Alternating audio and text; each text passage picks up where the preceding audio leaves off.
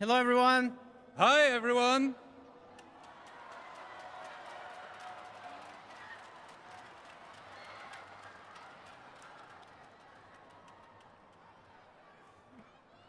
Thank you for coming and thank you for watching.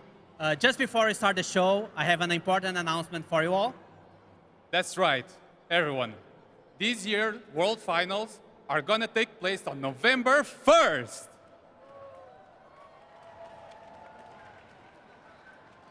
And we also have Oiko from Clash Royale to make an announcement here today.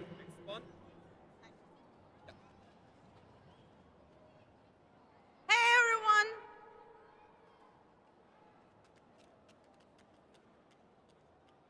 Clash Royale World Finals starts on November 1st. And that's not all, everyone. Furry from Clash of Clans is also here. Hello, hello. All right, so Clash of Clans World Finals is happening on November 1st.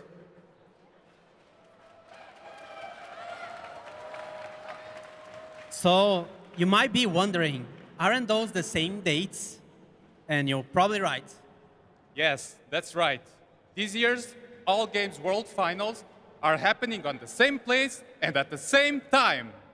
All right, guys, we rehearsed this. 3, 2, 1. It's Super Fest! Ah, so cringe.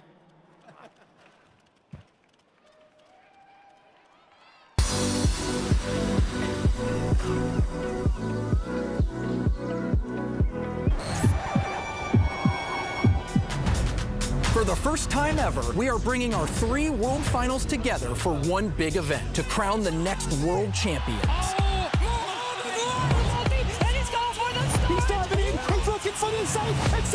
Welcome to Superfest, where fans, pro players, and content creators come together for an epic World Finals event, where only the best will compete and legends are made. Join us starting November 1st in Helsinki or watch online at event.supercell.com and be part of esports history. But wait, there's more. Comment on this video online to win a trip to Superfest for yourself and a friend. Check the video description for details. See you at Superfest.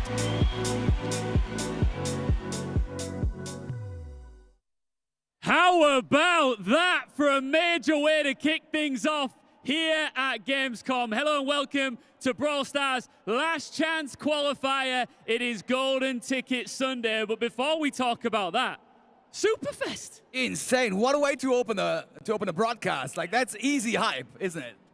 Are you going to be there in Helsinki? I mean, it's not far from here. We could walk right now and maybe be there by noon. Let's see. Well, we know for sure that we're going to be there. We're going to be there and go and see all the action that goes down, but which teams will make it to Worlds? That is what this day is all about here for Brawl Stars LCQ. 8 teams, 4 of them will get their golden tickets and have their dreams come true. The others will have their dreams shattered here on the stage. Sadly. You may or may not have noticed that I have a little bit of an accent. So, you know what? I'm going to fully embrace this and just for a moment switch back to my mother tongue, which is German, to address all these beautiful people here with us in Cologne at the Snapdragon Pro Series mobile event arena. We'll switch back to English right after this message. Hallo und damit herzlich willkommen hier in Halle 8 der Gamescom. Macht mal ein bisschen Lärm! Aber Ian hat es gerade eben schon erklärt. 8 Teams gehen an den Start, nur 4 davon können ein goldenes Ticket gewinnen, um dann auf dem Superfest in Helsinki die World Championship eventuell mit nach Hause zu nehmen. Und ich sehe und sagen, jetzt gehen wir wieder zurück, denn wir haben einen Broadcast, den seht natürlich nicht nur ihr, sondern ein weltweites Publikum. Ian, back to you. Tell me again, how do I say make some noise in German? Macht mal Lärm. Lärm. Macht mal Lärm. Brilliant. Danke. Oh, Hey? wow. How about that? All right, listen, that's enough of us two. Should we bring some teams out We onto need the those stage? teams. Are you ready for the teams? Seid ihr bereit für die Teams? Dann macht mal ein bisschen Lärm, wenn die hier gleich auf die Bühne kommen. Ian, Let's start with let's go. STMN.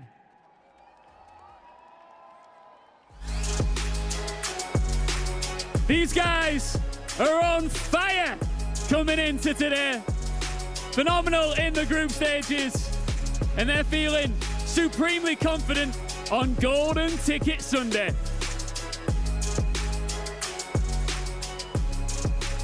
The next team coming up, Eclipser Esports! This season, sadly, they reached the finals only once. The question is, can they punch their golden ticket to the big one?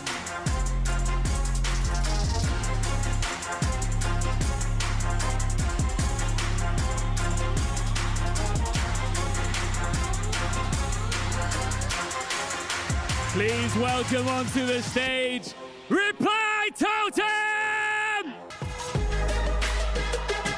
They blasted through their group. They are on a hot streak, cooking on gas, ready to do it all here in Cologne.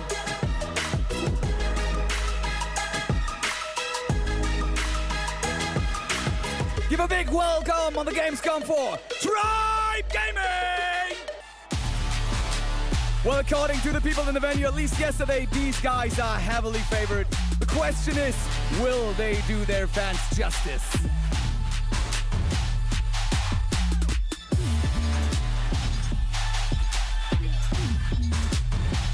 Up next, BC Gaming!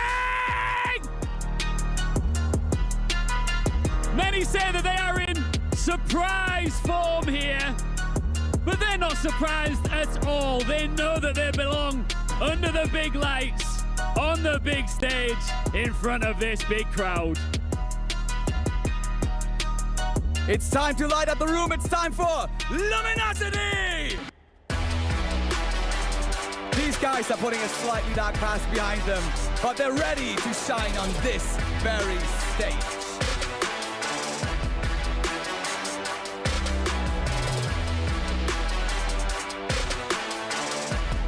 They're loving it up there. Look how cool, calm, and collected Luminosity are. Up next, Foot Esports! Big up South America, representing their region, looking to go big here. Big players looking to pull it together here as a unit and get that ticket. And the last team for today, it's Toxic Lotus! Here we have China's #1 seed, but to quote the great Son Goku, can they go even further, beyond?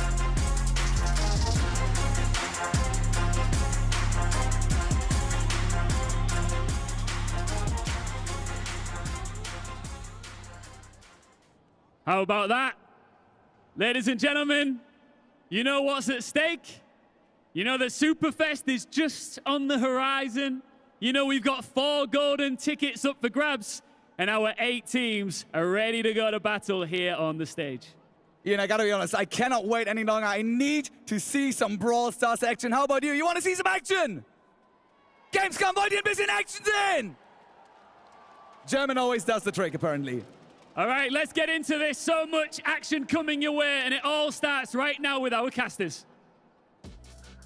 4 golden tickets up for grabs for those teams that are willing to reach for them. That's right. Today, it is do or die, the Brawl Stars Championship LCQ, powered by the Snapdragon Pro Series. I'm Mitch Leslie, and it is a pleasure, as always, or at least I have to say that because that's in my contract, to be joined by Kenny, Trav, Ark. What's going on, gentlemen? We've had a great day yesterday. Best of 3s, quick games. It was a good time, not a long time. Now, though, we've got 4 best of 5s to decide our last 4 teams going to Worlds. It's going to be an insane day. The fact that we have such a level of caliber of teams here and only 4 of them get to advance forward kind of blows my mind a little bit. This is something that I think Brawl Nation is going to love. It's going to be the best kind of monthly finals we could ever ask for. Yeah, it'll have that feel, right? Only 1 game for each of these teams. No second chances, Trav. And yesterday, we saw a couple of teams rise up. We definitely slept on the mainland China region. I think we're pleasantly surprised. Now they have the chance to go all the way. Oh, I mean, I'm really surprised. I think every single one of these games is just so 50-50 today. Like, generally, all 4 games are just absolutely incredible. And as you mentioned, the Chinese team, it sounds bad to say I'm hoping for an upset and I hope they go to Worlds, but, like, you can't not back them after yesterday. we get a bit of a rivalry renewed. Reply Totem versus Tribe. It has to be one of our highlight games of the day, Arc. I know I'm sure a lot of EMEA fans are getting behind this Italian-Spanish squad. Certainly so. It's like the new battle of the regions really now, isn't it? EMEA versus NA. And it's really quite crazy to me that we are going to be losing one of those two teams. Like, I know it wouldn't be the same with the World Finals without Tribe Gaming or Reply Totem, but that is the reality. It is, as you said, do or die now for those two teams. We're going to get onto it a little bit later in the show, but get your predictions in, event.brawlstars.com. But first of all, let's talk a little bit about how this weekend in general is set to work. We've already had day one, our group stage, 4 groups of 3 teams playing best of 3s with only 2 teams from each group being able to advance. We're through that now, and we're on to 4 golden ticket matches featuring our final 8 teams. We're whittling them down, of course, to 4 more teams qualifying for Superfest in Helsinki on the 1st of November. Let's talk prize pool here.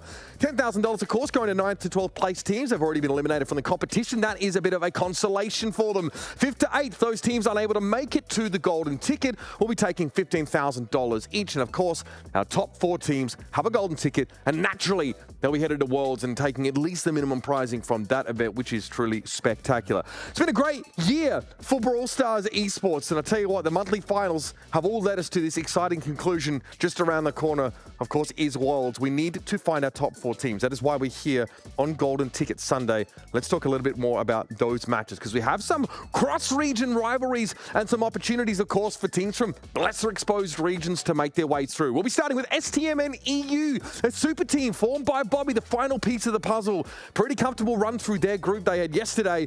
And then Reply Totem versus Tribe Gaming. That's a ridiculous matchup. And again, the strongest soldiers get the toughest battles, they say. Only one of those 2 powerhouse teams that could, and any other year have qualified straight to Worlds, can advance through that game.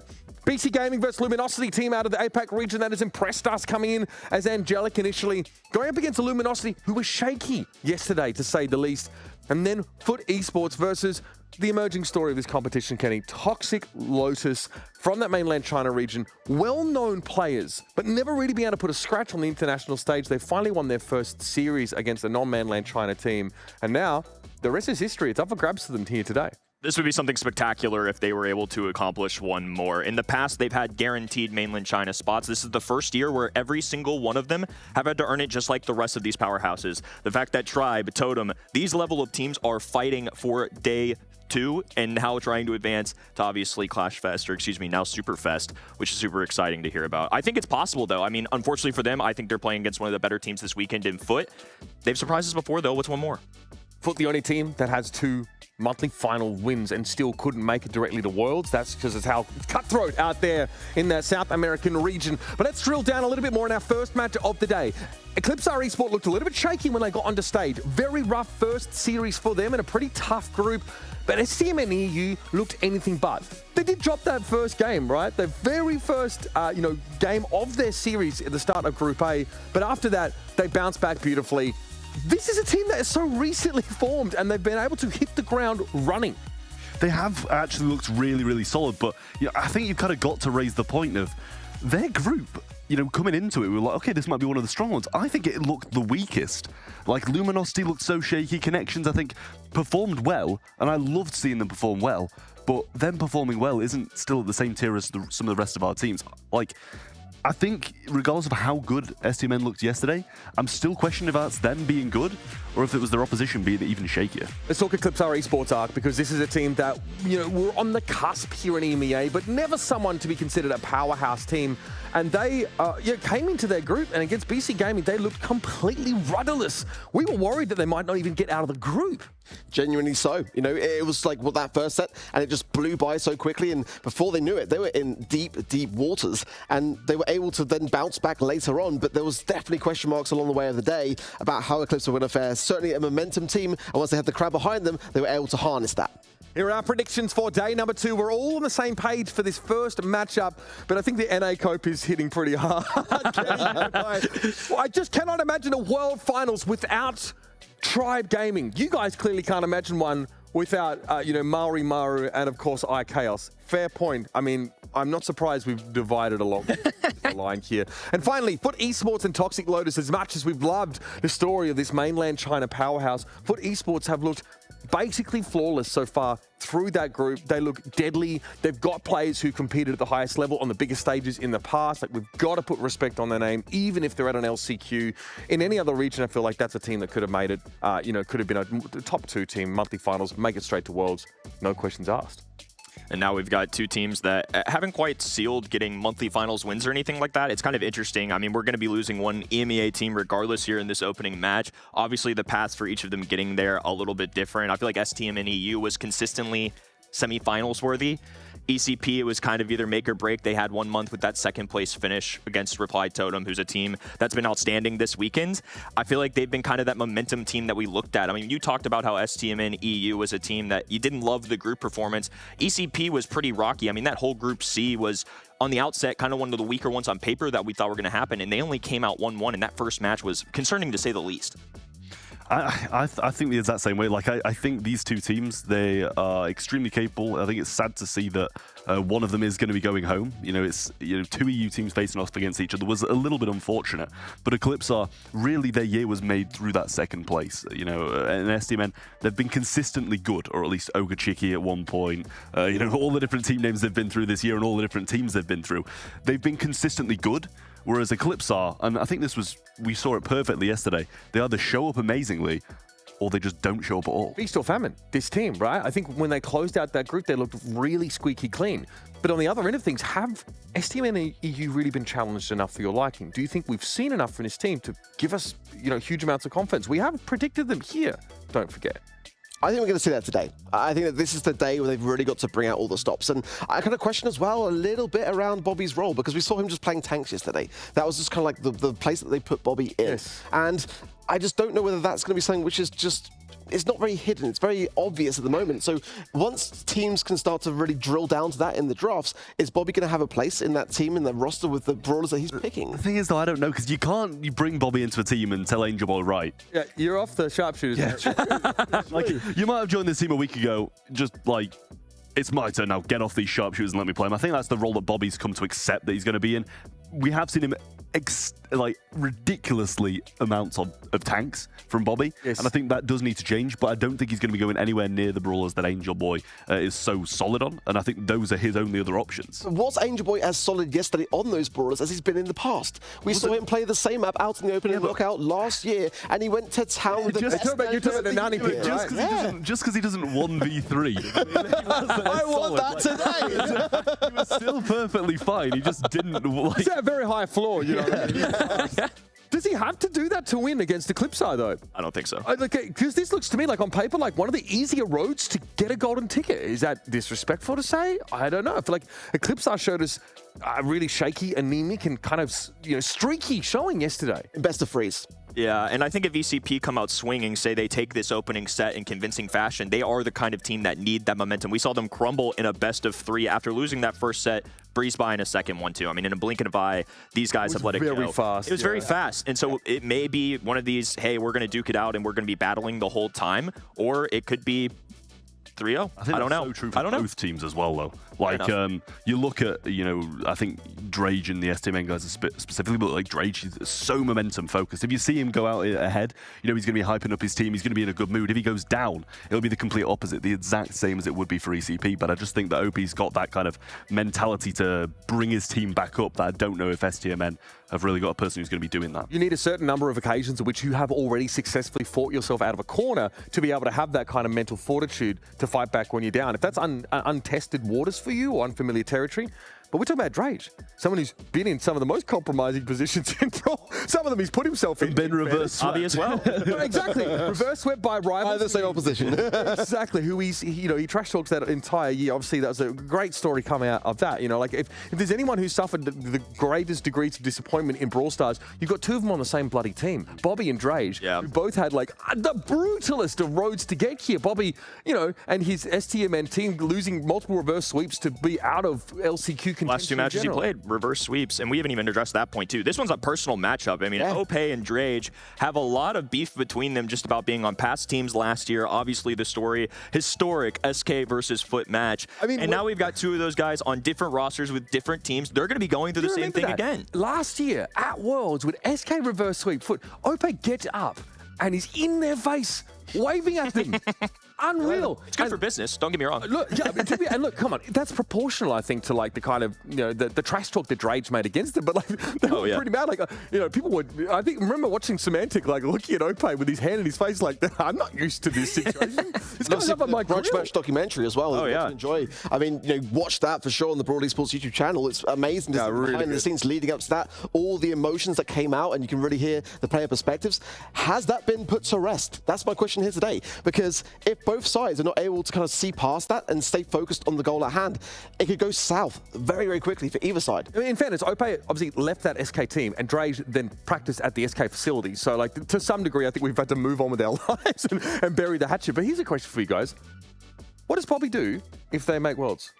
Is he going to stay in Europe and prac with the team? You're just going to chill? I honestly, I think maybe we asked Drage this question in a voice chat, and I think he said that he doesn't even know himself. Like, it's kind of a hard answer. Like, yeah, like Bobby's obviously, if they do it, Bobby's obviously got them to Worlds, but is he going to play? But who's got them to LCQ year long? Right. You know, like that's. So I did see the tweet. Yeah, of course. I get that begs the question about Nob, right? If he's able to play it well, there's a good chance that he can make that. But Bobby did tweet, said, in the way he phrased it was like, get these boys. Yeah, I'm going to get these boys to Worlds, kind of thing. Bit tough, bittersweet for him, right? Qualifies to Worlds, but maybe doesn't end up competing, knowing that like that was his one shot with STMN, not able to sort of go all the way. Maybe it's a fourth, you know, and Nob takes the. There'll just be so many like conflicting ideas. Cooks in the kitchen, right? Because like if they come out and just destroy Eclipsar, like. I mean, he could do the OG thing and just like stand behind him and look good on stage for the whole series. And probably looks good all the time. Yeah. Oh, okay, yeah. I mean, that's a little bit further down the track, of course. We definitely need, it's pending the result of this particular game here. But obviously, folks at home, we're waiting to jump into the first game here, and we're going to yap for a little bit longer while we sort of wait to sort of unfold that here. Going down the rest of the, we can fly the schedule graphic here. We can talk a little bit about some of our other matchups because we have time. We might not have as much time before those to talk about them here. I want to talk a little bit more about Toxic Lotus. They're a team that we did not get to see much of because they're on the B stream, right? But the reactions from this team, even when they're just winning rounds against Na'Vi, they're like grabbing each other's hands. They are like ecstatic. It's like after a game, like they are so excited. I think like that's a team that feels like maybe it's destiny, maybe there's some fate here. But I think like days like today, the cold heart reality set in when you realize like you're going up against a team that is just as hungry as you, if not more. Absolutely. So, I mean, I would love for nothing more than to see a mainland China team reach the World Finals through the LCQ. Like, I think that would be earning it, right? Yeah, absolutely so. You know, being in charge of their own fate and just demonstrating to the entire world that we belong to be here. I think that is something really special, but they've got a tough opposition today for sure. All right, we're going to be jumping into this game in a few moments here. You can see Eclipsar up on stage, sporting the red, white, and blue. Sorry, not the one you like, Kenny. A slightly different one here, but obviously French fans out in force in the crowd today. And this is a team, obviously, that knows they're going up against a bit of a hype beast squad with some real superstars ready to roll.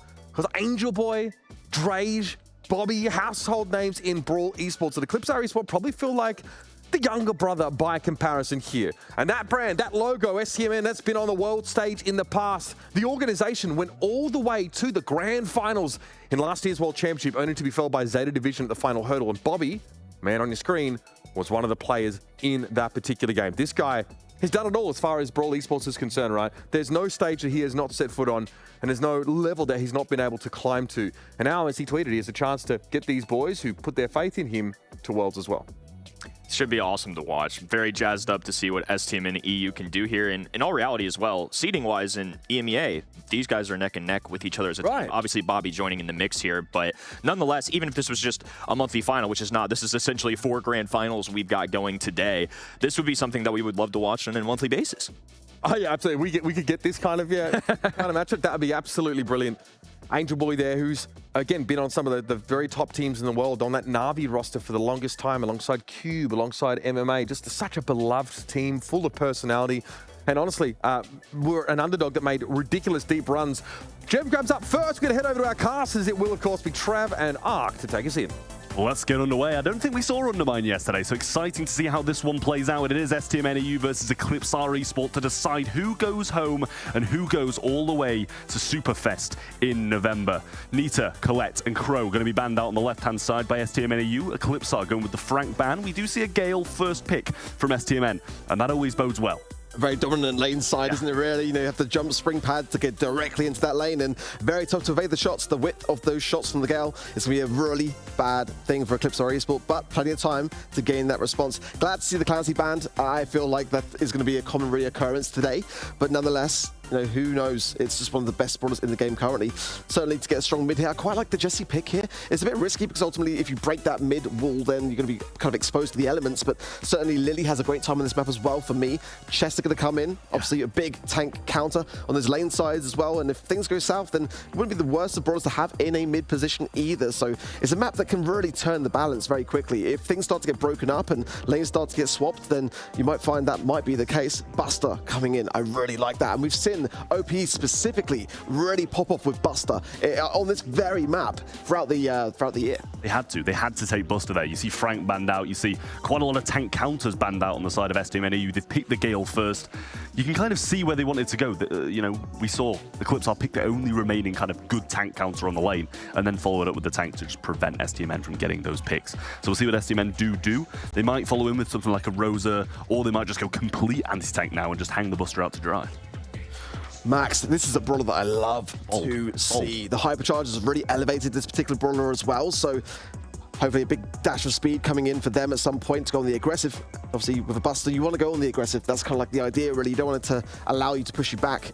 So some agility to be added to the STMN EU draft. And the third and final pick is a Jackie. Oh, I don't know about that pick, I'll be honest. It's very risky.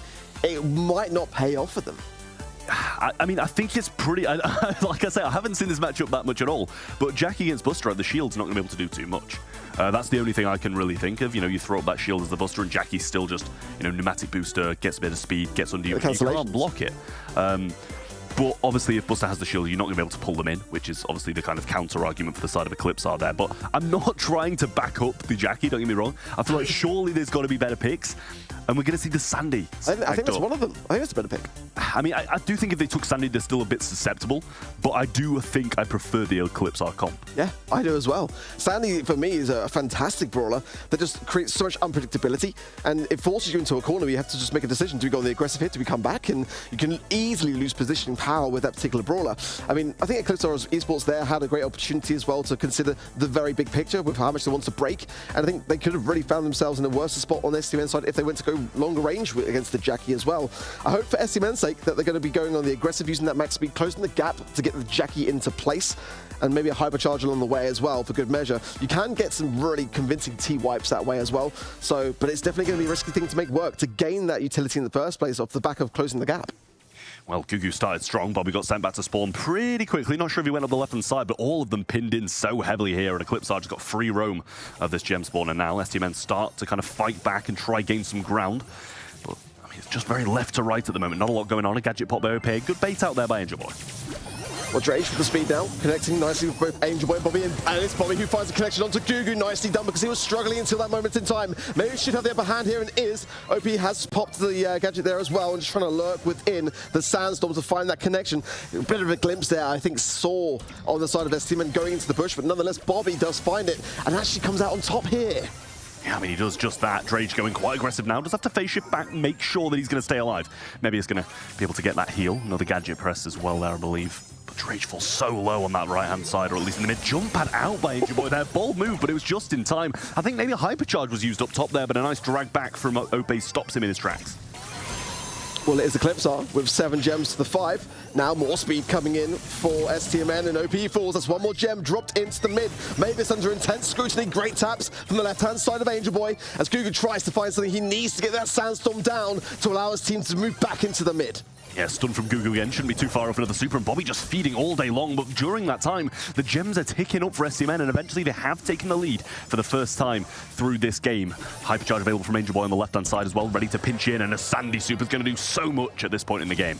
Hypercharge though for Angel Boy could be devastating. Maybe it's in a very perilous position, but he does not know that yet. Under the sandstorm, no one can be seen, and now Angel Boy's got to get the value that he needs at the back of this. The hypercharge is popped. He's going to be blasting the Buster away, but on the right-hand side, it's Mavis with all the gems. Drage moves out temporarily. The additional speed of the back of the Sandy sandstorm as well. Drage is going to be perilous here and goes down. Can Eclipse get the gems though? not going to go for it, and that's still going to be 10 sat in the sport, and Angel Boy not having the best of times on this left-hand side as well, but 10 starts for Eclipsar equally on the side of STMN. Nice stuff there, hypercharge used by Drage, got to be close with Super. Bobby's going to be able to pull Gugu in here, but he goes down. Great pinch into the mid, all the gems drop, and the countdown is reset, but Angel Boy grabs the 12th, and now Eclipsar have to stay in this mid, I feel. Oh, another takedown though is looking perilous here for STMN as the Eclipsar Esports keep the pressure on. Bobby's not the ideal person to have the gems, but a huge hypercharge. No follow-up though is going to be there. Drage though getting some good taps on Gugu, who drops 2 gems as well. But the countdown remains. It's 10 seconds. They've got to find Mabius. I think there's still some in spawn, and the gem spawner might be able to throw one more out in time. It is, but maybe it's surely going to be able to contend this one. Gugu's there as well to try and stop him, but Angel Boy will grab it. But the bomb comes over the top. Sandstorm placed down, and Eclipsar retreating with all the goods.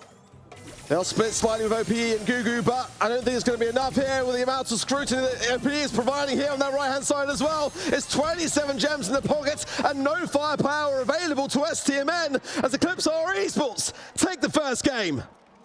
Great showing from Eclipsar, starting strong against STMN Esports on the other side. Very, very back and forwards, countdown starting and stopping left and right. But it is Eclipsar who do come out on top, and that comp just seems so much more convincing. Like, STMN had moments, but it was all like singular, not like constant just cycles of Sandy Supers and Chester just doing so much. I just felt like they didn't pay as much attention to Mabius as well as the gem carry. I think when Angel Boy had that hypercharged super, that was the ideal time to strike and to steal the goods. But you can see the stamina of Eclipsar Esports there, just really holding their own and taking everything they had to throw at them. STMN looking a bit sheepish at the moment, honestly. Yeah, it does seem that way. Bobby just kind of running in over and over, and you have to. Yeah, really do have to with this brawler. But he's getting taken down so many times. Rage going to go in, might be able to get the burn down shots on, but not enough. Maybe it's with a nice super in there to kind of stop him from doing that. He just turns his focus and kills Rage too. 5-0 and a sandstorm. You just can't turn your back on OP. A miss super there from Bobby, the hypercharge available to him, but he needs to gain that super back as well. Drage found Gugu, but Mabius finds the stun, finds the gems from the mid as well. That's 8-0 now in favor of Eclipsar. I mean, the only one staying alive is Angel Boy. And, you know, he's the one who you need to be getting in the back lines, getting the knocks, and there's another hypercharge. Well, Bobby just going down over and over. What can he do? OP throws up a shield on the left-hand side, and there starts the count. But they need to stay alive. Not going to get the kill as Angel Boy can't finish that one off, but a hypercharge ready to roll for both Bobby and Drage. Huge value coming in. This could be a great position for STMN, but there is not much time. Angel Boy jumps in, does line up against the wall, but he will stay standing. The gems are still with Eclipsar, and I don't think it's going to be enough time to make it happen. Eclipsar Esports take the set. Just going for different targets. One was going for one and one was going for another. You need just a single one of those 2 backline brawlers to go down and the countdown's reset. But Eclipsar hold on and STMN fall short in set 1. And you can see straight away, Gugu saying to the crowd, come on, give us your all. And that was the difference maker yesterday. We saw in that first instance of Eclipsar Esports, they just really didn't look themselves. They were just burying themselves time and time again. In that second match, they came to life. And a lot of that came from the crowd and gaining that first set. As I said yesterday, they are a momentum-based team. And that's the best start they could hope for in this position. Yeah, I mean, it's a really, really poor start for STMN as well. Like, Bobby just could not do anything at all on that Jack, and you know, we raised it at the start. It's like such a risky one. It is so risky, and the hypercharge occasionally it did something. Sometimes he was able to get pulls back, but the whole time he was giving Sandy supers. And that was the downfall in that first set of STMN. As you can see there as well, a full sold-out crowd as well. So you just know that when you're in the lead, that's going to be behind you. When you're not, it's going to be very hard to turn things around. But a lot of that, like we said, I felt came down to the draft. I mean, I just don't really feel like Jackie's the kind of best brawler to have. I understand the synergy with the Max, I get it. But it just didn't really seem to provide too much for STMN, in my opinion. And that's nothing to do with Bobby. Bobby's an incredible player.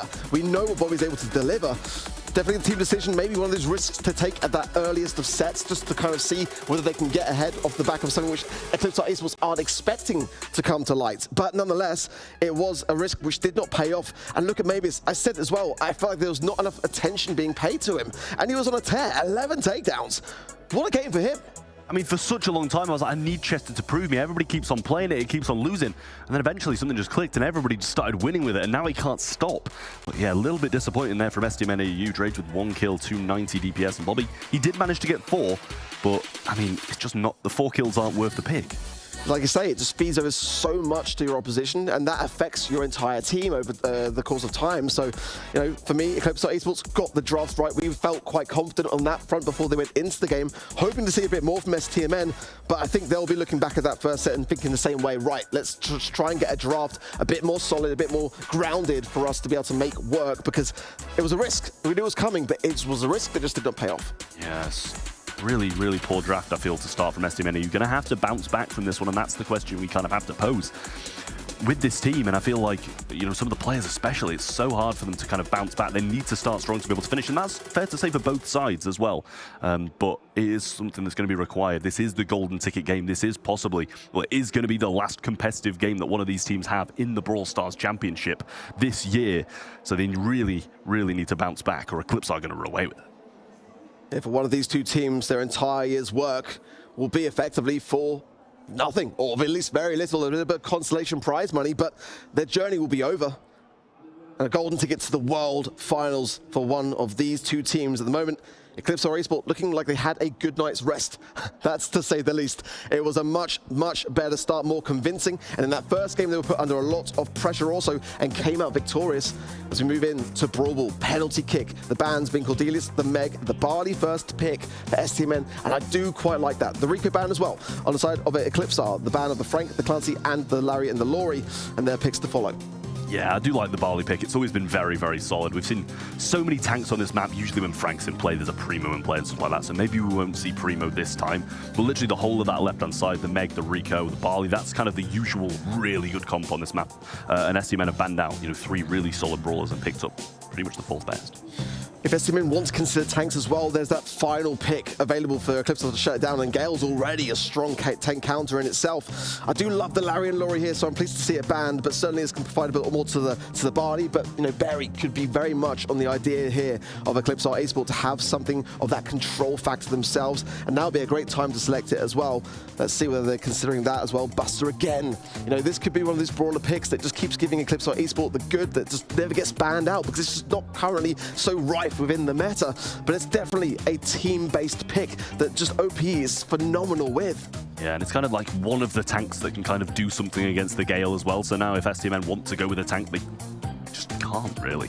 Nita's going to roll on in, and it seems like they're just going to go all-out control, and Surge going to follow up along with that as well. STMN comp, I do not mind this. It's a lot better for me. I like the Barley, I like the Nita, the Surge. Going to be able to get quite a few levels off that Buster, so it should be fine. Do Eclipse go with throw now and just have something with the lane for the Barley, or just try and brute force the situation, because that could be a tough one to handle. Certainly the Surge would do well into those kind of comps that are running into you as the Nita, so they might opt to go for control here, to be honest. But either way, I do like the way that STMN have rounded things off. I think the Nita here, very, very good. Lily, we haven't really seen much of Lily at all, and I feel like it's becoming one of those brawlers that's just drifting away slightly, many are forgetting about, but it really can pose a huge threat. You know, you're able to get behind enemy lines, you're able to be so sneaky in your approach, and you know, you're able to attack when the time is rife, and that in a game mode like Brawl can be devastating. And this is the thing, do they just go all-out attack and just go for it? You know, we feed Surge a couple of levels, it's going to get reset to level 2 when we score anyway, so I feel like that might be the route they just go. Click a quick little gadget from Lily, get into those enemy lines, and have Buster and Gale follow in when they're trying to deal with that Lily. Might be the best option. I like both of the comps here. I'm not really going to be like, ooh, I think one's better than the other. I think Gale's always a really solid pickup to have, but also they don't really have anything that Gale's like, ooh, so good against. Lily into Barley, though, that is like the kryptonite of that very brawler. Drage is going to have a tough time, and it's going to have to require Bobby and Angel Boy to really support him through this, but look at this already. A great start for STMN, some great takedowns, the ball being pushed through as well. Google will have gadget as well to be able to, you know, just try and defend as best he can here, but if Drake stays in position, gains that last call, gets some supers in, gets closer towards the hypercharge as well. Look at this, STMN just coming to life right now. Listen, if you're going to go one by one and have the respawns. Don't go 2 at a time on a jump pad and get conceived. It just doesn't make sense to me. They do score early on. STMN EU starting much better, but Lily's got a super and the launch pad's there once again, ready to roll. Super going to be used, and it will be Drage, as you said, biggest kryptonite. Yeah, and it's OP versus Drage's personal again. The ball pushed through, Gugu survives here, Bruce on the hunt here, but Angel Boy from the left does find the taps, and the ball to the left. A solid defense for STMN, and some good value created along the way. Yeah, really nice bear pinch there as well from Angel Boy. It was kind of following in, so he couldn't turn back and just like, okay, I don't want the goal. Another super used by OP, and he's going to use that sticky syrup as well, but OP's just going to pop another gadget and carry on. Bobby with the vertical jump might be able to get Gugu here in the bear, assisting him along the way. Got that level 3, might be able to take out OP, but it is some over-aggression that might not be warranted. Oh, Bobby, that's beautiful. Lovely stuff, but maybe he should be able to get the kill. Will be traded out, though, as Drage and Angel Boy do get that kill. And I mean, they can just play passive. They can stick this ball in the corner if they really want. This is the team play that I was hoping and expecting to see from STMN in the first set. And it's looking better. Bobby finds OP, cuts the upper hand here as well. Gugu just trying to make some space here on the right-hand side, but these splash damages from Drage forcing him back. The recycling of the spawns here quicker on the side of Eclipse are, of course, with the jump pad coming in, but it's been replaced. Not sure that's in the best of places myself, but I mean, we'll see how it fares. Certainly, Drage's got to be much more careful now on that right-hand side. Hypercharge again, and he threw up the barrier as well. Not really going to do too much for him there. OP's going to go down, and this bear still wreaking havoc in the spawn. Maybe he's going to go for the jump pad in, has the super in hand, but does go down. Just lockdown defense from STMNAU, and who would have thought the ball would go in the corner? Yeah, and the hypercharge with Drage as well. It's brought Barley into such a dangerous place. So much damage. It can break down the bush. Also here, one final ditched attempt from Eclipse are able to get this ball. And Bobby shuts down immediately the right-hand side of Mavis. Gugu soon to follow. OP, the last man standing with 6 seconds remaining. But Bruce gets the swipes. And it's going to be STMN getting one on the board. And I mean, that's just complete lockdown as well from STMNAU. Really, really nice stuff in there. They get the goal early on. They put the ball in the corner. And they play what their comp does best. Defense. They don't need to go on the aggressive when they've pretty much just been provided a goal. They could have kind of held in the spawn. I don't know if it was a risk worth taking for Eclipse to just have 2 people jump in. Maybe they get a triple kill and score, but usually most of the time they just concede. And this OP Drage interaction is actually going to be feeding the ego of Drage over time. As long as STMN are there to support it, it feels personal every time that early attack comes in, but STMN are gaining much better value off the back of these interactions and able to take the ball forwards now. Once Bobby gets those surge stacks flying in as well from this position, a great place to do just that if Eclipse are Esports try to push in. So that's where surge for me can be a really tough one to make work in the early stages, and Eclipse are Esports have kind of lost the moment to strike. Yeah, Bobby wanted the super and did get it there as well. Level 2. Drage going to try and throw some stuff in. OP, oh, just misses that super, and that is like the worst thing you can do with Lily. Sticky syrup mix comes in. Bobby going to be there for the 1-2-3 pass, surely. But Drage misses the pass, and maybe it's his back in business, ready to defend, still in a tough position. STMN still have control, but that had to be a goal. Yeah, it was a certified goal for sure, but now here is a solid chance. Bruce pushing things forward. Bobby there with full stacks as well. Drage has the hypercharge, but the communication clearly there. Let's just hold back, gain back a better time for this goal. But there's definitely a missed opportunity there, no doubt about it. Sticky fingers on the side of STMN. Well, Drage now going to get that kill. Bobby trying to follow in for Mebius. Can't feed him super as this defense is going to hold through. Might be willing to jump in. Doesn't. Chooses to hold again. STMN playing so passively. Now the last call comes in and it's hypercharge as well. OP's there, ready to jump in, ready to use the super. Does, but he's outnumbered. STMN going to score. And with a minute on the clock, Eclipse have got work to do. Yeah, STMN just bought so much time for themselves, honestly. They were in a great spot, definitely some mistakes, but nonetheless, they kept Eclipse Esports suppressed. OP going in, but Bobby then still getting the upper hand, and it's going to be Angel Boy on the top going in. The Bruce Bear then really pushing back. Maybe it's the jump pad there to try and push Bruce away, and it's not enough! Angel Boy shoots it in, and STMN get a set! Just pure brilliance. And the STMN fan in the crowd absolutely loving it. I'm kind of feeling that was maybe Nikunaki. I'm not actually sure, but I think it kind of looks like it. I'm going to go with that. But STMN, what a set they've just had to come back there. Maybe a few mistakes on the defense, but also a massive mistake on the offense as well from Drage. That pass really should have resulted into a goal. But in the end, they did win the set. They evened things out, and it's being the game we promised it to be. But despite that mistake, you could see how much better of a draft it was. I mean, Eclipse had no response. They went with the Lily to go with that counter, that hard counter into the Barley, but it was probably better to go with that berry pick instead and just bring some control of their own, because that's entirely what was lacking the whole time. They were in the back lines and really at the mercy of STMN every single step of the way. I feel like we didn't even see the Lily, really. Yeah, it got a couple of supers onto Drage here and there, but other than that, like, I feel like it was just constant respawns. Respawn. It's the same for everybody on that side of ECP. Maybe you take Mebius out the equation, as he was surviving quite nicely and also did do a pretty good job of some solo defenses in there. But at the end, it was just constant control, and I loved how patient STMN were being in that offensive position. They've got a Barley, they've got a Surge who's just going to wreak havoc as soon as he starts getting those levels. If they want to push out, they're providing Bobby with levels, they're providing Angel Boy with a super, Drage with a super, and eventually it's going to end up in a goal. can't wait for these stats, honestly. But I think there's a lot of credit to Bobby because he was the protector of Drage. When Lily came in, Bobby was there to be able to get the stacks off the back of things and be able to really counteract the situation. Like I said, you know, if you're able to really eradicate the barley, you can do so little. Oh, look at that. I'm speaking of the very man himself. 14 takedowns for Bobby, 9 for Angel Boy, 9 for Drage, a donut for Gugu as well. 70 DPS. Yeah. Like Gale. You don't see that every day, but I mean, against this composition, you know, the Nita, the Barley, the Surge, it's just 3 brawlers who Gale can't do anything about. And, you know, early Gale pick, it's in defense of the tanks. So STMN knew that. They just didn't go tanks. They didn't want them. They played that perfectly. They drafted well. And that's the STMN we expected to see today. Buster's going to struggle against the thrower, you know, no doubt about that. And Drage has some amazing value in that game. I mean, look at the DPS. I mean, it's almost identical across the board of the side of STMN, and a much needed mood booster for them to gain that set, to not crumble, to not be 2 sets down at this stage now. That's going to be a huge sigh of relief for them, no doubt about it. And now we're all even. Yeah, I mean, that literally was make or break for STMN, really. Like, they either go 2 down against an opponent who have waved in their face before, have said goodbye to them at World Finals, reverse swept them. If you're down 2-0 against a person like that, I think your head just goes even further down. Yeah. So that was the one that they really needed to bounce back. But it looks like we're going on to Hideout in Bounty. Little bit of a different vibe still. Control will remain, I'm sure. The Gene, Carl, and Something bands on the left-hand side, but the Meg's going to be picked up early, and that is a good pick. Angela was the 3rd ban from STMNAU. Then the Kit, good. Hate it on this map. Pearl and Byron also be banned out by Eclipse. No nanny ban. You know, this is a nanny map. Yeah. And Angel Boy on that particular brawler, as we know, it's one of his go-tos. Let's see, it can just shred for a Meg. You know, it's a really tough thing for a Meg to really counteract it. Let's see how they are feeling with this one. Obviously, Sharpshooters, Piper's available here. I think the Byron ban, a very underrated one that I really can get behind here. Certainly so. Bell, obviously the Mark going to be playing a key role in keeping Meg suppressed and low and out of Meg as frequently as possible. The follow-up here, it could be Brock, it could be Piper. Like I say, we haven't seen Bobby on Piper. What I wouldn't give to see that happen. Larry and Laurie, Drage's kind of go-to throw on this map, gets a lot of good value here as well, and definitely one of the much higher play rates of throwers in the APAC region. They'll pretty much play this brawler everywhere. It's so versatile. Yeah, well, the power's kind of in STMN's hands now. Do Eclipse want to take this nanny that Angel Boy's so notorious for? Do they want to go a completely different route and try and counter it and then have the option that STMN might not go at anyway?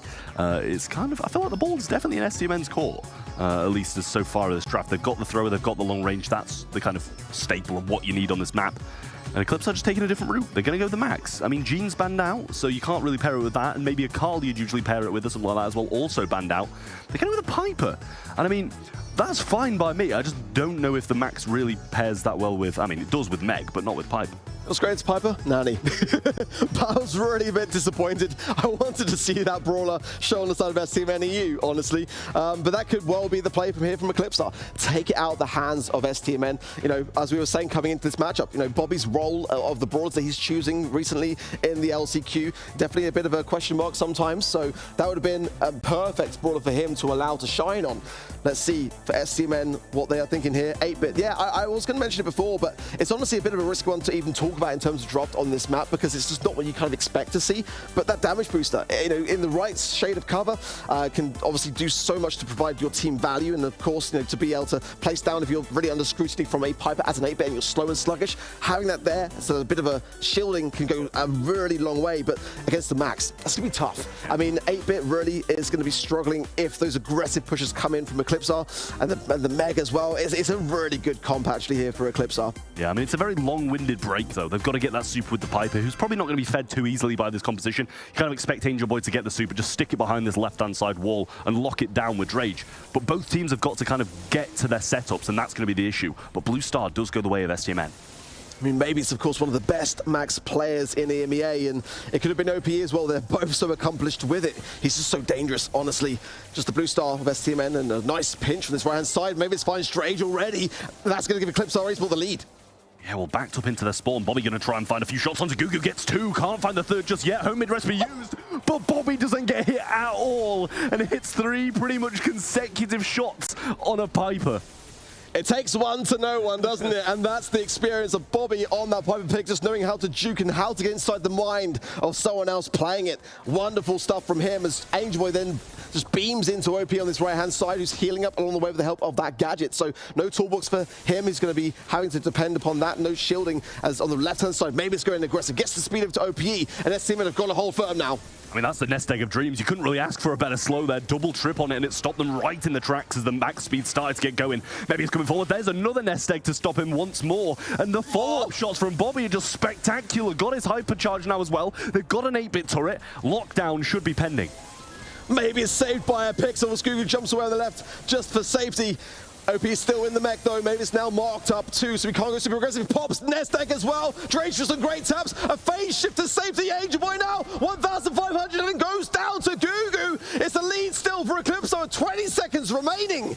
Yeah, the mark remains, and if Drage can push them back into spawn, he's going to be a force to be reckoned with, and they're kind of just allowing it. They're backing off. They're not putting up a stand. The shot finds its way in, and the bouncing is there. Hypercharge going to be used, but no, speed was used, but not hypercharge by maybe. It's weird considering the 7 seconds, but now he's going to use it to try and evade all these shots, and he's doing it. How is he dodging so many shots? But he goes down. Angel Boy so low, and it's not going to matter. The blue star remains with STMN, and Eclipse are fall short.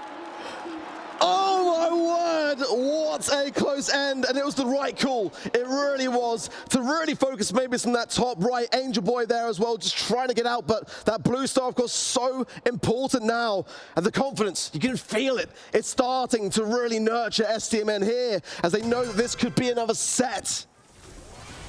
I mean, Bobby just really played just so well there, hitting so many shots. Drage following up at the end to help him out. Angel Boy, you know, he knew it was a worthwhile sacrifice at the end there. Didn't really matter too much if he went down. But STMN not got the blue star this time, but control all in their hands, and a Piper in spawn is not going to do too much. Yes, certainly not at this early stage. No super to be able to evade anything or make any breaks for Gugu. Healing a little bit, but a nice tap there from Angel Boy will just keep him low still, and that's exactly what STMN need to do. Just a little bit of chip damage here and there. It goes a long way, and already, you know, a mark there for OP. He can't go aggressive. This is where STMN is starting to shine. Yeah, I mean, it's a really good mark to have so early on in the game as well. He was able to get it and throw it onto OP as well, and he's just not missing. Bobby, stop it. Eventually misses, but then he hits the follow-up. I mean, it's just brilliance from another mark in hand. Larry and Laurie's going to go down. It takes some fire. It does go down, but that's going to sap all the ammo out of ECP and allow surely Angel Boy to make moves on the right. Yeah, Bell never the most shiny of brawlers, but when you see it played to such perfection, it's wondrous to see. Gugu, though, trying to find Drage, does find one, finds 200 HP for Drage, but he survives for now. Well, Gugu's got this break in hand. You've got to question whether or not he's just going to use it or he's going to hold it for the late game to try and survive when STMN eventually get this push-up. Mark still on OP as well, but shots starting to come through there. The hypercharge follows up, get him out of that mech, and now this is an issue for ECP. They don't have a mech, and that's the one thing keeping them up. 30 seconds on the clock. Let's go for Mabius. Provides Gugu a nice position here, finds Angel Boy, he gets the tap as well! It's 3 stars in the blue! Bobby's trying to find Mabius, and that might be the blue star, but a missed mark as well, and Bobby goes down himself. Eclipse or Esports have just exploded towards the end of this game, and they're going to be able to take this quite convincingly, so it's going to go to the next game, and after that, whoever wins it gets ahead. 7-0 at the end of that game. They had no mech, and they still made it work in the late game. That is brilliance from Eclipse Esports. How fast, as you said, they just exploded into that offense. As soon as they saw an opportunity, they seized it. You can see the crowd really getting behind Eclipse now at just the right time in this set. Oh, this is dangerous. Dangerous stuff now for STMN. It was such a convincing first game. That time round, it didn't work out as Eclipse Esports spent the majority of it on the back lines as well, and were able to survive on and just time their strike wisely. Yeah, Blue Star's big ass Mebius just survives with a well-timed phase shift there. Keeps him in the mix, but nest egg's already been established by Bobby. Nice shots from Angel Boy to keep him low as well. Homemade recipe follows up from Gugu to Drage on the bottom side. So far, it's just an exchanging of shots, not really blows, but eventually Bobby getting some connections. Yeah, Gugu had a great game in that last one and really focused the time more onto Drage as well, as opposed to that lane side with Bobby, which he just was not able to win. So definitely a nice adaptation from Eclipse Esports, which was working out, but Drage now just utilizing that cover, just trying to be cautious as the nest egg placements are a nice addition to that right-hand side there. Let's see now as STMN just rotating around to this left-hand side, utilizing that cover for Drage and just starting to work their way around with the damage booster. Yeah, I mean, that rotation from Gugu, he was kind of fine in that match, but just allowed Angel Boy to just come over and place a free damage boost, which is going to be a big help. But Bobby gets tapped twice, one and then a follow-up homemade recipe. Gugu popping off and keeping Eclipsar in the lead. Spaceship from Mavis pops 2 nest eggs as well, as now OP's thinking about going through the break there as well. It's going to expose Angel Boy and Drage. Bobby Lower goes down yet again. It's a 5-star lead for Eclipsar Esports as Drage down to 100 HP yet again. It's crumbling apart. Another booster ready to go for Angel Boy, though. STMN, 40 seconds left to hop back into action. Homemade recipe falls short this time, and that's Gugu's last speed ready to go now, and he's going to use it. Try explode into the offense again. Drake needs to back off. He's got 2 against him, but he gets dropped on the wall. Really tough battle with his bottom side. I can't really see it, but Angel Boy's solo as well. Falls to Meg outside of the Meg, and Bobby gets double tapped. ECP running away. Unbelievable jukes from OP on that left-hand side. He came out on top, and he really should not have STMN missing a lot of the shots, and the pressure clearly getting to them as Gugu then pops the hypercharge. Drage is low again on the right-hand side. Maybe should finish him off. Angel Boy's not able to body block yet again. 11 stars. There's not a single star for STMN as Eclipsar will take the set. Pure brilliance from Eclipsar. How well they played those second 2 games of Bounty. Absolutely unreal. A little bit of a team talk going on now. 1 more set is required for them to go to World Finals. STMN need 2 in a row to be able to take this all the way. And this is such a tough battle. This is the first time that I've seen a team really stop amongst the celebration to go, guys, this is where we're at currently, and just bring things back to a grounded level, not to get too far ahead of themselves, but just to give themselves a pep talk and just keep themselves grounded. Very interesting stuff to see on the side of Eclipsar Esports, and kind of what we need to see actually on the side of STMN. They're the ones that need to do that right now. We need to see more from them. They had a great start, but they're not bringing things through to finalize them. They're just thinking maybe they were ahead a bit too early for their own liking.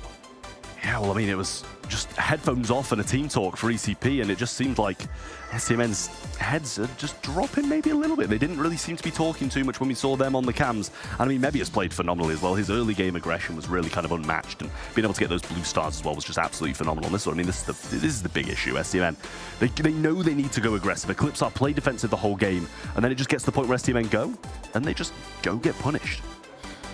It's been some fantastic moments from STMN, some great drafting decisions, but I thought that was going to be their set after that first game, and that's all credit to Eclipsar. Their ability to just adapt around the situation, to just develop their strategy, to evolve along the way. Gugu with 7 takedowns, and he didn't have the best of first games at all. He was actually kind of like more the weak link, and then really found his own and started to focus on the right people. What a game for him. It really was. Straight with 0, Angel Boy with 1, 2 for Bobby, but 3, 2, and 7 on the side of Eclipsar Esports. It's just looking better, and now STMN face a really difficult challenge because they've got to get the best draft of the year to survive on in this series. I mean, this is the difference between Bell and Piper. Bell might hit a load of shots, might have 100 more DPS pretty much, but 5 less kills just because of pretty much the lack of a guaranteed kill with the homemade recipe. Like, literally is just that. Bobby's hitting so many more shots to have 100 more DPS on a map like this at such long range, but Gugu's able to find the finishing blows, and his teammates might be able to assist him in that as well, and that's just not something STMN could do. Drage was locked behind walls, and Angel Boy was so slow for the entire game because he wasn't even using boosted booster either. It's an unusual thing, because when you look back to last year, Angel Boy just having some of the best of celebrations, and definitely for me the shining star of the whole entire LCQ. And there's just something about this roster that for me just isn't displaying the nature of its glory at the current moment in time. And it's a tough thing, you've got to remember that Angel Boy is the sole remainder from the beginning of the season in this squad, and now it's just like trying to find where everyone's place is, and they haven't had the most amount of time to do just that. As we go on to Heist and Hot Potato, the bands being the Frank, the Clancy, and the Chuck on the side of Eclipsar Esports. A first draft of Cordelius for STMN. The bands for STMN being the Nita, the Meg, and the Carl. Yeah, I like what we've got here. Hot Potato will possibly decide it all. Could be the Cordelius, yeah. Cordelius is an early pick from STMN EU. Not something that I'd really expect, but maybe it's kind of that preventive measure to the Chuck or another tank, something like that, like the Primo just rolling on in from Eclipsar, because so far, they may have played some defensive brawlers, but they've been offensive with them. Colette going to roll on in after that one as well. Obviously, with the hypercharge, you're going to be dealing a lot of damage to the safe.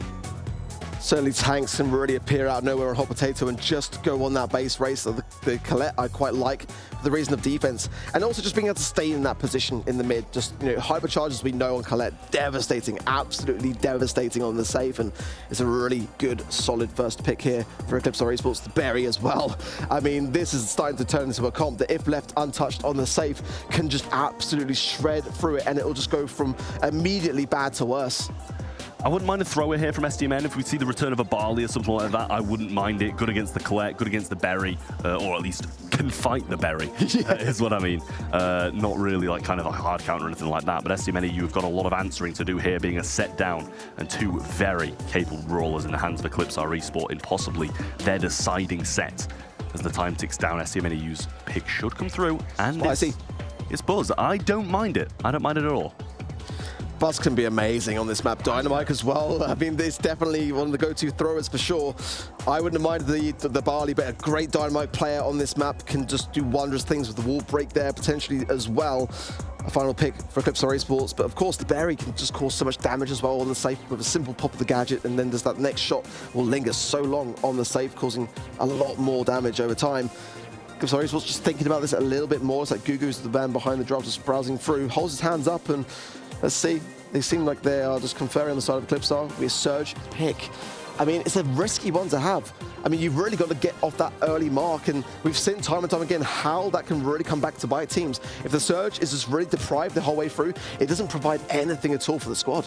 Yeah, but I mean, that's the thing. If they want to deprive the surge, they've got to halt the aggression that Buzz wants to bring to the table. And you cycle so well, you've got to, yeah, I mean, you've got to question if, you know, STMN, you take a different approach and don't just go for the safe with the Buzz and kind of play a bit more passive, go for the kills on the Berry with the gadgets and the supers, or if they just want to go for it and hope that Gugu can't do as much as I'm sure he wants to.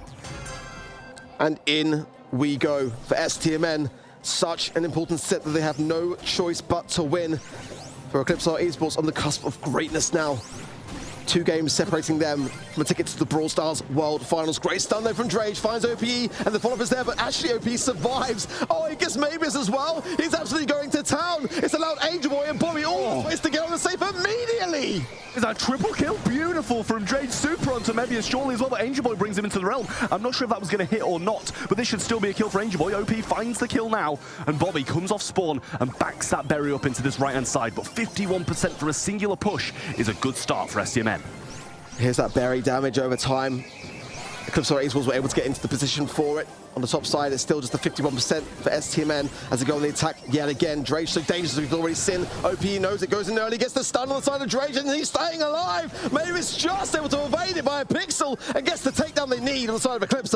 I mean, a super onto a Dynamite is not what you want to be doing on this map. You want to be using them on safe, and that's what he's going to try and do now. But he gets brought into the realm, stopped in the tracks by Angel Boy, who's trying to make a run for it, and he has survived. He's got behind the wall, and Drage knows that he's coming out, but Berry's just going to leave Cordelius on the safe. Hypercharge going to be used by Angel Boy to try and stay alive, but it's getting closer. Look at the scoreline. These Berry shots over time are really giving Eclipse Esports less and less to have to do to be able to finalize the game. Drake with the save, hypercharge as well. There should be a ton of damage coming in. Bobby is there as well, and that should be a game going the way of STMN. I mean, the gameplay from Drage, absolutely incredible on that Dynamite early game. 51% from him getting 3 kills and just allowing his team to just swarm the opposition. Absolutely beautiful from STMN in the early game, and that's exactly what they need. He's not going to be given that free roam again in this second game, though. He was able to just pace up the map. Nobody was on the left-hand side to stop him. I don't know when I've seen Drage on a Dynamite pick, let alone playing Dynamite like that. But like you say, Eclipse Esports very much now attuned to it. Gugu pushing his left-hand side, Angel Boy jumps over there, gets the takedown as well, but Mavis and Drage here. If Drage feeds into Mavis too quickly, it's going to be a lot of damage. Bobby left untouched, damage gear rolling in onto the safe as well, and it's much the same story as STMN. Get that early lead. I was going to say, speaking of a lot of damage, that's happening up top. OP's going to be able to jump in now, gets hit by Drage though. Angel Boy trying to make a run for it. Maybe it's the only one who can really go back and try and defend him, but the position he's got now, really good, and Gugu's going to miss the super onto him and get killed as well. Angel's Boy is playing an incredible Cordelius, just depriving Mavis of any defensive capability now, as all 3 members of STMN pummeled the safe. It's trickling down 24%, 20 now. I don't know whether Angel Boy can finish this, but he's going to make a really good attempt to do so. Staying alive, 9, 5, he's still there, 1, oh my word!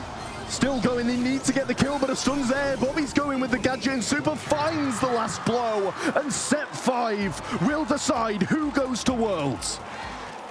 Just when you think it's all over, we're going the distance. Unbelievable response from STMN, who just sprang to life out of nowhere. I did not see that set going their way. I thought this was done in Bounty. Oh my word, we are now in for such a treat. One set to decide a year's work, going to Worlds or going home.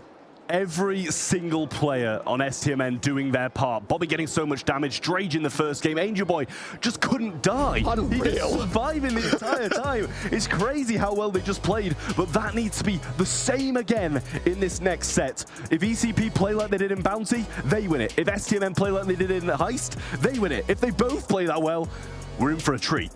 This is the thing, it's like the battle of the inconsistencies, isn't it? It really is, you know? I mean, when you look at this series and just how much it's fluctuated along the way, it's really tough to call who's going to take this next set, and it's such an important draft now to get right, and just feels like each time, I've got to come back around to Drage as we're seeing him on the replays.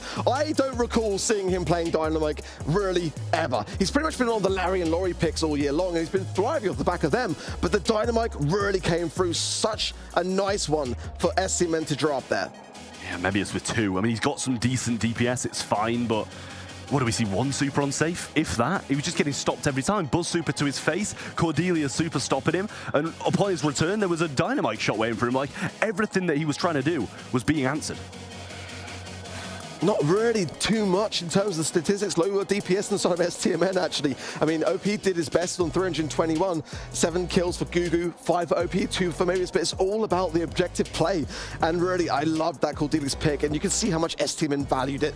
Getting that in first, and we were discussing about what its role was going to be, and it really was just to take away that Colette, which was the response on the side of Eclipsar, so they picked it into that. So, I mean, wonderful stuff. A really fantastic draft, but it had to be executed in very much that same fashion. Not an easy one to make work, but make it work, STMN did. I mean, it had to be executed exactly like that. That is the pretty much only way that it wins. And that's what I said. I was like, okay, they've got Buzz. They need to make a decision. Do they just go and feed Surge, accept that, you know, accept the fact that he's going to get levels and you might be able to get some kills?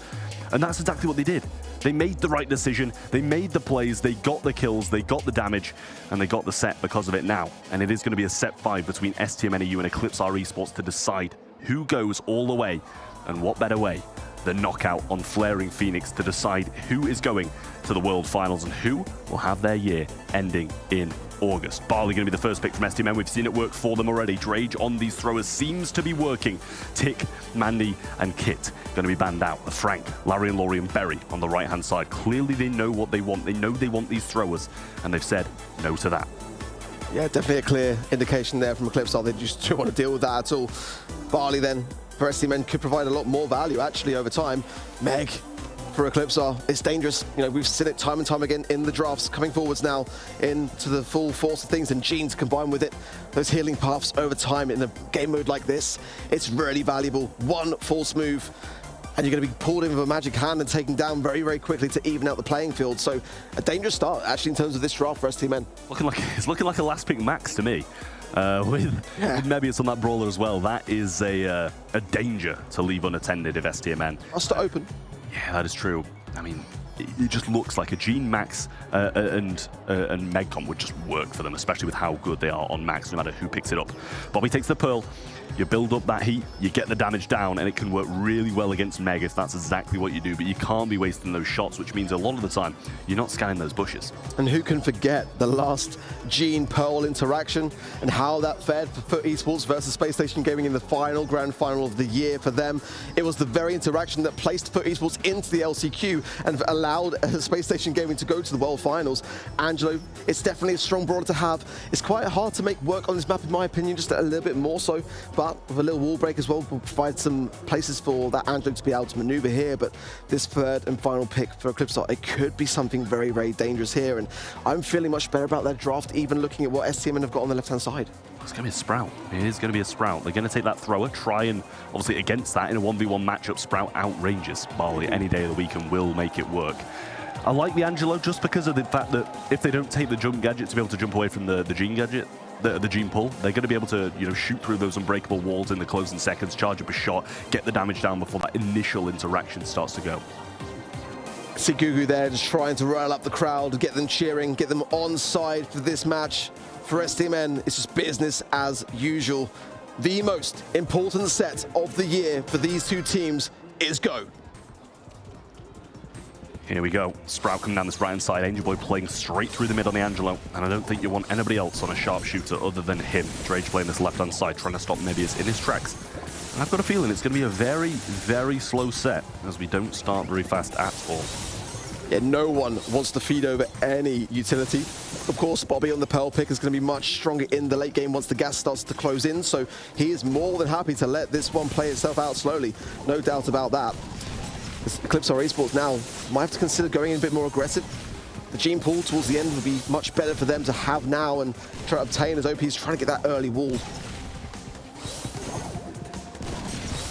Question is Gene really finding any shots at all to be able to get the pull? I haven't even seen him hit one of the long-range shots. There we go. First signs now as he was on that right-hand side against Angel Boy, and now he's going to be able to scout out this mid a lot better. But Drage took some fire on that left-hand side, now starting to spam down. Angel Boy gets a shot onto Mebius. Wall comes in, doesn't really block that much off, but the gas is going to pin them. Now that healing tonic is there, Mebius is going to get pinched in, forced towards the gas. Gets the burn down onto him. Mebius is going to be able to come out of this, but he does survive it. Bobby rotating around, but he's getting nowhere.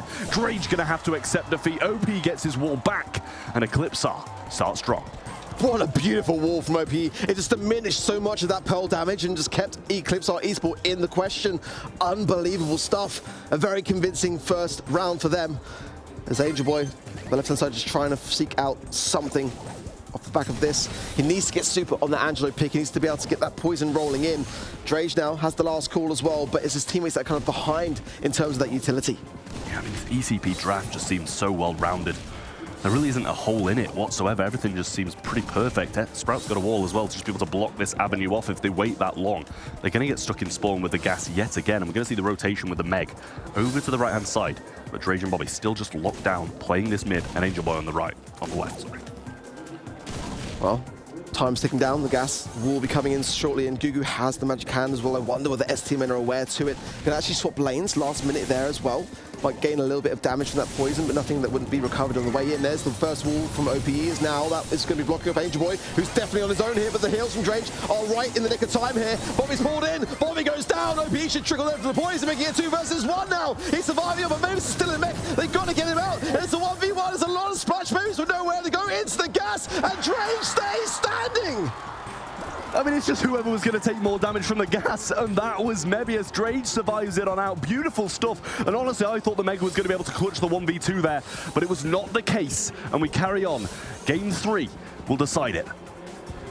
Oh, you can just feel how tense this situation is now. OP has the hypercharge, not necessarily the strongest of the brawlers to really have one at the moment, but the aggression is there. He's popping it now. The additional speed will go a long way. The heals yet again from Drage, but that is the last gadget. It's not going to be available in the late game.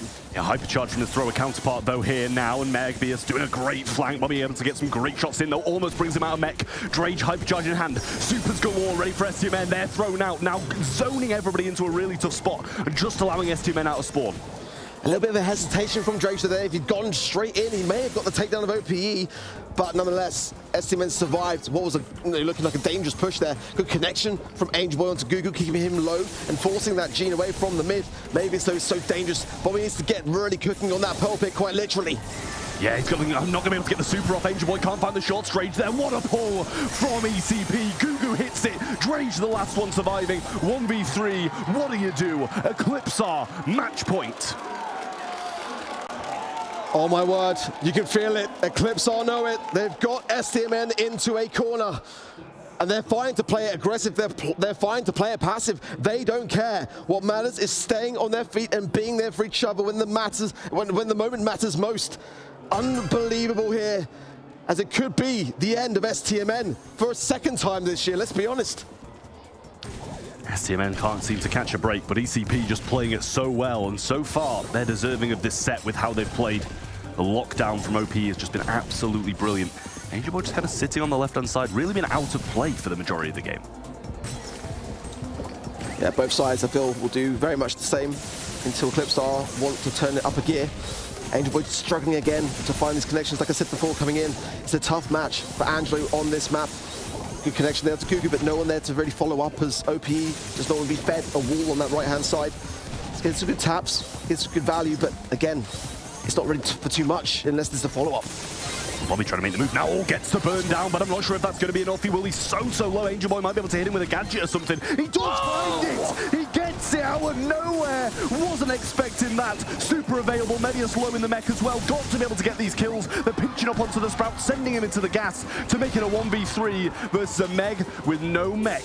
And STMN EU play it perfectly and get the first round. What a golden shot in the dark for Angel Boy. Unreal, honestly. And what a time for it. A round for STMN, but they've got to turn this round into a game. They really do. And there is plenty of time for Eclipsar to turn it on. Will we see a double match point? Still one round needed for just that by STMN to drag Eclipsar all the way. Angel Boy has a super in hand. Last time that he had that, I'm pretty sure they won the round as well. Closing the late game, it shuts off paths, it gives that extra poison, it gives the heals. It's got so much value and it allows Angelo to actually do something in the late game. Yeah, they can't feed Gugu. They really can't afford to on the side of STMN. They've got to breeze this round and get things back to normality here. Angel Boy is going to be dangerous now with that super to hand. And the Eclipsar Esports know it. Drage, I'm sure, still has some gadget to hand for the heals. Yep, does for sure. And Bobby too, as we know that Pel can just tear through. That's the super that they did not want to feed Gugu. Yeah, pulls there. Oh, he gets Drage pulled in. He hasn't really got that much help. The heals there. Gugu falls low. Bobby should be able to finish that one, but Obi, what? Just shoot her. Gugu, he gets the kill. Short for Angel Boy again with the gadget. Hypercharge is going, and double match point will decide who goes to Worlds. Unreal. I was so worried for Bobby. It took a while to get the thing down, right? He shot the wall, right? Yeah. I was like, what? I was like, come on, let's go. We need to get that kill secured. What's taking so long?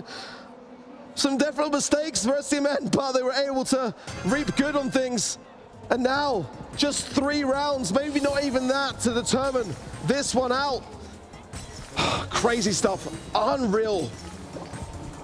I was really hoping I actually wasn't crazy. I was like, did he just shoot that wall? And I was like, just to make sure that I'm not being completely stupid and call him out for nothing.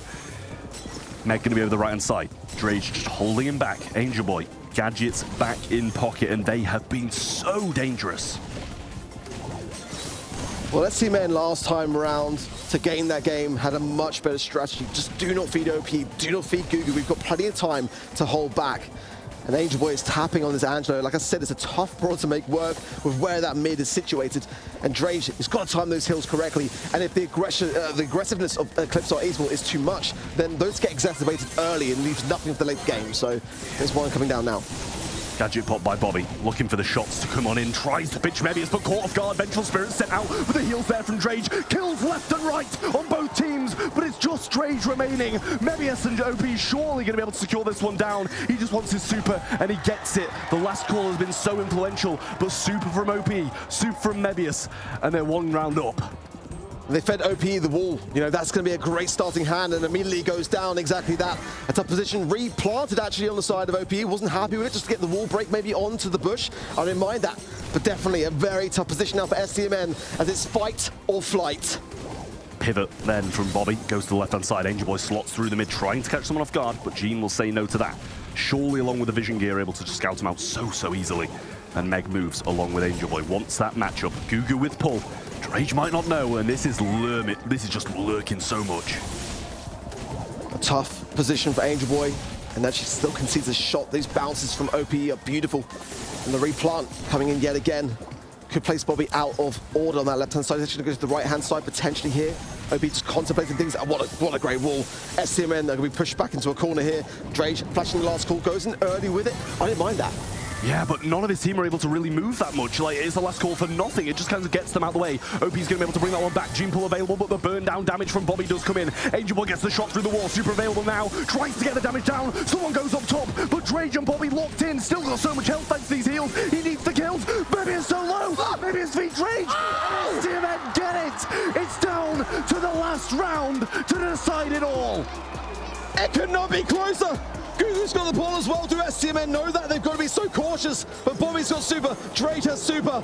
They've got to focus in the present because off the back of that, it's going to be hard to reset their mental. Honestly, it came so close. One round. Who goes to Worlds? Who goes home? Last call from Drage again. It's the same as Gugu. Whoever has one of those supers usually getting the job done. The zoning ability of just having the gene pulse so much, but Drake can actually zone with that super. Angel Boy, gadget in hand, and that is a scary prospect, along with this burnout from Bobby, being able to just explode in the last seconds. No more hills left for Drage either. This is going to be the most important super of Gugu's life. It's got to land the mark. And he can't really go on to Bobby because he's got super ready to roll, and the amount of damage that he can rain in could be too much for ECP to be able to defend here. Gas, not too far away now, is coming in. This is where it matters for both of these two teams. Everything on the line now. Last call goes out. Bobby tries to get the burn down damage. Maybe a solo, almost out that mech. There's the gadget shot, but the wall comes in. Drage pinned down the pull on Bobby. Super not there. Drage falls. ECP surely do it. Angel Boy goes down. And Eclipsar are going to World Finals. Look at the celebrations. Of all the teams you would least expect, it's got to be Eclipsar who are going to be running down the stage. Unbelievable stuff for them. A whole year's work, and you can see it in the faces of STMN. Devastated. Angel Boy there. Heartbroken. Brutal for the STMN boys, but Eclipsar on top of the world. Loving life, celebrating the amount of passion out of these boys as they make it to the World Finals. Absolutely huge for them. They had the crowd behind them towards the end. You could feel it, you could sense it. But STMN did take them down literally to the wire. A single round was all that was in it to determine it. But Eclipsar Esports have done the unthinkable.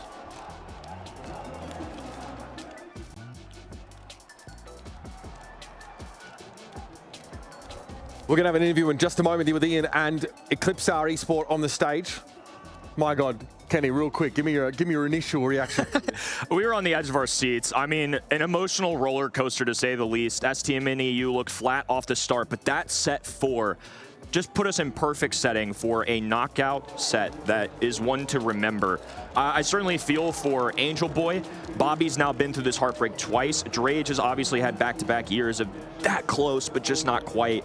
That's kind of part of the postseason, right? We got to let some people go. A very talented team that, honestly, all things considered, with about 2 to 3 weeks of time, ladies and gentlemen, did excellent work.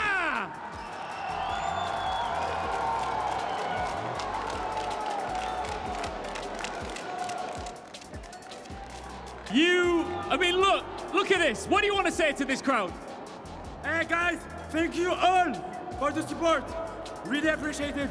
Hey les Français, merci beaucoup. On l'a fait. On a écrit l'histoire.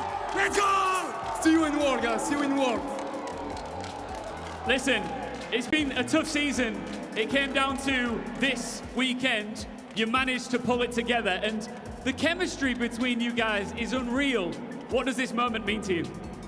I mean, for me, it's like, I don't know how to say, but me and Gugu wanted to team up together because we are friends since a lot of time in this game. And we made it, we worked hard all the years, even if sometimes we had some bad match. But in the final, we are really happy to be in the World Final. Love it.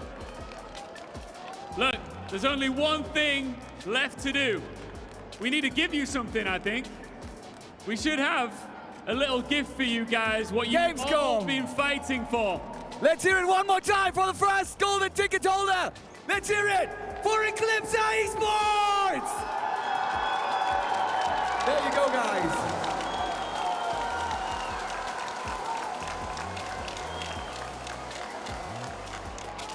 That one last lifeline to make it to Worlds. And these guys are the first to take it, Max. But we have 3 more of those, I would say. Let's give them out as quickly as possible. Let's give it to the casters. And there you have it, our first team from the LCQ locking up that world spot. Eclipse Our Esports in a thrilling nail-biter of a series. I mean, there's a lot to talk about. I want to quickly touch on that last map because the draft for Eclipse Art looked so good. There's an Angelo pick, you know, for last pick, of course, on the side of STM and EU, and they go for the Sprout. They can lock down those sight lines. It felt like every round that STM and EU won was an uphill battle. It's insane they were able to push it that far. I mean, I'm losing my voice. Wait, we got 3 more games. I know. First game. I mean, I think that just shows how good the game was more than anything. Unreal. Me and Kenny are losing our voices too. We sat over here. Yeah, we were standing for the final set. Honestly, that match was just so good. I mean, yeah, a bit of an outdraft in the last. Angelo, I came into it questioning it. It did get it, like, he got his kills. He got his kills regardless. Unreal kills, by the way, from Angel Boy. He got his kills regardless of being the guy who you'd expect to just be doing absolutely nothing. And that just goes to show how good Angel Boy is. But even that still was just not enough. First thing I commented on the side was that Angelo pick. I mean, it ended up working out really well, but one thing for me, I felt like that was just a good draft versus 3 talented dudes. And the fact that they were able to fight that uphill battle, so many opportunities where, I mean, my goodness, Drage putting Barley to work there and Dynamite in the set before. You know, I think he's a player that falls under a lot of scrutiny. You know, he's put himself in a lot of situations where maybe he's talked some time, maybe he's had some confidence, but at the end of the day, I mean, this guy can compete with the best of them. This came down all the way to the wire, and I think they were, like you said, at a disadvantage in that draft. Can you imagine, though, like, you know, the whole year's work comes down to 1 round in knockout. It's honestly such a rarity to see a match like this in the LCQ, in the mannerisms which we saw it play out. I mean, that series had it all. It was incredible. Eclipse Our Esport as well. I mean, as far as we're concerned, an underdog in that particular game. We all had STMN going all the way. We all had Bobby taking those guys to Worlds. It's heartbreak again for these guys. It seems to have been the story of this year, especially for Bobby, getting so close and yet falling just short. This time, I think for him, it meant a lot to try and help those STMN guys get to Worlds. For Drage, another year, you know, where this time he won't be at World Finals at all. It's got to be hard. You saw the look on his face. Like, it's 2 sides of the same coin. That elation, that excitement, that relief on the face of Eclipsar and then mirrored on the side of STMN EU. It's heartbreaks. A lot of emotion out there at the arena at Gamescom, folks.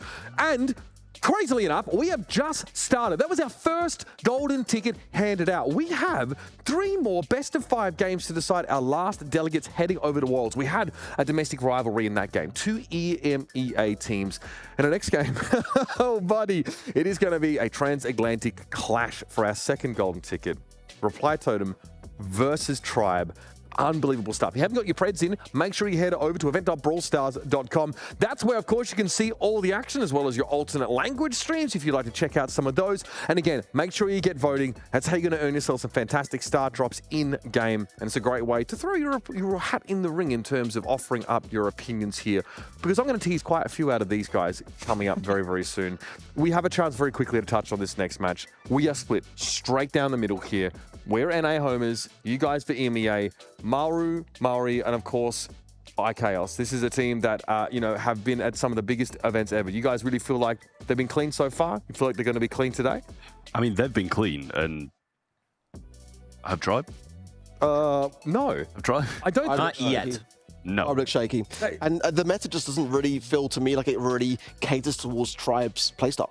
That's why they brought Fade in. He's got the tankier brawlers to his advantage and definitely brought a new lease of life into the squad. But looking back just at the LCQ performance yesterday, Tribe looked shaky. Even against, you know, VN Esporting, they were so passive against what is the bottom seed in the mainland China region. They just didn't really know what to do with themselves, in my opinion. For Reply Totem, much the opposite story, just to be said. So there was your little teaser on our next match here at the Brawl Stars Championship LCQ powered by the Snapdragon Pro Series. More to come after the break as Tribe take on Reply Totem. Juggernauts in EMEA and NA will throw down after this. The Snapdragon Pro Series is brought to you by Snapdragon Elite Gaming, Monster Energy, and DHL.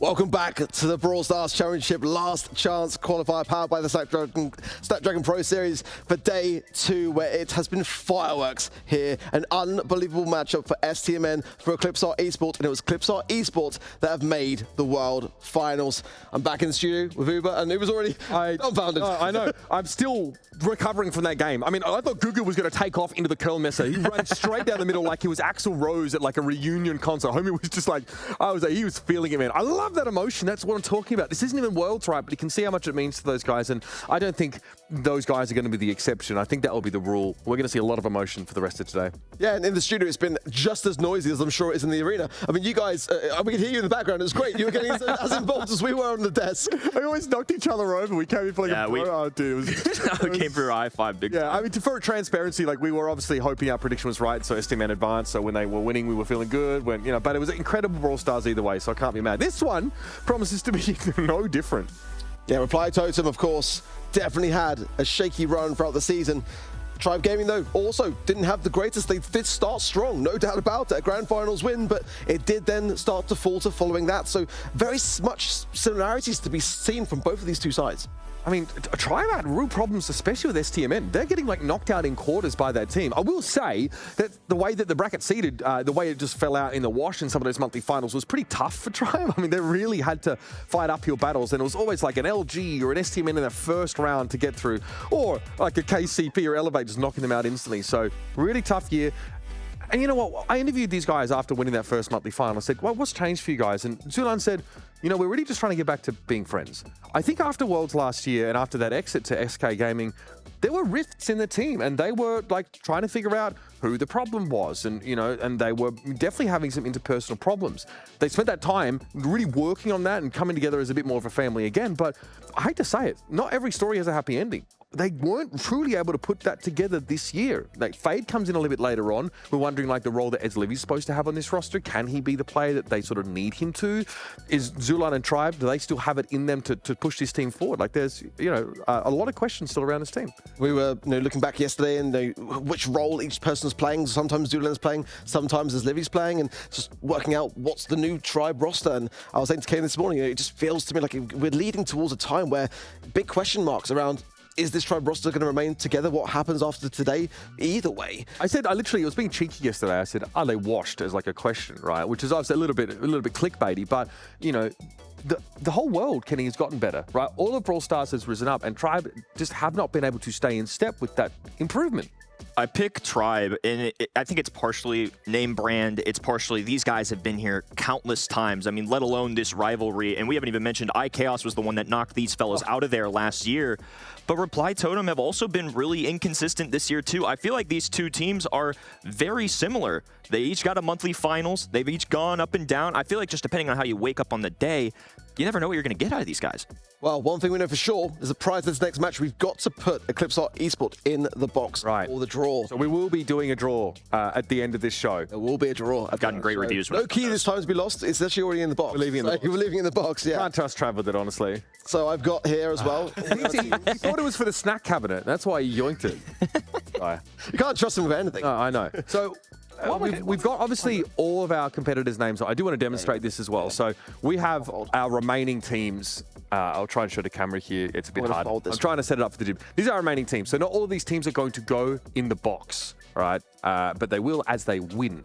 That's what we're doing here, right, Arky boy?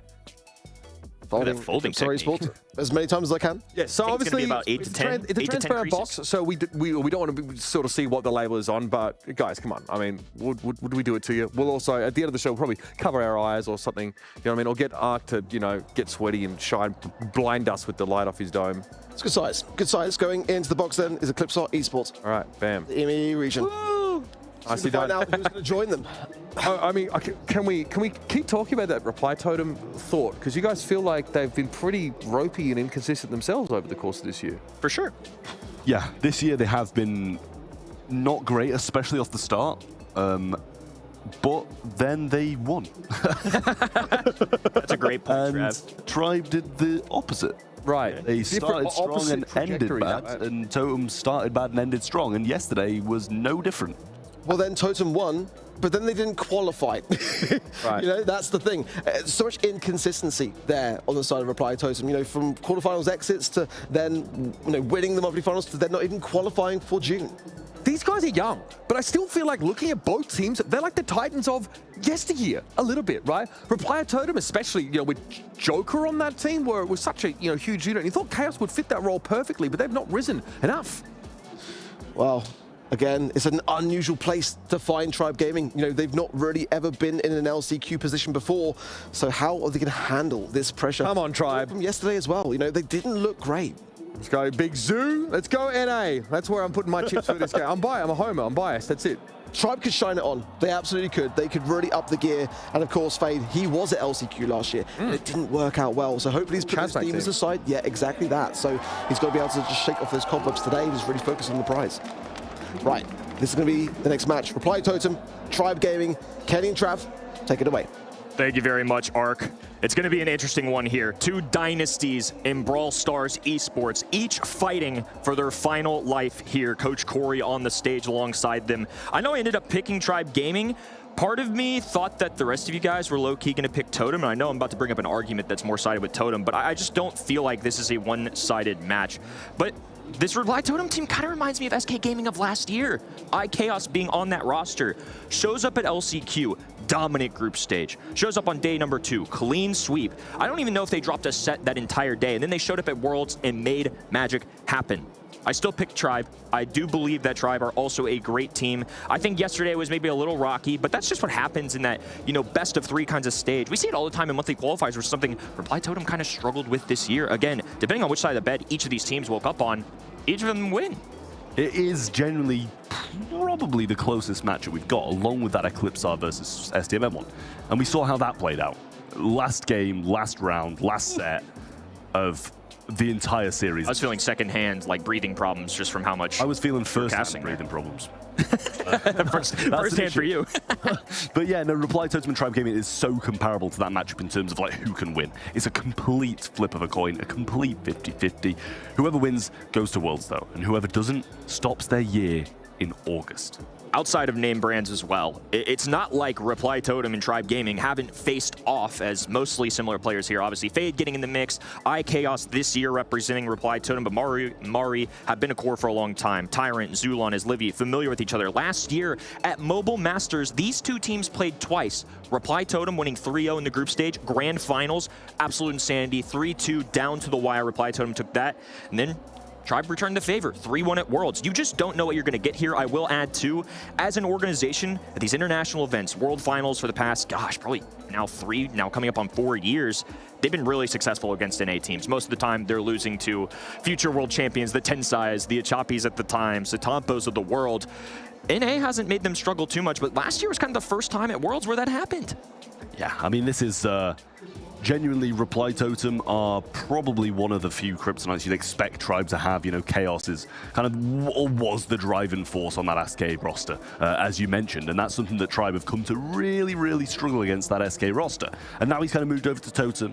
He's got 2 really solid anchors on his team, Maru and Mori. They're just there. You know, they can, like Mari, they both do individual plays when they need to. Oh, yeah. They are kind of letting Chaos shine this year, and I think that's exactly what a team based around Chaos needs to do. They did bring him in kind of to fill Joker's role, obviously. 72% of people at home against the 28% of Tribe. I think 70-30, maybe a little too much. I do think, despite my prediction, I gave out a pretty solid logic and reasoning. I feel like Reply Totem should be favorites. I really do. I mean, I think in fairness, this is feeling like a 60-40 Reply Totem. Tribe not making Worlds, though, is something, it's honestly kind of unthinkable, and I feel like I'm maybe projecting that a little bit. Maybe I'm a little bit of nostalgia just of all the great memories of Zulon pumped on the stage, Tyrant with some pop-off plays. But at the end of the day, Reply Totem are equally deserving of this, and I think they're going to take advantage of this opportunity. Tribe Gaming got to be real careful here, especially after a shaky yesterday. Yeah, they do. You have to be really, really careful. Tribe, you know, they're coming out of the group 1-1, and that's why they're facing someone as strong as Reply Totem on the second day. Finishing second seed puts you against the top seed of a different group. and Totem dominated their group to put themselves in first seed, finishing 2-0 in very swift fashion. So that's something that Tribe are really going to have to be careful of. We are going on to Undermine in Gem Grab, the same map we started on in the last. We'll see who will come out on top. Will it be Reply Totem? Will it be Tribe Gaming? Who goes to Worlds and who goes home? That's a tough prize to be #1 and 2-0 in your group. And guess who you face on the other end? Tribe Gaming, who are going to select Chester as the first overall brawler. The Mad Hatter has been something that has shown up a lot this week, and I think for good reasons, especially on a map like this where tanks can thrive. You've got these bushy left and right sectors. It's a little skinny lanes and then a little contested mid. He can kind of fit both of those molds. He's not going to be a traditional mid by any means, but if you got to rotate the guy, find your proper matchups, I don't mind this as a first overall pick. I don't think it's usual, but I don't think there's going to be too many things that Reply Totem can take on this 2-3 turn that are just going to hard counter it. However, Meg's as good as a brawler as it gets. It's always hard for me to let that go after a first pick. Same with Gale too. That's a pretty darn good, if not the best possible 2-3 turn here. Yeah, no, it's very, very good. Chester has been that brawler on these kind of maps. It's like maps like this, bit of grass where tanks can come in, where you have that long range as well. Chester can do it all, can do absolutely everything. Gale's going to be able to defend against the tanks that Tribe might want to bring in.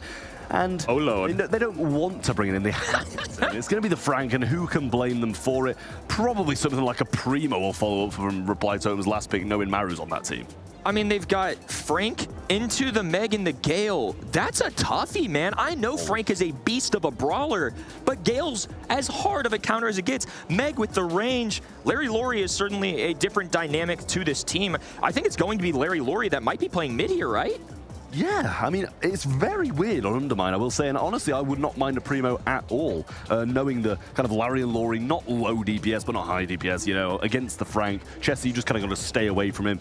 I think it would work, but we'll see what Reply Totem do choose to go for. Obviously capable on the majority of brawlers, because that team is so stacked, the same as Tribe Gaming across the way.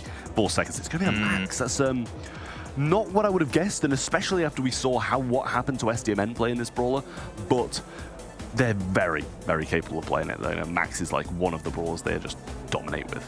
It's hard to go wrong with Max. It's definitely not what I was expecting, though. Maybe they want Max to kind of fulfill that mid. I feel like you're forced to put Gale on the lane option wherever Frank is lined up.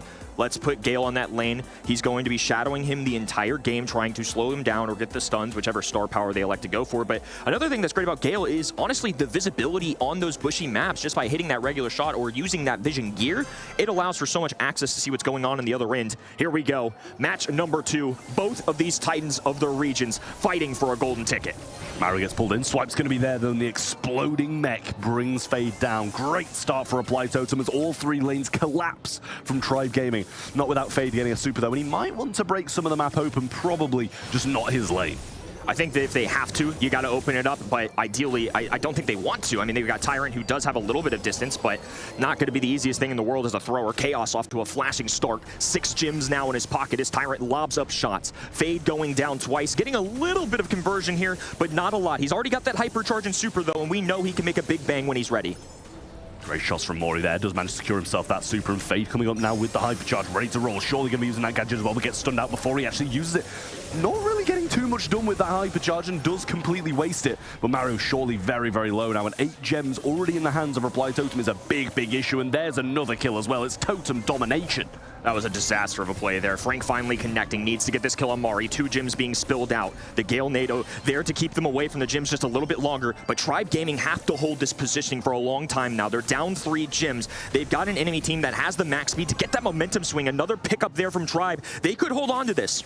This is a great spot from Tribe Gaming now as those gems start to tick up. It's gone from really like bad to amazing for them now, and speed available going with the hypercharge. Maru got the hypercharge as well. Shots coming through, and Zulan gets the kill. Chaos going to get a few shots in onto Tyrant, but he doesn't fall down. Stays up. 3 gems on Zulan. Fade's going to be able to get them exploding out of this super here, and Maru goes down. Tribe start to strike back. Fade's footwork, unreal right there to stay alive in a big moment. Now it is Tribe Gaming taking all the momentum in the world. Hypercharge activated for Fade, but he doesn't have the distance to close out. It's honestly more of a scary tactic than anything. Mari with a big pushback, all the gems falling to the ground. Another hypercharge, team wipe for Totem.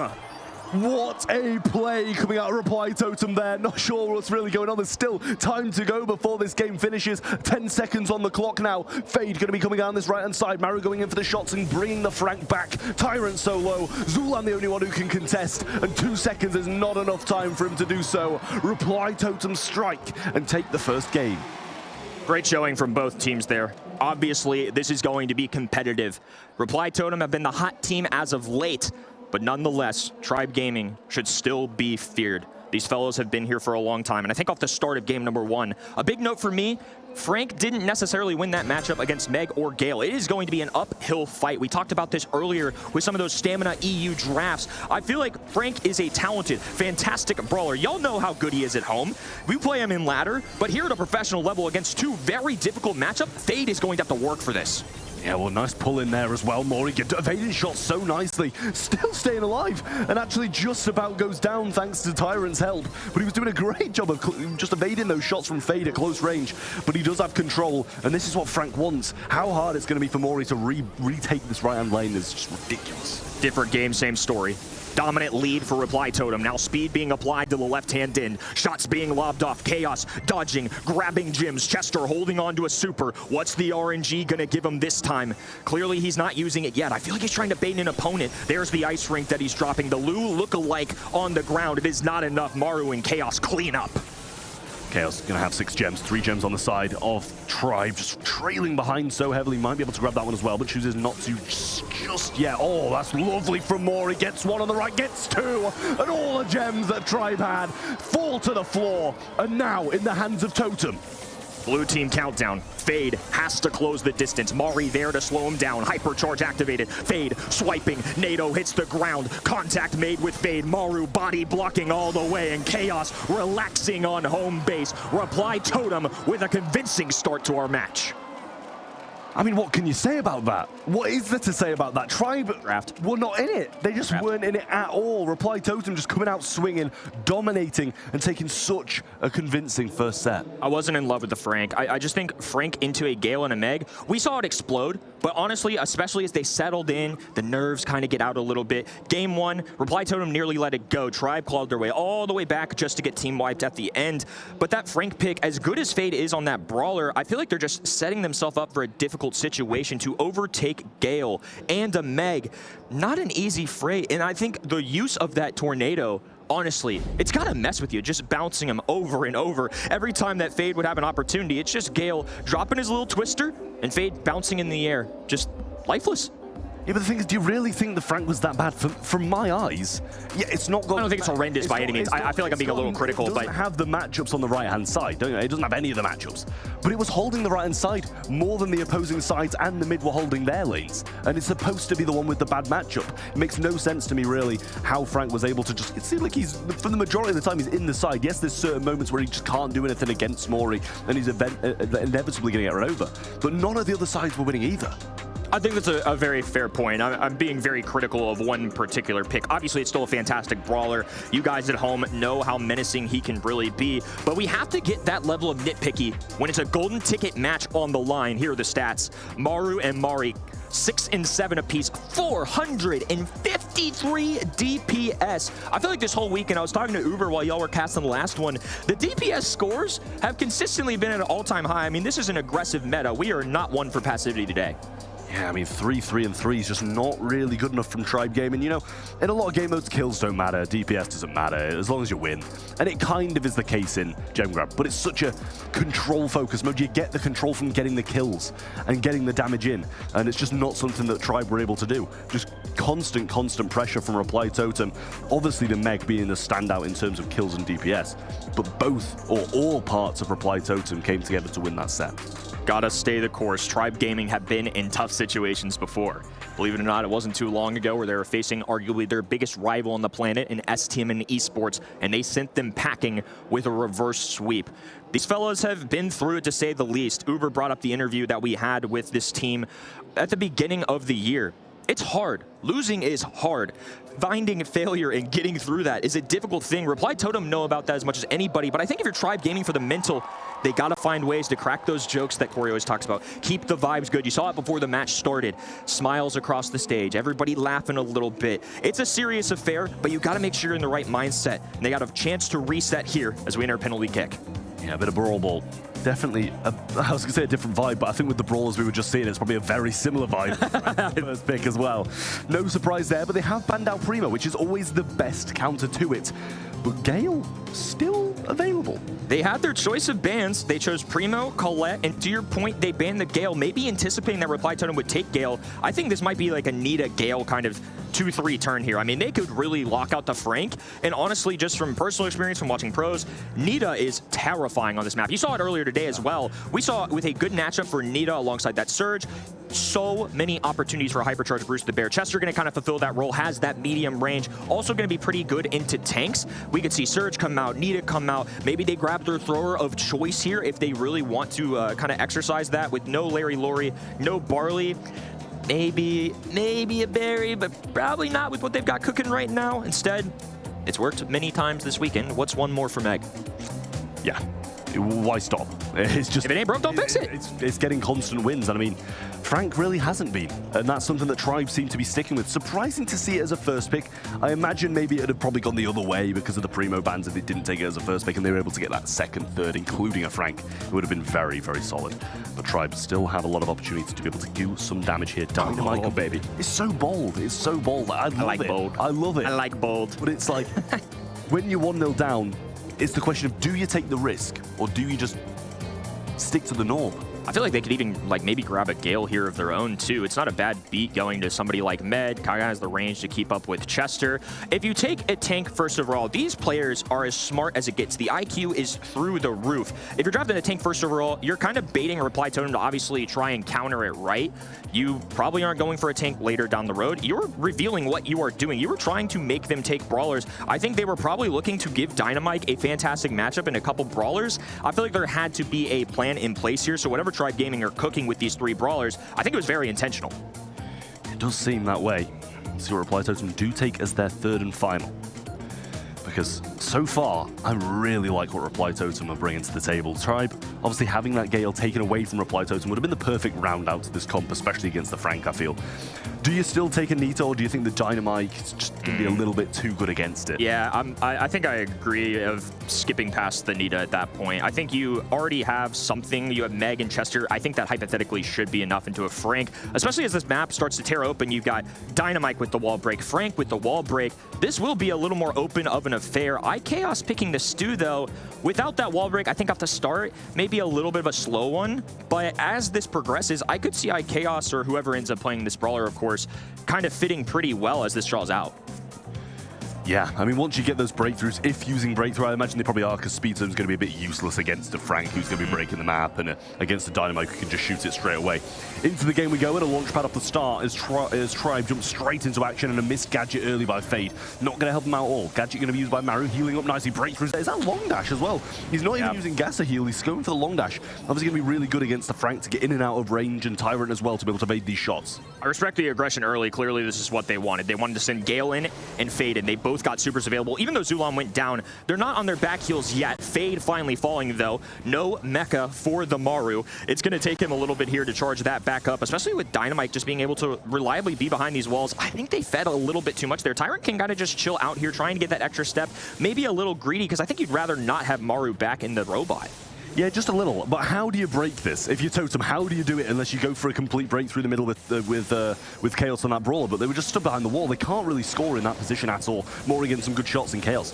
Goes backwards there with a little bit of a wall. Super wasted there as well. Going to put Maru in a tough position, but he goes straight open lane. Left-hand side completely free. Maru's going to have the super as well. Goes for the wall break there. Super shot in. Will secure the first goal from Chaos. It was a little bit scrappy. Weren't sure what they were going for a second there, but managed it in the end. You never know what you're going to get with Chester, and honestly, just a perfect roll of the dice for the super that he got. That wall break allowed him to grab a goal. I think it would have been a close call otherwise, and now Chaos can skate up and down this map. Going for the long dash, I really respect this. It's going to allow for them to be a little more aggressive. Sure, he's not going to be able to heal as much, but at least he's going to be out of harm's way from something like a Dynamite, a Gale, and Frank, of course, swiping at him. I mean, it was 2 bombs in a row from Chester as well. I mean, he's just getting the roll of the dice going so well for him.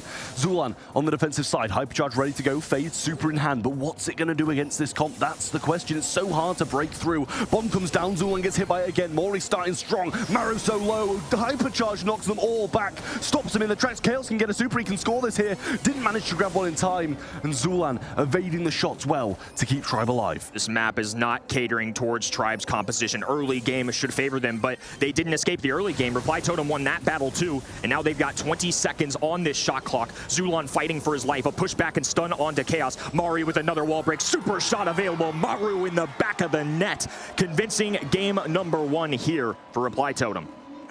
Kenny, this isn't shaping up good at all for Tribe. This is shaping up to be a sweep for Reply Totem if it stays like this. They got to have a good early game with this composition. Chaos is breaking up the map so well. Chester's getting so many of those bombs to be able to break up the map, which is, yeah, it's RNG. It's not something Totem are doing really well, but they get the supers, exactly. And it's got to be early game for Tribe. It really does, and it seems like it might go the exact same way as last time with an early kill on Frank. Yeah, now Zulan's going to have to put this in the corner. Keep in mind, too, it's not like he has the Twister to just block this off. They're using the launch pad.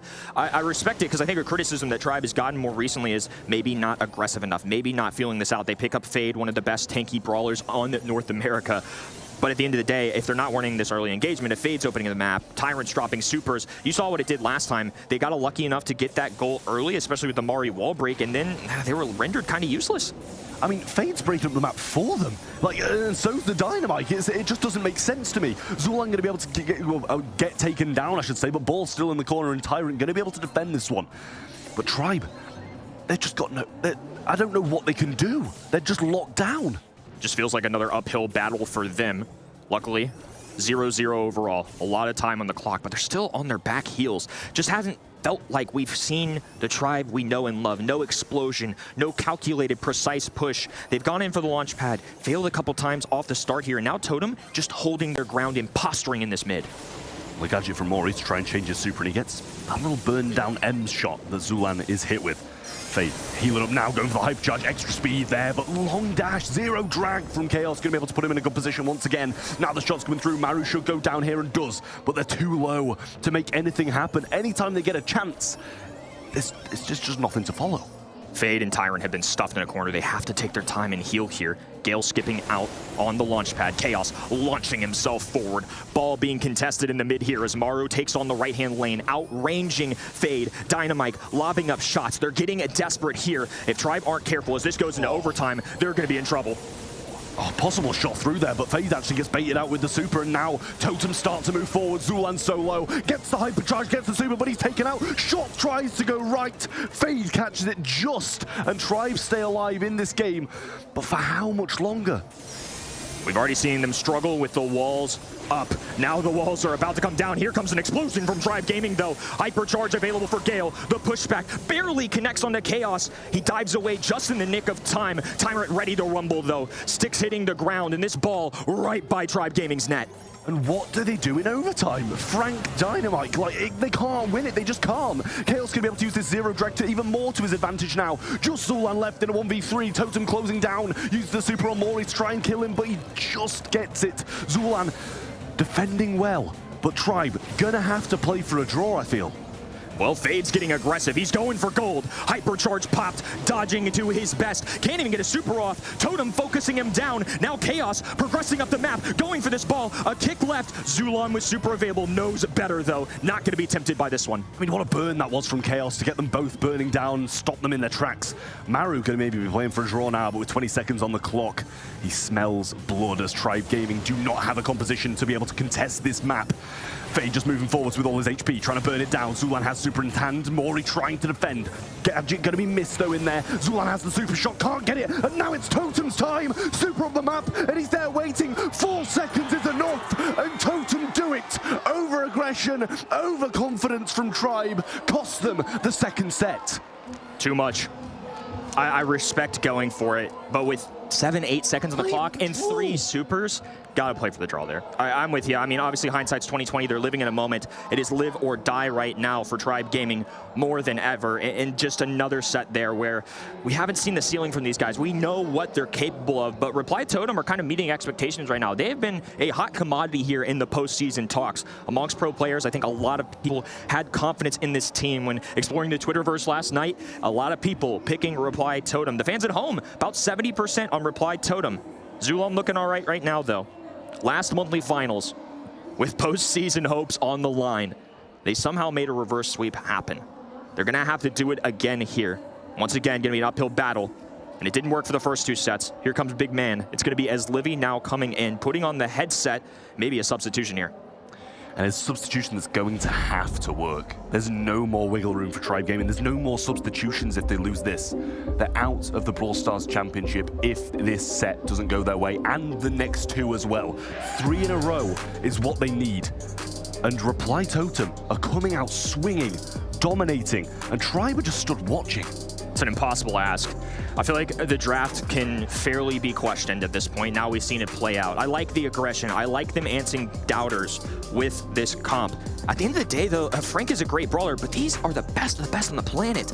Going into a Meg, difficult situation, pairing that with a Dynamite, opening up this map. You saw Zulon fighting for his life several times, getting some good defensive efforts in there. They were really close to a goal, but just never broke away enough to quite get there. This is a big ask of, by the way. Yeah, it's just a tough situation. I respect throwing this. If anything, though, I feel like Zulon didn't. It was kind of borderline going in even if he had the shot. At that point, maybe just super shot top right and you just buy time there. There was a super shot and a Gale super available. Yeah. Frank had the super shot. Him and Dyna are both running to the ball. Yeah. Dyna picks it up. All it needs is a Gale push and a super shot in, and that's a goal. There's lack of communication. There's mistakes and there's missed opportunities. It's really worrying from Tribe Gaming. 3 sets in a row are not going to be won if it remains like that. For such an aggressive stance, too, it's hard when you see a 4-kill Zulon and a 3-kill Tyrant. And on the other end, iKaos alone with 12, Mari with 7, Maru with 8. You know, on the right-hand side, when you draft Frank first overall, I think that's what you're gunning for, right?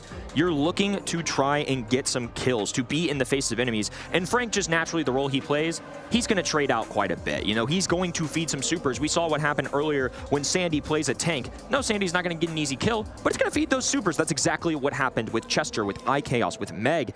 I think it's just feeling really good right now for Totem. They haven't gotten carried away. They know these opponents quite well. All 3 of the players do. Various franchises in the past that they've played for.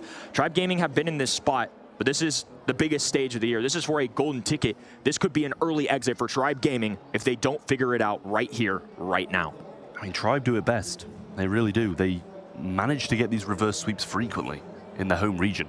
But it's another question of whether or not you can be able to do it to Reply Totem on the big stage. These are seasoned veterans on these stages, the same as Tribe are, but being 2 sets down against them. And the drafts have been all Totem as well. It seems like they're just being outthought before we get in. Major ask of Livia is here. He's going to be joining in late to the party a little bit, watching his teammates for 2 sets, and now expected to take on Reply Totem, fresh off of 2 Ws. First overall selection here is going to be the Mandy, considering that they banned Piper, Nani, and Byron. I think they wanted their choice of sharpshooter. Mandy is certainly one of the better ones available, considering that Bell is also banned on the other end. Yeah, well, Reply Totem are going to be the ones following up with 2 picks now. We've seen this map in the previous one, and it showed just brilliance for those kind of long-range brawlers. The Piper excelled, the Bell excelled. Most importantly, I would say Meg did absolutely amazing, but it's going to be the Gene that Reply Totem do pick up. Not something that I would have expected.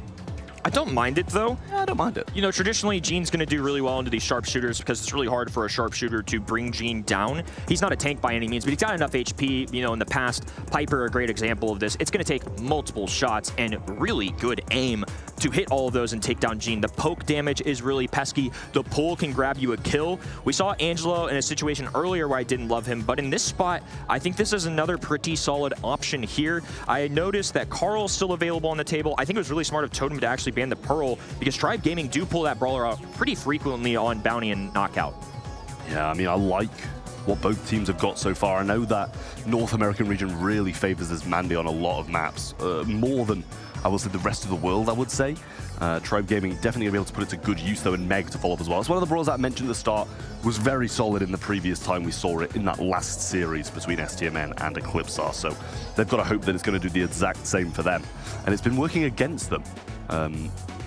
Never really for them so far. Waiting to see if Tribe Gaming go for another confident pick here. They've had a couple X-Factor kinds of brawlers, right? We've seen Frank both times.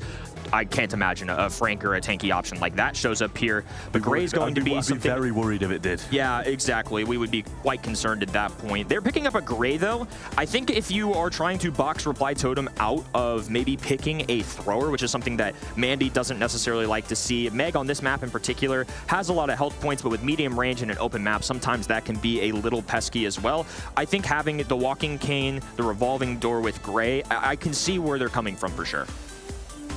Well, Reply Totem do still have this last pick, and it's going to be a big ask to be able to beat this Tribe comp, because I really do like what they brought to the table, and it's that aggression. They're bringing in the Carl, and I absolutely love Carl. One of my favorite brawlers, and it will do extremely well against some of these. You know, you're going to probably get knocked back if you go in for a little pirouette on the Meg and dealt with by the rest of the team.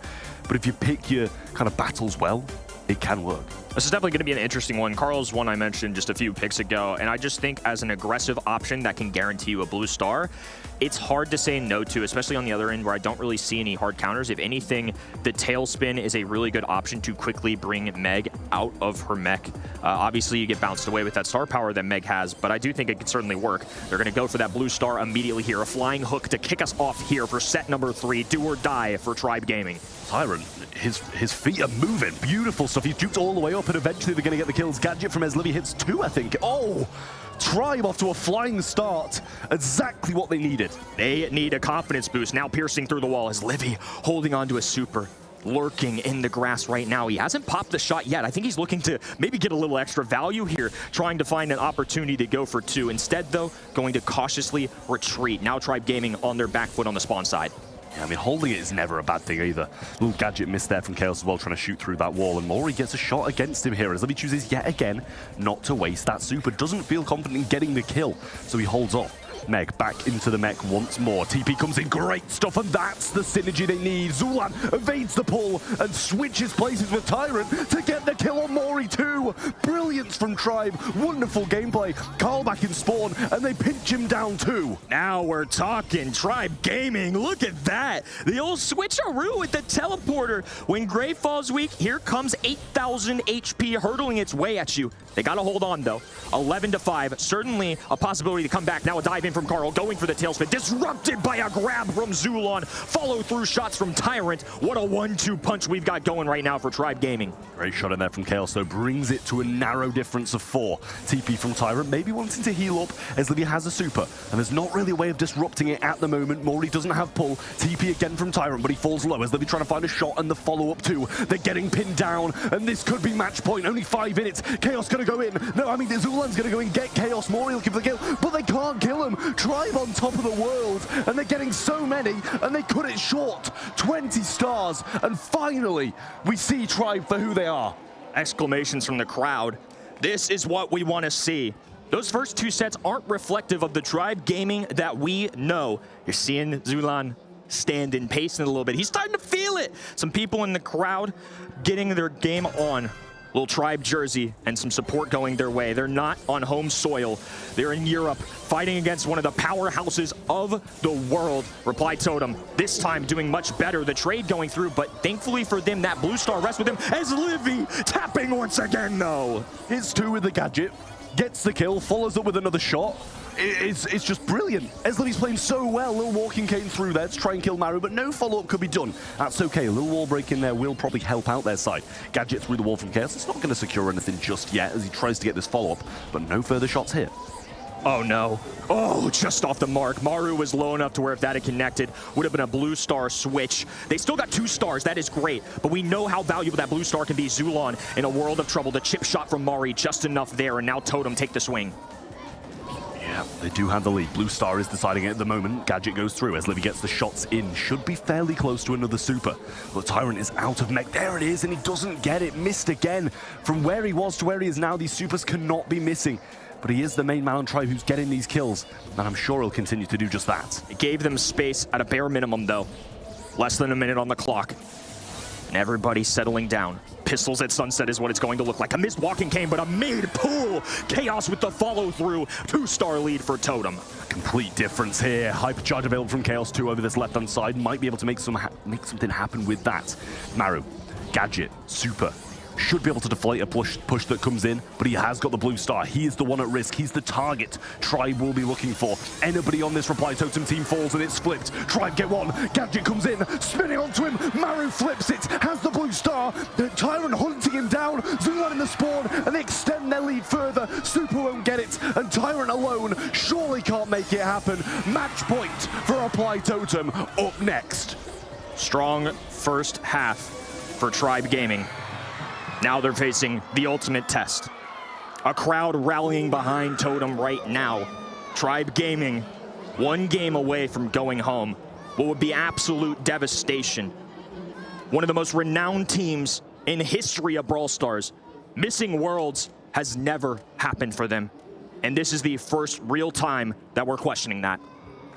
A sweep in the golden ticket game would be devastating for Tribe. Not going to World Finals is just unheard of for this organization. And this might be the time that it happens to them. Great shots coming in from Eslevi. Follow-up Super just clips him, and it's extending this lead. Gets 4 stars, and Totem, 2v3. Just gonna have to hold off now, but pull comes through. TP might be there. Gadget used, no connection from Eslevi. Reply Totem not starting off as hot as they did in game number 2. This is much more reminiscent of what we saw in that opening game as Livy going for a Gadget, a nice pop. That was enough to get him a Super 2. I don't think they know this. Fires connects with Maru. Every time you make a connection with that Mandy Super 2, it's half a Super recharge for Brawler. So as Livy might be 1 to 2 shots away once again. He's got it again. Fires, connects. Maru still staying alive though. He's just too healthy. These Gene Heals just come in so clutch. Would have got that kill if it wasn't for the Gene Heals. Make or break for both of these teams. Reply Totem win, and they go to Worlds. Tribe Gaming win. They still need another 2 sets, but they stay alive. Super Veil from Eslevi again might be able to score this one. All 3 together just threads the needle, and that's one of the times you don't want to be doing that. Pressure coming in from Chaos.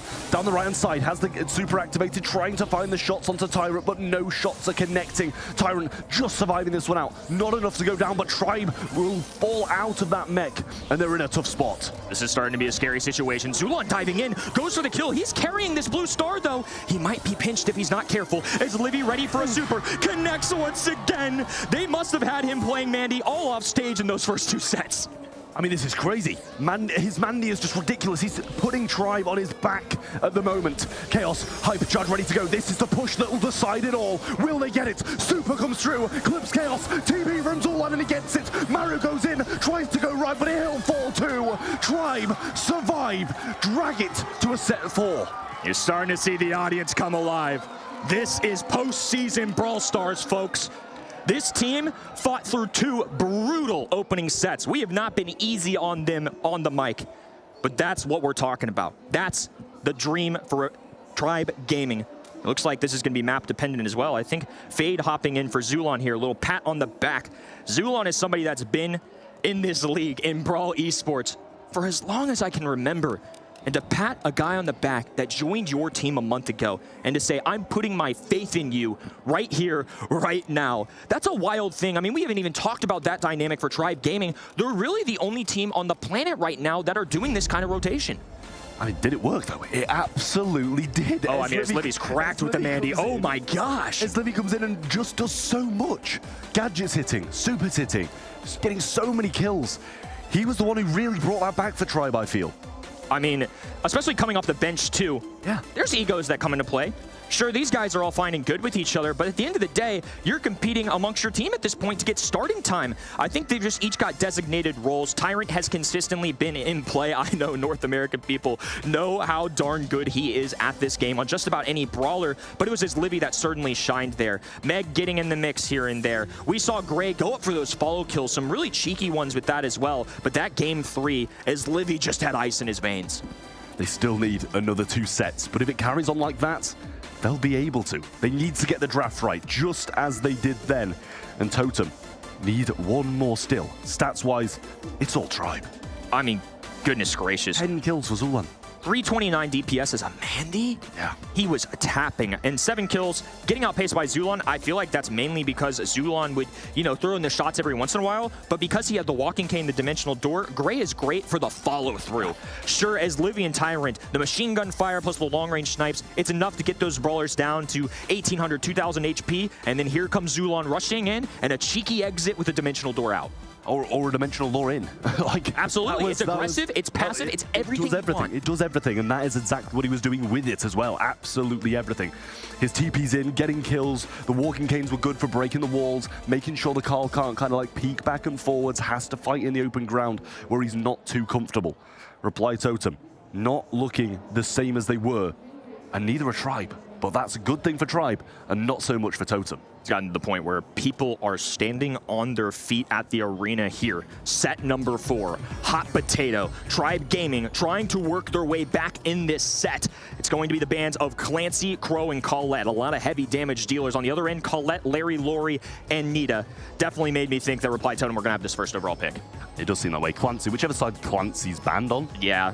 The opposite team's probably got the Ooh. First pick Frank. Doing it themselves now. On Hot Potato, I mean, one Hypercharge destroys the entire hit, bear in mind. So it might be useful to actually pair that with some long range for once, but it takes quite a while to get that Hypercharge off the start, especially when you're playing quite passive on Heist. When you're playing Frank too, I feel like it's really difficult to utilize a thrower here, right? Because like you said, if you hit a Hypercharge super, that thing's going around in a full circle, 360 degrees of chaos just hitting the ground. And also, it's kind of interesting to see Totem adapt this, because we saw Frank as a first overall pick just a little bit ago, and it did not work out so well, especially into the likes of the old man. Yeah, well, that's a good pick from Tribe. Offensive, defensive, good against tanks in every scenario, really. Stopping these attacks that Reply Totem are going to want to mount behind this Frank. Hypercharge is just absolutely ridiculous, deals so much damage, and so does that default knockback now. It's actually mad how much that does. But Tribe do still have this pick. We'll see what they do choose to take. Maybe they still... No, they definitely need some damage if they're going to go with a Gale. Got to, yeah. Barley does roll in, and I love a Barley. You need to have some kind of heist safe damage. I feel like sometimes pro players fall into this trap of, we'll just win the entire length of the game. We'll hold positioning.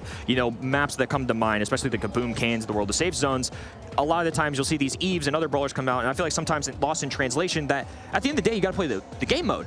You're not always going to win, especially in a meta like this, 100 to 75%. These come down to the wire. People are dealing damage. Gale not going to be great at that, but he is going to be great into Frank. Speaking of good at damage, and now good at healing as well. The Unicorn coming into the fray. I mean, they had to bring in a thrower, and that's going to do a lot of damage to the safe. They linger so long. They just stay there on the safe, and you can increase your heals, your ammo with just throwing them at your feet, help your teammates with the heals as well. And when you're playing a tank into these kind of comps, you need as many heals as you can get, and the same with Meg as well. Going to be benefiting so much off this berry. It's a very well-rounded comp, but this Frank is either going to hit hard or miss. Yep, make or break kind of moment here for Reply Totem as well. I mean, we saw this similarly to Tribe Gaming earlier. Obviously a very different map, a very different mode. The Barry, Frank, and Meg combo, though, is insane. A bull. Putting your World Finals hopes in a bull. Not a Primo? It is interesting. I mean, Bull can get to the end. He is going to be a heavy damage dealing brawler. He is going to do well into the Frank, and honestly, probably pretty well into the Meg, right? I mean, as a shotgun brawler, going to be able to bring it down quick, but the thing you always have to worry about is if you want to combat Meg, you're going to have to get in her face, then she's just going to bounce you away, and he doesn't have long range. It's not a here and now kind of pick. It's not a this meta kind of pick, but I think it makes sense on paper, right? It does, just because it's heist and it can deal damage. Sure.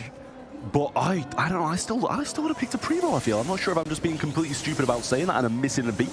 But it seems to me like that would have been the play. I mean, Faye's just going. He's just going. I mean, that's exactly what he needs to do. Just take the damage, get the super, and also the rest of his team doing a good job of defending so far. First signs of damage do come from Tribe, and he survives it on out a little bit longer too. Fade finally falling. Mari breaking away on the right-hand side. You're going to see top of your screen there, some damage being dealt. Last call hitting the ground. All the potions from Barley connecting to that high save. Strong start here for the red roster. I mean, Fade's rolling on in as well with the super swings there, but he's going to be able to get away from it. Oh my gosh. That's huge damage. Berserker on save too. Not really seeing the same from the other side. Chaos getting some damage here and there, and the Frank getting a few taps, but it's still not that much. Here comes the damage. Ari now putting in some work, keeping himself alive a little bit longer, and all of a sudden, this just got interesting. 1% separating these two teams. Totem breaking through here. The pushback. Fade forced to dive in. He greets him with a shotgun, and now Frankenstein's on the other end, looking to meet him. 2 hypercharge touching down as Livy needs to find some chip shots in here. He's forced away. Here comes Tyrant. The pushback. The fade. It's good. 3% is enough. Tribe Gaming extend. That safe was burning down for so long. I was like, is this going to finish? Are they going to win? Reply Totem on the side. It was just... I thought they may have had it. Falling for so long. But Tribe bounce back. It stops at 3, and they don't stop pounding that safe down until they've won the game. 1 game away from the tie. This is what we live for, folks. An intense game number 1 here of set 4. Tribe Gaming looking to do the unthinkable, trying to drag us to a second set 5 today. Same thing happened again. Fade's been allowed to kind of just free roam this left side, get some early poke damage, get some early super. He's not going to complain about his gadget used as well, and he's keeping this positioning. As if he's going to get the kill on the main damage dealer Berry, but Maury going to get that star power use as the extra damage will start rolling through. Oh, now he's going to cut off Maru here as well. He's got a super available. I mean, Tyrant has just been pesky, looking to push back the enemy. He's going to let his Livy and Fade do work.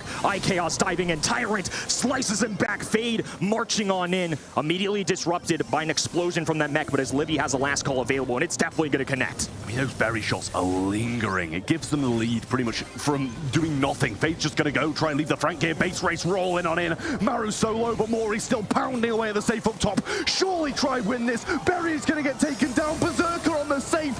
Barley rolls in. We're going to set 5. Tribe even the score. Set number 5 on the way. These fellas want it bad. Reply Totem now, the one without momentum. That's been the talk of the offseason. 70% of the folks at home picked Reply Totem. The casting desk here was torn. Call it a gut feeling, but I've just seen some adversity from Tribe Gaming more recently. Reply Totem have been successful. We saw them firsthand at the Brawl League put on a clinic for us. They're flashy, they're fun, they're mechanically sound, but they fall victim just like Tribe Gaming does. To me, this is 2 teams that have been parallel the entire year. It's just been a wave of ups and downs. It's been different timings for each of them. Tribe Gaming more recently, maybe not what we would want them to be. Yesterday was a test for them. Foot Esports, a team that I thought were absolutely one of the favorites to making out of here, just blindly, obviously not knowing what those day 2 matchups were going to be.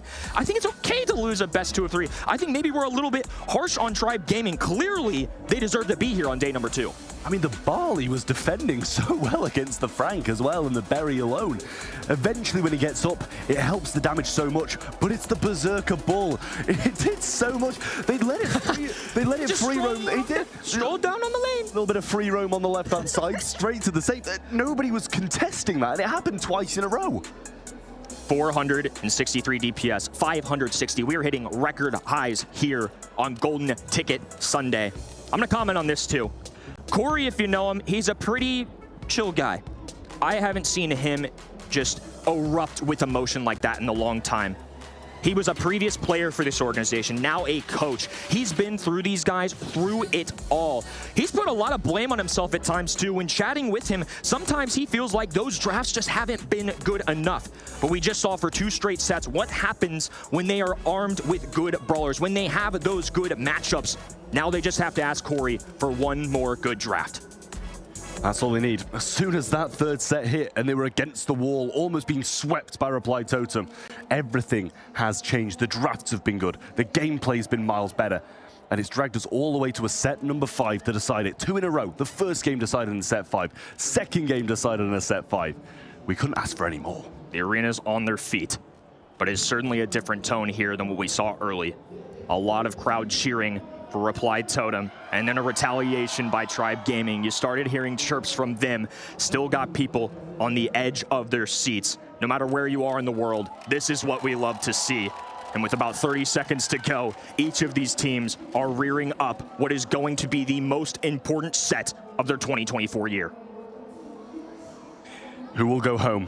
Who will go to World Finals? Deep breaths from the Tribe Gaming side as they start to lock in and get ready for set number 5 against a vast opponent in Reply Totem. They need this win. Reply Totem need it as well. Who will be going to Superfest November the 1st? That is the question. You could hear a pin drop right now. Each of these sides just deliberating what to do. The lineup for Tribe Gaming seems to be Fade and as Livy staying in alongside Tyrant. Zulon sitting this one out. Egos have to be set aside, and he's gonna have to put a lot of faith in the man that has joined him for only a month. Here we go, folks. Set number 5, Flaring Phoenix draft underway. Decided on this map again, and Pearl being picked up once more. This time, Tribe Gaming take it as their first selection. Their bans being the Frank, the Byron, and the Buster. Over the other side, Reply Totem banning out the Larry and Laurie, the Gene, and they don't want to see any Buster either. Yeah, and the Byron in tandem with 2 tanks is a really interesting one. I mentioned it earlier. They saw it in the ban stage just a few sets ago, but this time Tribe Gaming escaped with the Pearl. It's something that I've really noticed in scrims, in gameplay from monthly finals this year. This is a team that does not mind going Pearl on this particular mode, especially in Knockout. I feel like you saw what it could do earlier. We saw, I believe it was Bobby, right, who is utilizing this brawler in the final set of our previous match here. It has some heavy firepower, a solid amount of HP. It has that chip damage, the burning away as well with that gadget. All of that can be really good. If you are going to have a brawler kind of go at Meg, I think Pearl might be one of the better options, especially considering our bans. That's why it's so surprising to see them slide the Meg in here. Yeah, it's interesting. That really does surprise me. I mean, it worked when Eclipsar played it against STMN. Eclipsar had the Meg, STMN had the Pearl, and they still won. But if you want any answer to that Meg, it's going to be Pearl a lot of the time. Second pick for Tribe Gaming will be following in Tick. Wow. Is what we see, and it's been a while, but it's going to be able to keep that huge range advantage, scout out the mid, and deal with the Barley before it gets a bit sketchy. They have to be careful here because they don't want Reply Totem to boast too much HP, get something really aggressive that could be up in the face of Tick, because Tick is going to be great at the chip shot, the long range, has a gadget that can kind of throw enemies off. It's very similar to the mechanic that Meg's star power is going to have here. The Tick head alongside that hypercharge is really annoying to deal with. Even at a pro level, these guys don't like it. Yeah, I could hear that one from the crowd. A lot of question marks going down. They are rolling with Daryl here into what I imagine is honestly a pretty good matchup on paper into Barley. If they go with the slowdown, that adds a little bit into the equation. But rolling onto Meg makes a lot of sense. It's bold. I'm not going to try and justify it. I don't know. Prove it to me. I think it's got a chance. I really do. I don't know if it... Hear me out. It's not the first thing I would have selected, but I don't know. You think Totem prepared for this? You think Totem prepared for a draft where Daryl rolls up? And maybe there's a reason for that. We've seen this in monthly finals in America work out quite well, actually. I don't think we can rule it out. Look, man, they've clawed their way back this far. It was bold. It was crazy. I'm sure the folks at home has as many questions as we do, but these guys have been in this spot too many times to make me doubt them now. I still think it can go either way. I agree. I mean, Tribe, I'm not going to completely doubt the Daryl. I'm going to question it. Heavily. I'm going to question it heavily. Fair enough.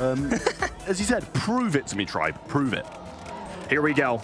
We're setting up for a banger of a finale here. It's only match number 2 of the day. Reply Totem taking on Tribe Gaming. 2 familiar rivals charging at each other right now. Maru storming down this right-hand side as Mari takes the long range in the mid.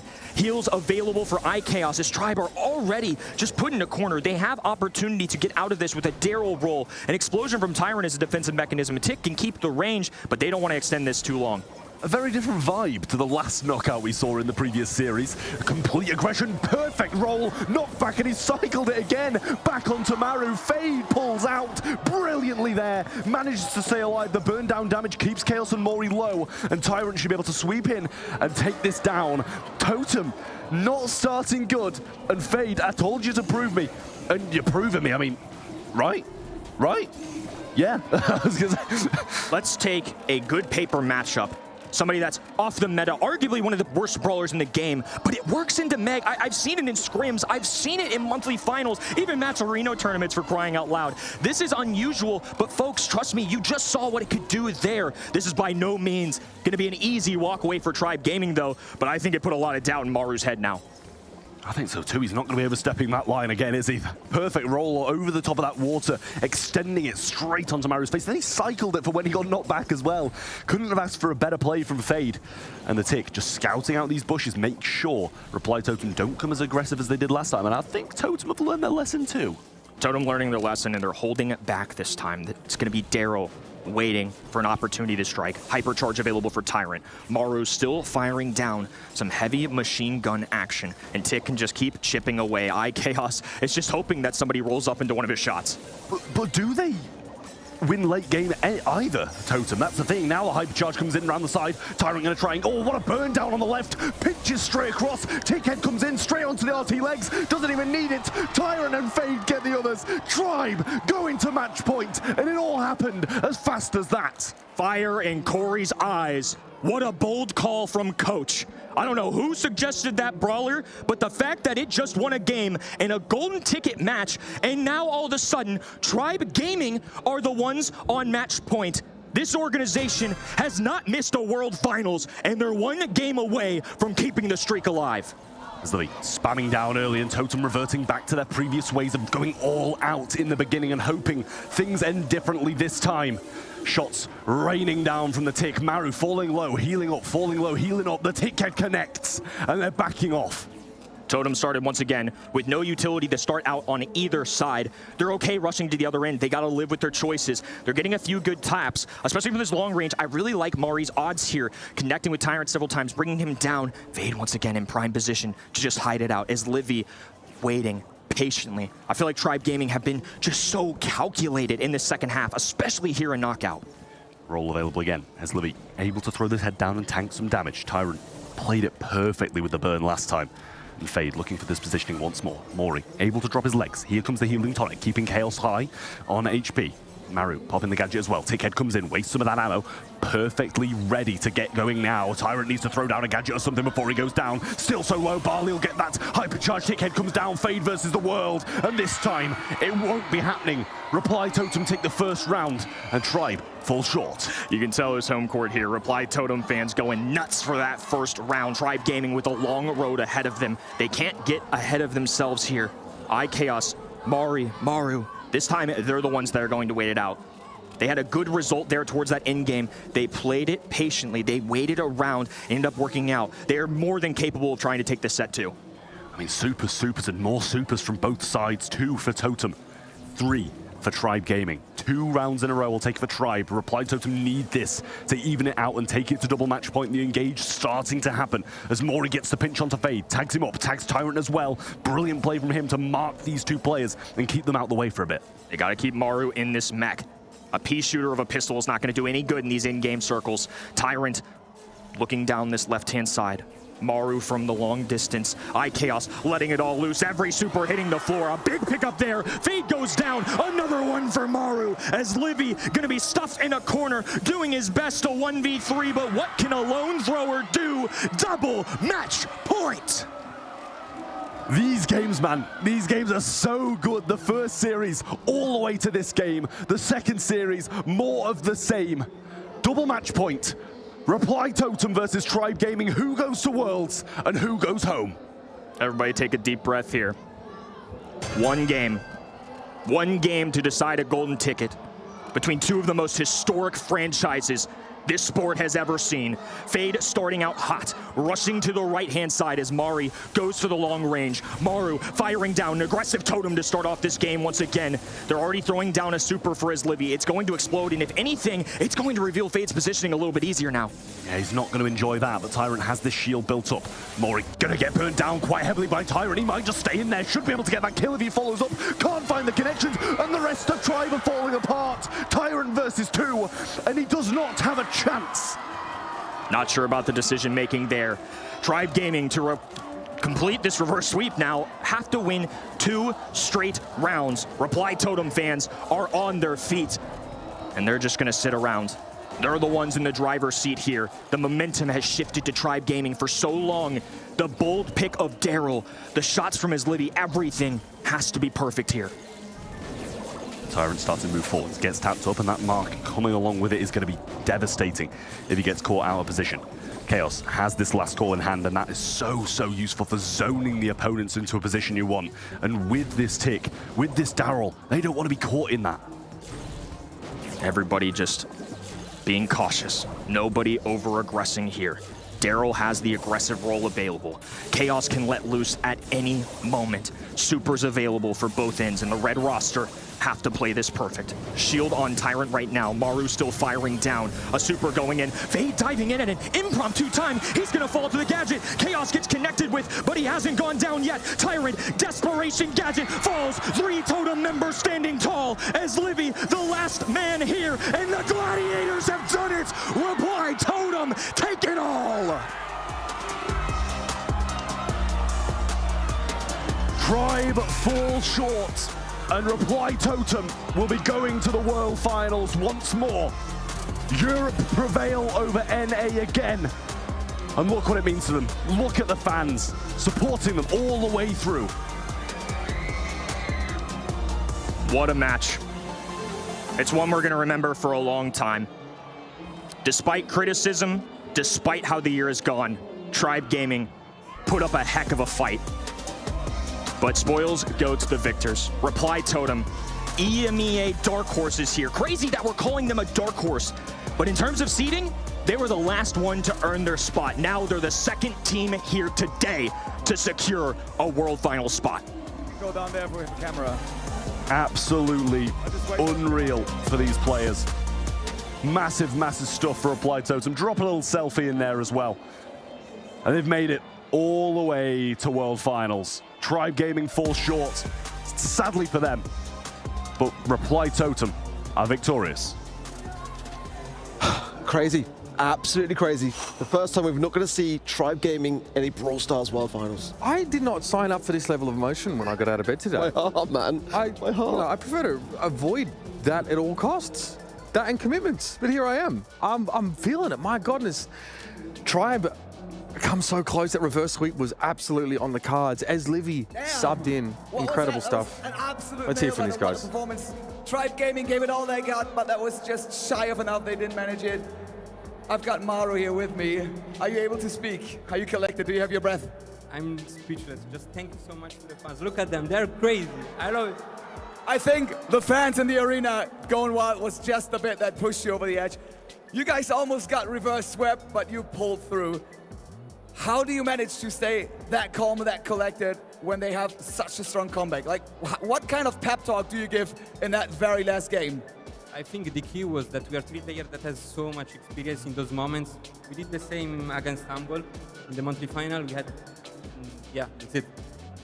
Professionalism and all the experience wins the game, and I think there's something I need to give you guys. Oh, Ian! I'm coming, Max, I'm coming. This is it. This is what you guys have been fighting for, your golden ticket to World Finals at Superfest. Ladies and gentlemen, one more time for Reply Totem!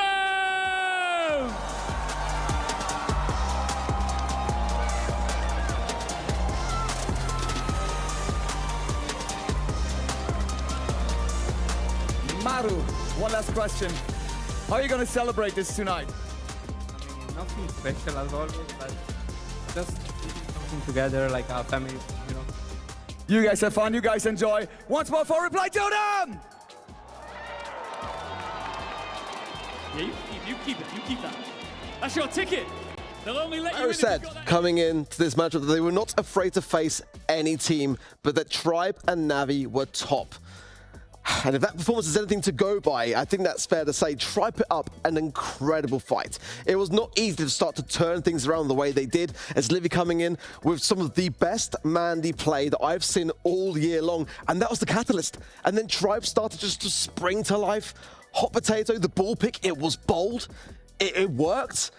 And then just to come short of the end, devastating stuff for Tribe. And the draft was risky as well in that last set. I mean, bringing the Daryl in is not something that we sort of always see. Bull, it wasn't on my bingo card. So, I mean, you are a team that's teetering on the edge of elimination, and you are picking these all-in comps that feature these huge tanks. That is crazy stuff to me. And as Livy, I think, was one of the people that suffered the most criticism after Tribe, exited the World Finals last year. But he was the catalyst for that massive run back.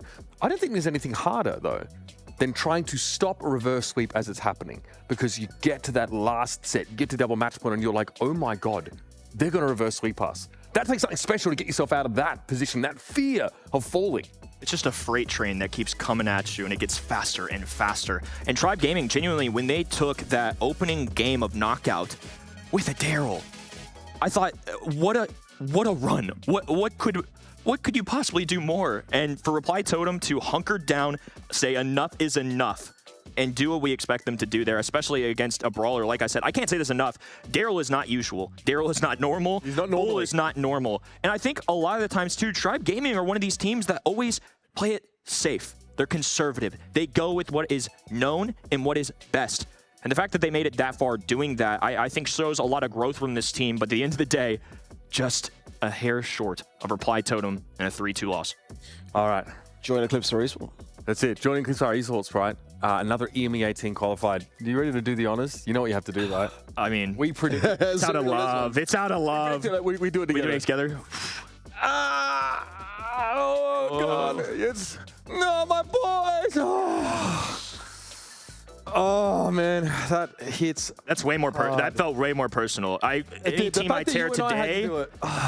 Any team I tear today, I think I'm going to shed a tear. Like, that just... And, of course, that means that Reply Totem goes in the box here.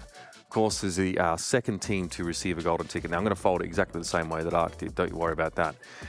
Oh, man. Are we ready to call this one of the most electrifying LCQs we've ever seen, boys? Absolutely. Oh, my gosh. It's been absolutely insane. 2 3-2s back-to-back.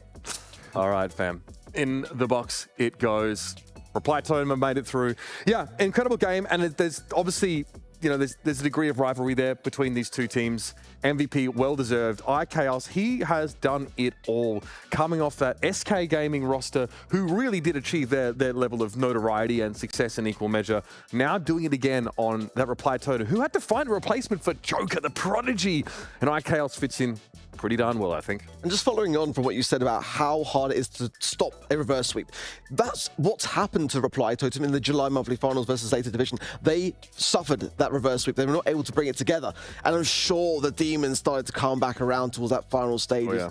Unreal that we've had our first 2 matches go the distance, but we wouldn't have it any other way at the Brawl Stars Championship last chance qualifier. 2 matches down, 1 banger still to come until we go to our final match. I'm not built for this, man. My heart, honestly, it's on its last legs. But up next, we will have BC Gaming versus Luminous. Please, Gaming. one NA team. Please win the game. NA hope. How are you guys feeling about this? I believe Fine, we're fine. They've done it before. They've been at Worlds. They're doing it the hard way this time. But man, like, we've been watching them all year. We're proud of them making it this far, but I reckon they can go all the way. I reckon they can make it to Worlds. Yeah, Luminous had a bit of a shaky game yesterday, but nonetheless, I feel like they're going to be able to match the heat to come. But do not go anywhere. That matchup just to come after a very short break. The Snapdragon Pro Series is brought to you by Snapdragon Elite Gaming, Monster Energy, and DHL.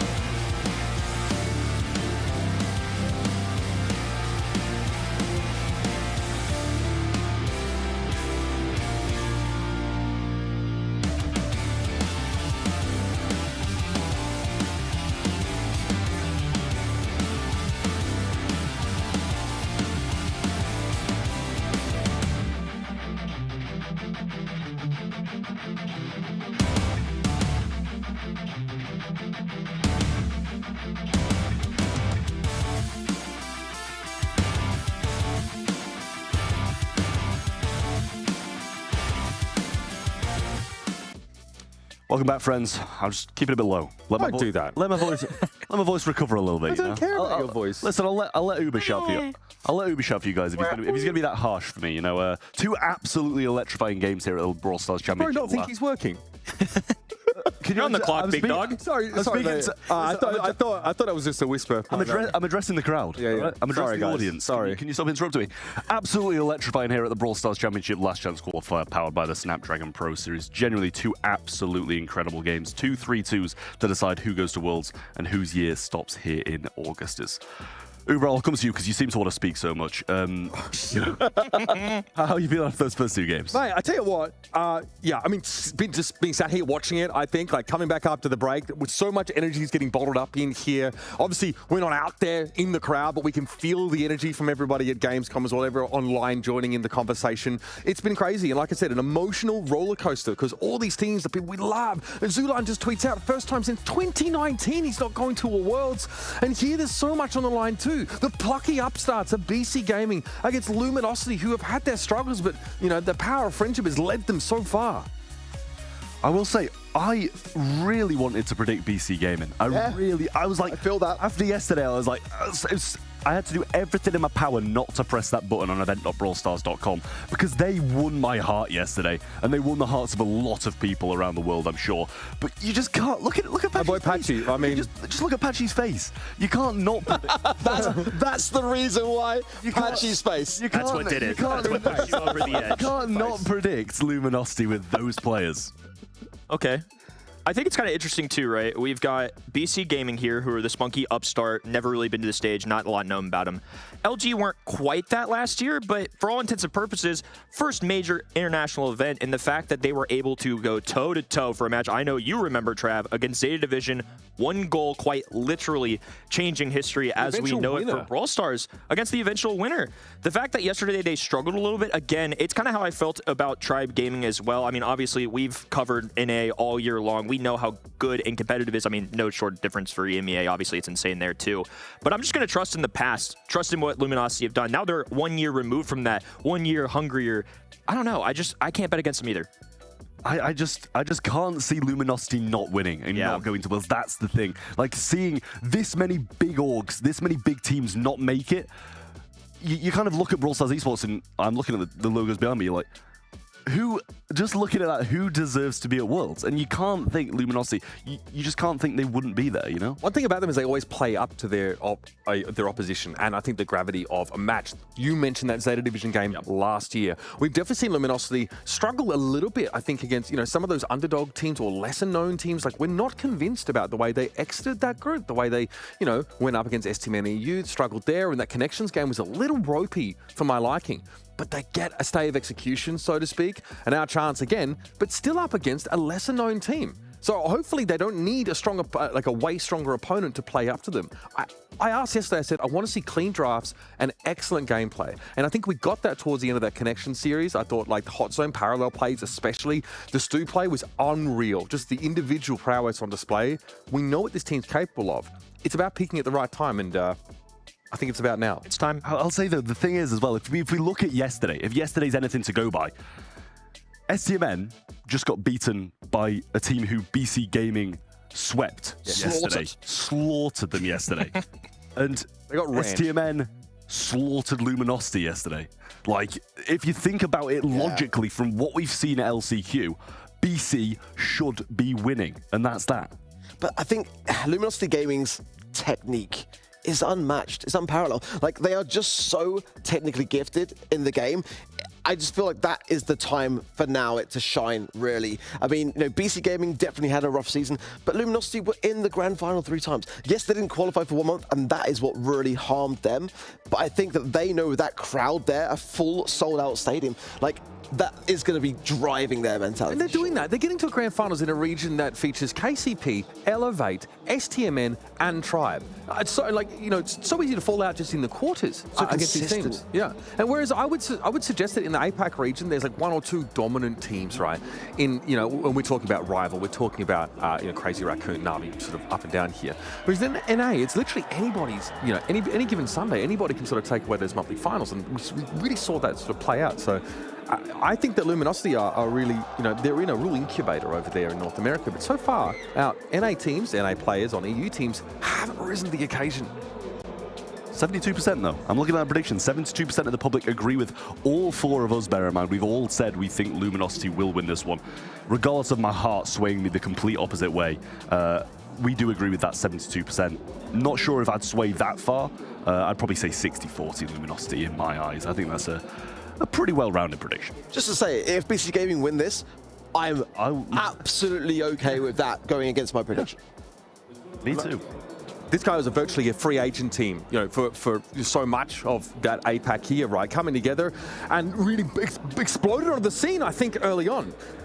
It's a really hard game to call, and we saw just how different Eclipse looked today as opposed to yesterday. Even overnight, you can see massive changes with these teams, and it starts with the mindset. And for me, I want to see great drafts, because Kenny Ark is talking up a lot of the time the individual skill, the mechanics, that's great. But obviously, you can lose a game before it even starts if you make mistakes in that pick and ban. I thought you brought up a really interesting point, too, about LG in general. It does kind of feel like they do play against their opponents sometimes, and that's not always a great characteristic to have, and not to kind of take away from what teams in their group stage last year were, but to be honest with you, Revenant Esports, a lot of those players aren't even here today. They played against what is basically Toxic Lotus now 1 year ago. I think that one might have been a pretty close one too. I mean, they had some close calls in there. Zeta Division, obviously they played up to their opponent there.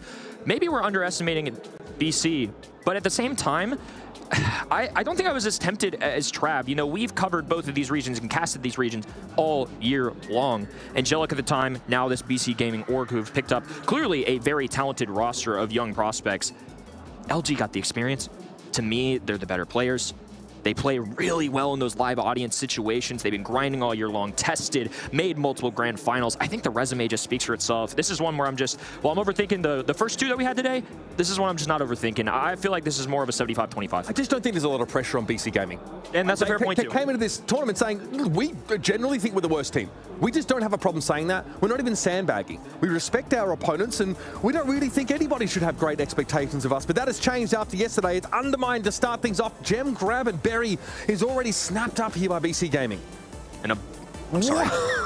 The bull? Oh, yeah, this can't be right? There's no way. We're going to take this with a grain of salt. We're seeing some names from different teams. We'll analyze what we can, assuming these are brawlers that showed up. I think some of these brawlers are really reminiscent of a previous set, so we'll hold our breath maybe just a little bit. This looked really similar to what we saw from maybe Hot Potato, I believe, a little bit ago. But either way, it's going to be undermined for sure. We know what this map entails. I think having Clancy banned here makes a lot of sense. You could see Meg joining the mix, Gale joining the mix. Some of these brawlers I could see happening. I would be really surprised if this ended up being the result, of course, though. Yeah, obviously we're looking at, trying to control or sort of ban out some of the really powerful mid-range brawlers on a map like Undermine. Meg has been so hotly contested today, and she's been used to great effect, so it wouldn't shock me if we see that start to make its way in. We do have conferral here between players and their analysts, so there definitely are some, the way I see Patchy swiping across the screen there, they are definitely discussing their draft strategy here. Big turnout here for BC Gaming. Quite a few of those signs out in there in the crowd. I guess in some senses a bit of a hometown team, if you want to use the org as any indicator. But this Angelic squad really did not mind going up against teams like Crazy Raccoon month after month, Na'Vi, they really were able to play up against these big names and not really let it rattle them too much. And it's a really unique region, because in that APAC region, they are traveling every month. They are heading off to Hong Kong to really try and get the best out of their service selection. That's a huge commitment to try and make it here to an LCQ or potential World Finals. A lot of studs in the audience as well. Shout out to some of our co-workers there from the B stream. I see you, Reddy. I see you, Teddy. Howdy, howdy. And I noticed that I think they were on the LG side. Does not surprise me, considering that LG was harbored in Reddy's room for about 6 months this year. Yeah, kept it a little bit of a secret. He was very excited to do it like an in-person interview with LG if they won a monthly final. Such a cool opportunity, absolutely. Didn't really happen though, did it? Well, you still got to chat with them. I mean, obviously, they all try to travel to where the server was. Reddy happens to be at the server. But, you know, we did get to spend a lot of time chatting with these guys. And Reddy is a big believer in this team, and I think for good reasons, like a lot of us are. I mean, I feel like they have been tested all year long, making 3 grand finals. Obviously, the last one didn't go super well, but at that point, you've been fighting for your lives for 2 straight matches. You're playing against what would become a World Finals opponent. I think it's okay to let loose in that situation. The previous 2, I'm sure they would want back, but here we go. This is looking more like it. Undermine going to be where we're at, and we'll be giving this sec. Bear with us, folks. We're getting into this draft setting. Players are underway. They're all good and well. And again, they're probably just soaking up the atmosphere a little bit there. Gamescom is a unique experience, I think. The sheer amount of foot traffic is wild, and a lot of people here turning up for this LCQ, for this Brawl Stars action. And now we've had it announced, if you missed the start of the show, World Finals for Brawl Stars is going to be a part of Superfest out in Helsinki. Mark your calendars, November 1st through 3rd at Superfest. I'm pumped. It's going to be freezing, though, out there. Hopefully we get to head out that way. Okay, so we're going to be jumping into the game here. We have, okay, Amber Jessie picked up here, and a kit for Megu. A kit is one that's standing out to me. We don't necessarily know the order of operations, but we've got a lot of spicy picks in here. I think Amber makes a lot of sense. The kit, interesting in this setting. We're going to also see on the other end of Lily, who we saw a little bit earlier today, and that's just kind of a boom or bust brawler. Up in your face, though, Lily is lethal. Yeah, Lily, Nita here. For Charles wants to push aggressively. Megu, though, a dive across the map just shuts Charles down entirely. Stargo here trying to pressure the backline, though, with Chino's the one carrying those gems. The super will burn the toes of Chino, but Patchy is able to deal with that encroaching Amber. But Chino will burn down, leaving those gems back towards spawn, and Patchy is bowled over. The presence of that Jessie turret, and now a dive-in from Kit, clawing his way against the enemy there. Now Patchy a little invisible. No, this map has opened up. This makes a difference. Now the pressure for Luminosity isn't nearly as immense. They can kind of escape these situations. They don't have a 4th brawler essentially on the map anymore, and now they're making another good tackle right-hand side. Such a back and forth. Hit on its own, enough to deal with the Lily there in that side lane. Bruce having to make some distance, make some ground and move up, but it's going to be a very big hypercharged Scrappy thrown into the middle part of the map, and Charles can't do anything. They get knocked flat. BC Gaming now up to those 7 gems, and Sargo continuing to try to zone Chino away from the middle part of the map. Again, Patchy struggles. Megu on the kit, such a problem. Is fragging out, and honestly, that was a really interesting interaction to see there. He tackles, survives with just enough. A little assistance there from Geki as well. You can feel the Jessie turret, the invisibility from Megu. They're going to scout him out with a Gene tag. A pull from Chino, though. What a big one there for them as the flamethrower erupts. 9-6. One more gem needed for BC, but Patchy, hang on, going to be trying to make his presence known in the mid. Hypercharge available, though, for the Jessie here. It could be a problem for the next turret cycle. Chino able to bring Megu down at the very least. Of course, hypercharge up here for the Gene, but more likely to be used for those raw stats. 1 gem away from the countdown, though. Luminosity need to move in and take some of this map control now. It's going to be Chino moving up the middle part of the map. Patchy connects with a super. Geki has to get away. Magic Hand comes out. What a dive from Megu onto Patchy, who gets intercepted on his way in. 5 seconds left in the countdown, and Charles doesn't have an engage tool available. Making a statement here. Charles with no way to approach BC Gaming. I feel like they were never really out of it or down. Sure, they got pushed back a little bit in their spawn at times, but the player that stood out to me, my goodness, the Kit was getting so many kills. I feel like a lot of the times players give Kit credit because of the association with other tanks. Kit is good when in combination. That was just a standout individual working the map right there. No Kit Supers used on teammates there for BC Gaming. They were all used for that lockdown on a single brawler, and quite often it was the Lily getting taken out of the game. Megu looking for another matchup in that side lane against Patchy here. And already Sargo getting the better of his lane opponent. Charles looking to return, and Patchy has to gadget away from the Kit. Patchy hovering by Megu. The tackle connects. It's going to be Patchy with the takedown. Geki responding, though. Charles cleans up. Now it's going to be a 1v1 in the mid as Gene stays back for now. A little assistance from Bruce the Bear. There's just so much extra helpers on this map right now between Bruce and Jessie. So much potential for chaos. Big lead after that dive early on. That's set up by Patchy, but Megu's able to find Charles, and there was a gem being held, but it doesn't matter. Megu gets brought on in with that magic hand. Patchy looking to try and create some space here and look to set up yet another assassination, but there's so few gems on BC Gaming right now. Another perfectly timed pull and a wall break as well. Here comes Megu diving in once again. Geki with the follow through, so it's ultimately going to be a trade, but more gasoline fueled on the ground. LG with less space to work with. Actually, again, gadgets to get past the field of oil here. Going to pop out right in front of Sago and picks him up instantly with a super. Now to take some mid-control is the plan. Geki can, of course, get a hypercharged Scrappy. Going to make it a little bit harder for Luminosity to step into the middle of the map, and it's very aggressively positioned. Scrappy 2.0 on the field. Nita focusing it alongside the teammates. Battle on the left-hand side. Patchy victorious this time, but he goes down to two other brawlers. A dive from across the map connects. Chino barely holds on, though. The help from Charles, and now a hypercharged Bear. A freight train running at BC. Now, map control squarely in the hands of Luminosity, and they have themselves a 5-gem lead. Patchy is more than happy to run some interference here, getting down the throat of BC Gaming. And BC don't have a great engage tool either. Meg, you're going to have to use the cardboard box to close the gap a little bit, and the hook brings Sago into his doom. Patchy gets the job done with that super. And Luminosity fight back in gem grab. Fantastic retaliation coming in from LG. BC Gaming with a big statement there in that opening game. They were always lurking, consistently getting kills. Game number 2, Kit didn't run away from them though. I thought that was a great adjustment from LG. Another masterful gene pull. Just a lot of little things going right that time, I think, for Luminosity. Biggest thing here is that they're doubling up on the Kit after Kit aggressively supers in. It's never just Patchy solo getting locked down. Chino's helping that side lane, and Charles is getting involved to take the cat out of the picture. Patchy, low HP, burns to the ground. That's going to be a victory for Amber here early. It's going to be a dual 2v2 as both sides recover just a little bit.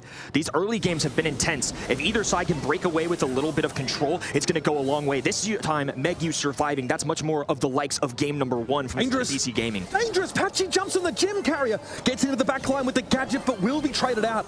Chino doesn't really have the ability to go and scoop those gems up. He'll have to be satisfied with the 3 he holds. Another pull, connects, nails it. It's a takedown immediately there. Charles fighting against Megu. Assistance from Bruce the Bear. He's on a tear. Hypercharge down, and Bruce back to life. 8 gems already for Luminosity. This has been a tough one for BC Gaming. Truly aggressive dive there from Megu. Doesn't pan out at all. Patchy going to be able to pop out of that gadget shadow realm. Sitting on the side lane with a super in hand, and he uses it instantly. Everybody piles in with their supers, and Geki's the one that eats the magic hand.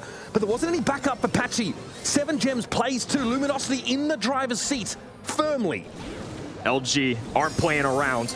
No playing down to opponents here. Megu looking for a takedown, a reset. Chino rushing for 1. They need at least 1 more gem, though, if they want to start this countdown back. Charles, look at the map control generator. He just steps up, audaciously takes the gem away, and Sago's forced to part with his own. It's a trade, but Patchy's happy to go down there as Geki gets caught inside the magic hand once more, and Megu's got no choice but to go for it. Everybody piles in on the Kit, and Luminosity successfully defend their horde.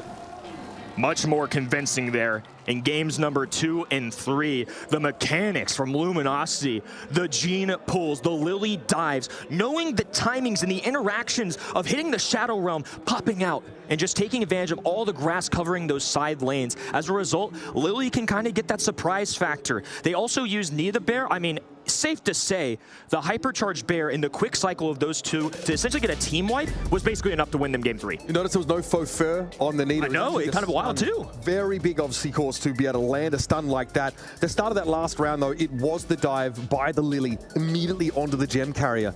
If you don't police these side lanes heavily and you let a Lily walk up on you, gadget or otherwise, you are in deep trouble. You can cover the map with that Lily super and instantly burst down the usually pretty squishy gem carrier.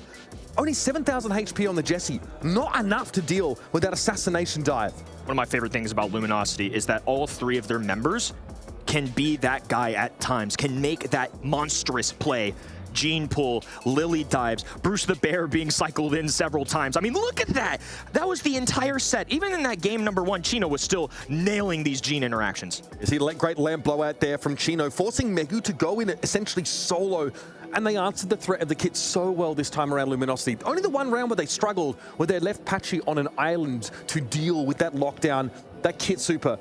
This time they responded beautifully here. Geki obviously really locks down the map effectively, but Jessie wants to keep her opponents at arm's length.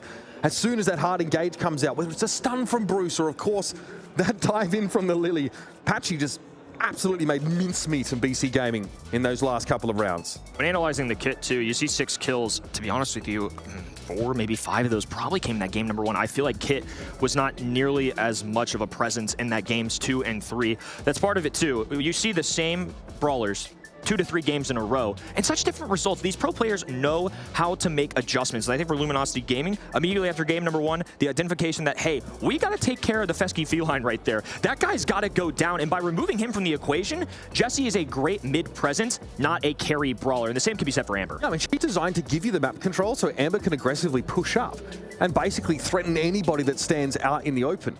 But just as it's important to defend against the Kit dive by doubling up and getting an extra player, you as the team with the Kit have to follow up on that super. You need to add your damage to the Kits because, yeah, the lockdown is great, basically taking a brawler out of the game for a few seconds, but Kit doesn't do much damage with that super. You need a little bit of help, especially if you're going to burst down a tank. Yeah, at that point, we talked about especially that the Kit was impressive as a standalone in that game number 1. To me, though, Kit is an excellent brawler. But if we want to get a little nitpicky, obviously still kind of needs that assistance, and we saw that kind of progress there. Luminosity were able to handle those 2v1s. Instead of being a lane win, it was a trade at best, and that's something you can't afford. Jessie with great mid control, Amber with a great presence. They're not necessarily built to be those top frags, to be what Lily was to Luminosity, right? To get in your face, to disrupt things. And I feel like LG just had an overall really good composition. And again, the mechanics from those guys, unreal throughout that set. Yeah, and you're only really using half of Kit's capability if you're purely using that super offensively, but there isn't a brawler in that draft that BC Gaming can use to stick the Kit to, make them virtually unkillable. And also, the range of your opponent's brawlers is too long for Kit to be effective, while attached to a teammate throwing those balls of yarn. They do a disgusting amount of damage, but the range is really, really short. So that's gem grab done. Luminosity here again. What I wanted to see was them being able to bounce back from a slower start. I think we got that. The draft, I think, looked pretty darn clean, and the individual level, I don't think anybody is going to complain with what we saw from that LG squad. They are here to play. It's only been one set. Obviously, we're not going to get ahead of ourselves here, but when kind of coming into this day for predictions overall, I felt my heart being tugged a million different directions. Obviously, it's been an incredibly emotional day for Brawl Nation across the world. Doesn't matter who you're a fan of. I mean, there's just been players and teams out here with legacies that are definitely going to be affected by this, and LG kind of still building that brand, building that up. And I think we put a lot of stock into this group stage yesterday, but at the end of the day, it's some of the best teams on the planet playing best 2 of 3s. It's going to be a little volatile, right? So coming into today, LG is just one of those teams. They've been consistent for me. They've been really solid. And coming out in game number 1, in set number 1, excuse me, and doing what they did kind of reassures me they're still the team we think they are. I mean, I'm always surprised in Brawl Esports, but so far that's kind of my expectation. And I think yesterday our buzzword was momentum, right? Can you just sweep someone aside in a quick 2-0? Today, that's less of an opportunity. It's about being able to bounce back from those slow starts, and also, we almost saw a reverse sweep in that previous game. Oh, it's the boys. Was good. Shout out Ready, Set, of course, who joined us covering, both these regions throughout the course of the year. And of course, Teddy, another Brawl Stars commentator there. Great to see them having a good time in Cologne. A little bit jelly, boys. Bring me back something nice. Hearts right back at you, fellas. Appreciate y'all doing the stream B as well. I'm sure a lot of y'all at home. Watch out them buys it. You got a license for those guns? I told you he's been training, man. He's been working out. He looks good. Unreal respect. I think one thing for me that's been very clear, it's so hard not to get caught up in all of this. Even as people who are supposed to be impartial observers, as commentators here, because you can see just how much it means to these players. We had a big pop-off from Gugu, obviously, after that first game. The emotion. I think Ope threw his jersey just into the crowd. I am so here for that. Chaos jumping off the stage, greeting friends and family after that win here. It isn't the World Finals, but it means just as much to these guys because each of these games are the most important game of their year. For some, their entire career. The chance to fight at World Finals, you can just see it means everything to these guys, and they're focusing on these games right now. World's not really an issue. They need to get there first, and they are laser focused on these matches. To many of us here and to the plethora of people in that stand, this is our favorite game. We love doing it. I play it all the time. This is their lives. Yeah. This is their jobs. This is 10 to 12 hours a day, believe it or not. If you see on Twitter some of these guys posting their screen time, I've seen Angel Boy, I believe I've seen Patchy talk about it too. You put in hours and hours. It is a job to them. It's what they love. This is what they invest all of their time and their resources in. They could be doing other stuff, but because of the love for the game, because of how darn good they are, they're here putting on a show for us. I think that's partially why, especially as we progress through our years of Brawl Stars, it's gotten better and better every year. Yeah, and I think that's a great indicator, though, talking about the screen time, is just how much it takes to stay at this level. Because we've talked about so many of the teams that in the years gone by were dominant, right? Teams like Tribe, for example. What you have to do to stay at the top level is immense, and that's why we love telling the stories of these players. Now for another chapter in this particular novel. Penalty kick coming up for our second set. It will be off to Brawl Ball. And this map, we've seen a lot of Dynamite play today. I do love a good Dynamite. Did escape the ban phase, and also Larry, Lori, and Barley are banned, so if you kind of want a thrower, might be the selection that you go for. I can't imagine it's a first overall pick, but it seemed like there are two pretty different strategies here. Ooh, the Lobster is here. The Mr. Krabs look-alike making a stay here. Okay, so we've seen obviously Meg be pretty hotly contested on maps like this. Gale also brought into answer the threat of those tanks, but with Frank being banned out here by Luminosity, that might not be an issue. We might see the draft take a completely different direction. Wisely, of course, Nita taken off the field. That virtual, extra brawler that you have access to. We just saw Luminosity really exploit that to the nth degree in that previous Undermine set up against this very BC Gaming team. So Surge comes in, obviously a great pick as those games go a little bit longer, and those invulnerability frames are so crucial in those clutch moments. Interesting to see Surge also be a brawler that's kind of dependent on his tiers, right? When Clancy's at stage 1, when Surge is at stage 1, some of the weaker brawlers in the entire pool. Instead, though, you're going to get two brawlers that when they're at their tier 3, and for Surge, of course, tier 4, they're unbelievably powerful. The damage output, the jumps that Surge can do. And Clancy, I've mentioned it several times, a wild brawler to watch because he just covers half the map with his shot. I mean, and Clancy's super gets empowered as he levels up. Right, you get an extra 50% damage, you get longer range in general, whereas Surge's super is used more for survivability and, of course, to get that rank up. So that's a big point of difference between these two brawlers. Surge, though, is more than just serviceable once he gets a couple of ranks under his belt, and obviously having a gadget that can allow him to reload, stave off that damage, makes him very, very good in just a straight-up fight. The Stu's back. We saw this, of course, from Luminosity yesterday on Parallel Plays. The mechanics were unbelievable, and Chester will be the answer. Another terrifying mid-range brawler. Patchy on the Stu. I mean, even before this weekend, it's one of his most iconic brawlers. This man has done magical things on Louder in terms of pushing trophies. I mean, just domination on that set. And honestly, Stu isn't really known for being a Parallel Plays kind of brawler. I mean, that's kind of a one-off, I would say, something that fits them. I love just seeing good brawler choices paired with what makes players good. Like, this is a comfort pick plus a good pick. Oftentimes, I've talked about it with iChaos and Rico. There are just some brawlers that particular players are just special with. We're waiting to see the Meg come out. It's actually escapes sort of picks and bans up until the last selection for BC Gaming. Here it is. Dynamite makes a return for Luminosity. Again, that hypercharge is pretty terrifying, the amount of coverage you can get. But of course, Dynamite's ability to stop you in your tracks, perhaps, with the gadget that does stun, and just the straight-up raw damage really punishes slower brawlers like that Meg. And also Chester isn't the most spryer brawlers, can definitely get caught up and eat a lot of that damage. Two terrifying teams right here. We're going to see Stu for Patchy, Dynamite with the big boom. We get to see Clancy. Obviously, we've got Meg in the mix. Chester, a better brawler now in this current meta. Set number 2 underway. Here we go for penalty kick. Meg with the star power that allows Clancy to start with some coins here, so already off to the races in that regard. Whoa, Geki gets burst down so heavily, taken out of Meg virtually instantly. And Sargo has to respect this and give up the mid. Huge start here for Luminosity. The red side marching down the map. Chino already at stage 2. Geki trying to rely on that long range to blast his way back up. Sago popping off here too, and Chino forced away, but he is at tier 3. Patchy here just dodging this Clancy damage. He's been called on so many times to answer this brawler. Sargo just barely alive here, but this should be straightforward stuff. Geki's healthy, but in a very dangerous position to play against him. Mike and Chino steps up and slots the first goal. Sneaky little super there as well to open up that entire right-hand side of the goal. That's part of the problem. This map can sometimes play very defensively, so having that wall break capability from somebody like Dynamite to just immediately eliminate that, that's going to free up Luminosity as this progresses. And the only brawler with wall break on the side of BC is that Chester, and that's only randomly if you get the right super that comes up. Trades of damage across the map, and Charles is getting pushed on by Geki, but he's able to stay alive and take the Meg out of the robot. Chino won the war there as well. Didn't allow for that super to pop off. Instead, Chino stamps his foot down, makes a big leap, and a ginormous kill. Still no tier 3 for Clancy. We need to see him get there if they want a chance at a comeback. Chino's rank 4. This guy is not messing about. Surge is at his absolute strongest right now, and it's terrifying to play at mid-range. Even Sargo can't deal with it. Look at these shots as they come in, and of course they split into 6, which is even harder to dodge away from. Geki has to respect the Dynamite here. Super and Hyper both available for that short-range thrower. And Patchy again juking away from this Clancy damage. Megu still looking for that level 3. They bring Meg down.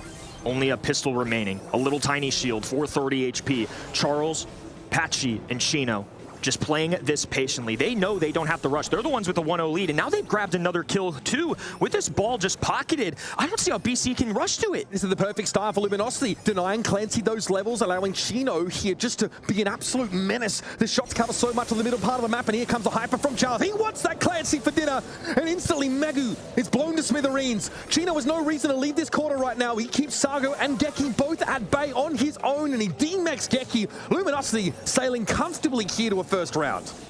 Luminosity taking their time once they scored that goal. I think they understood perfectly how this map can play out. If you get an early burst of damage, a couple kills, a quick goal, they just pocket that ball in the top right because they know the other side doesn't have wall break. They just puppy guarded it for an entire game. Yeah, it's one of the worst maps here to fall behind in against an opponent that knows that pocketing the ball is a safer strategy, because you have to walk up that tiny corridor against the Dynamite to try and get the ball back. It's virtually impossible.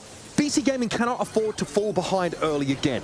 Not to mention, too, Megu just couldn't get the ball rolling in game number 1, and now he's gone down early. Charles popping off, Chino, dribble, right-hand side. They're just going to play this patient. They know they don't have to rush because the second they get a Charles Super, they can blow this map wide open. Yeah, they want to cycle into another Dynamite Super here and allow Charles to play from this incredibly oppressive position. There goes the Super. Map starts to get opened up a little bit more, and this is going to be them running roughshod over BC Gaming. A clean first goal again for Luminosity, who look unstoppable. 1 bucket, 30 seconds in. Chino rushing to the mid once again. He's already at that tier 4, partially due to the gadget, but Charles has another super. The stun coming through as well. The pop-off, the great connections are going to lead to LG contesting this mid and not allowing BC Gaming to progress whatsoever. 2 gadgets from Charles, 2 D-mechs on the Meg. That is value right now being generated by the Dynamite. And look at Chino's damage. Eventually, though, he overextends. Geki able to stay alive here, but Megu is blown up by that Charles super. Hyper in hand as he passes the ball down to Patchy. That's an easy super shot. Luminosity run away with Brawl Ball. Luminosity showcasing what they can do. BC Gaming, one of the darlings of our LCQ weekend, but right now, we have not seen a lot from them. It was a good start. They had an opening game. I think they contested really well in that opening set. LG doing something special there in set number 2. They didn't even entertain the idea of Clancy getting to that tier 3. Made spectacular connections with Dynamite hitting super, Stu skating around the map, and Surge was terrifying to take on. Yeah, again, Surge is able to get a lot of safe damage at the start of these rounds because of the zone created by Dynamite. Your Meg cannot walk up into the middle part of the map, especially not when she gets stunned out. Look at how early Chino has that rank 3 here, and you mentioned the gadget obviously assists in that regard hugely. But there's just so much utility here for Luminosity, and Patchy simply on a mechanical level, I made Clancy look like a clown. Clancy never even hit that very feared tier 3. We know what he can do, and the one time I think he was about to pop a super, Surge just jumped on him, tackled him, disrupted that shot, and as a result, he couldn't even fire it off. Look at the stuns here. Charles putting in work, Patchy flanking left. Just pure synergy from these guys who are great friends in real life, who kind of have that brotherhood going. And another common theme this weekend, just family. A lot of these teams putting in so many hours together, it's personal, and how they kind of deal with each other, how they manage each other. It's always interesting from team to team. LG are not afraid to call each other out, and that's something I love about them. Now let's have a look at the stats here for Brawl Ball. Giving up map control against Dynamite is basically a recipe for disaster, and BC Gaming had no choice. They lost out so hard on that side lane. Megu with only that 1 elimination, only 113 DPS, while Patchy is able to do so much. And again, just put himself in a position to receive the ball and threaten a super shot on goal, which is exactly how Luminosity finished off the map. A lot of Feast or Famine brawlers here on the side of LG, but they showed us what you can do when you get rolling. Over to Hideout now, and BC Gaming need to put that last set out of their mind, because this is their last chance to take a step back to make this a little more interesting. Brawl Ball is going to be a tough one always when you're facing the likes of Luminosity. This is very different, an opportunity for a reset. And one of the dark horses of this entire week, and somebody that I didn't even expect to be here at this stage, let alone getting the #1 seed from their group, have just selected Piper first overall. No Nani in the equation, no Byron. I think they're trying to claim one of these sharp shooters based on their bans and just what was already taken out on the other end. Yeah, so it doesn't leave a lot available, especially with Angelo being banned out on Luminosity's side. Mandy's always an option. We've definitely seen her used here. We saw Tribe use her to great effect on this map because as Livy was having an incredible game. Gadget shots through walls were connecting. The follow-up from the Super was also there. However, Luminosity can opt into a little bit more of a tricky all-in setup. I like the combo here. Remember, we saw this by Tribe as well. Yeah. The Grey goes in, swaps spots almost with that Meg as they both use the dimensional door in opposite directions, and delivering that gigantic mech right in front of a Piper, for example, is how Luminosity want to run into BC Gaming. The teleportation also kind of steers away from, if they want to throw her, makes it a little trickier. Walking Cane plus the TP. Again, I'm not really doubting any pick from these guys so far because the mechanics have just been so sound that I feel like they can kind of run whatever they want. We did see 8-Bit a little bit earlier too. I actually think this could be a solid option. It would have been something that also would have been great into Piper, so they kind of removed that from the equation. But with the amount of HP that 8-Bit boasts, Gray's going to have a tough time taking him down. Meg's going to have to walk all the way in front of him to get a baseball swipe at him. So I actually think this can work. Yeah, so we're thinking of a brawler on the Luminosity side that might be able to put some pressure on 8-Bit at range, but 8-Bit tends to hold their own so well just on the basis of their durability. Such a high health brawler for the raw amount of damage at range, crucially, that they can put out. So we will be rounding up this composition here with a Tick. BC Gaming feel like 8-Bit is enough of a deterrent against that dive onto their thrower, and Last Hurrah, of course, gives Tick that window of survivability if they get jumped on. BC Gaming feel comfortable rounding out their comp this way. A very classic composition. The survivability is an important feature here for Tick. Compared to other throwers with the gadget that you mentioned, with the extra super that can kind of lunge its way at enemies, blow things up, it does give him a little bit of space to work with. And Tick is somebody that heals so quickly too. He doesn't have the most amount of HP, but you really got to make it count to bring him down quickly. You're going to have to deal all 6,000 some odd HP roughly to do that. I think Carl is a great way to address that thrower though. Up in the face of 8-Bit with the tailspin, I think it's going to be great. He's tankier. It's not going to be easy for Piper to bring him down. And Luminosity just guaranteed themselves to start off the rip. Even with Protective Pirouette, of course, the star power that makes you more durable during that super for Carl, you do need to respect that Last Hurrah for Tick has a damage component attached to it. He gets a shield, but then there is an explosion that can knock back their would-be assailant. So for Chino, it's about working around these cooldowns. Make sure the Piper doesn't have super. Make sure, of course, the Tick can't just, bounce you backwards and then nail you with a bit of extra damage. This is by no means a sure thing for Luminosity, but the flying hook means they get the blue star to start. Luminosity starting out with confidence. Blue star in their pocket, but immediately Meg knocked out of the mech. That's a big deal. It's not nearly as threatening of a brawler when she's got that pistol. LG don't have a good matchup into this 8-Bit in general. Meg is horrible going up against that brawler, and Chino is completely outranged. The confidence here is starting to brim. Geki gets out there with that cheat cartridge, and in the meantime, Sargo hits him with the old 1-2. And that's going to be Carl picked up. Blue star for BC Gaming.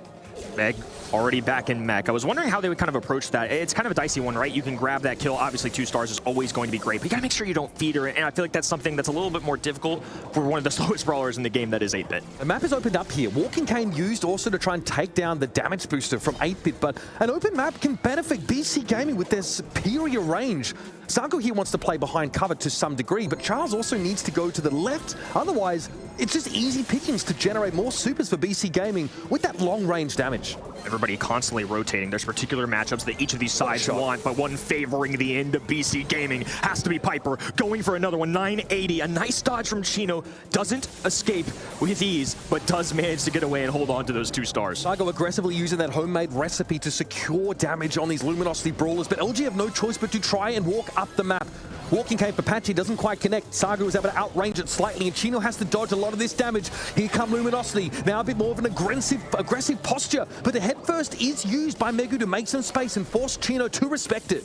Let's see if LG can clutch up here. About to enter the shot clock, and Gary is all on his own.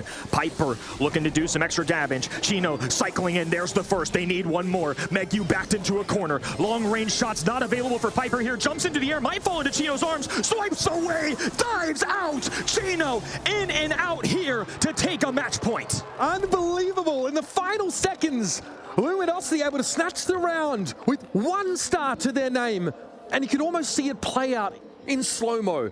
Luminosity move up the map, despite it being opened up a lot, despite the fact that they have to constantly juke away from this 8-bit, from this Piper poke, to dodge away from that extra damage being thrown down by the tick. But once they get Carl into the cookie jar, it's all over. There's so much last-second potential for the side of LG. You can never feel too comfortable. Confidence exuding from the fellas on stage right now. They're one game away from securing another World Finals for themselves. 2 walking canes already for Patchy, right? Not really generating any opportunity. But LG, of course, have the blue star. They still want to go aggressive. It's Chino flying hook forward, but Geki has the durability. Chino still wins it out. Charles knocked out of Mech, but it's a 5-star lead here. Now down to 2 with that trade. Carl's picked up, and Charles is looking a little bit lonely out there. That's devastating for Luminosity. They overextend and are devoured. Massive response from the blue roster. A reset here for LG. Back in spawn and trying to work their way up this map. They have a quick opportunity. Patchy can dive in. They have to be careful though. Piper has a get out of jail free card with that super, can dive away. He's going to take his chances anyways. Great mechanics there, good timing, will stay alive. But unfortunately for them, they have lost some positioning, which is something they really needed at the end game of that previous one. Patchy able to convert his super into some map control for a time. Saga was healed up now, but there it is. Charles pops out of nowhere, instantly demech. The damage from the 8-bit is terrifying. It's a 1-star lead, though. It's close. Geki went down with 4 stars in hand, the primary target for LG. With 43 left on the clock, it's as close as it gets. BC are certainly competing here. I still feel pretty good about Luminosity's odds. 30 seconds roughly on the clock. Positioning evenly matched, and of course Chino has a way to get in quickly, and they have the dimensional door. Charles is threatening here. Dangerous using that dimensional door. Patchy hasn't built up another super quite yet, though, so there's no upfront all-in potential. What a catch for Sargo. Charles lingers a little bit too long on the left-hand side, and now it's a 3-star lead for BC Gaming with 15 seconds left to play. Shot clock begins. BC Gaming up 3 stars, fighting for their tournament lives. Luminosity trying to close out here. Backed away. Chino flying in. Tailspin connects, but he finds himself in the face of a super. 2 pickups for BC Gaming, and they'll extend us for at least one more. BC Gaming had all that they needed to stop the all-in from the Carl. They have a head first with the knockback component, a cheat cartridge to get the 8-bit out of the way. They knew what was coming for them this time, and they were ready. Whew. No easy wins. It's been very successful for LG so far. But honestly, in a map and mode like this, BC Gaming are showing they've got the mechanics too. Saga and that Piper, unreal that last game. Patchy able to pick up the blue star, but gives it up instantly. That's nasty. Saga also able to avoid the crackback from Charles, who is in deep trouble now, being demeched deep in enemy territory. And the head first claims another for BC Gaming. A huge lead early in the round. Phenomenal coordination coming in from these gents on the lower side of your screen here. The sharp shooting, 8-bit with the follow-through shot, and honestly, Megu just kind of patiently keeping his distance, just aggressive enough to be pesky, but not bad enough to get taken down. Oh, Patchy held on to that walking cane for a long time. But young Geki out of position, but Chino now is losing some of that cover, and the shots are coming in from the tick. Pressure mounting in the bottom right corner of the map. Chino now no longer is healthy enough to dive, and the walking cane almost sets Patchy up for an easy kill. Instead, he gives it up again. Sago there to the rescue. Geki narrowly escaped the shots.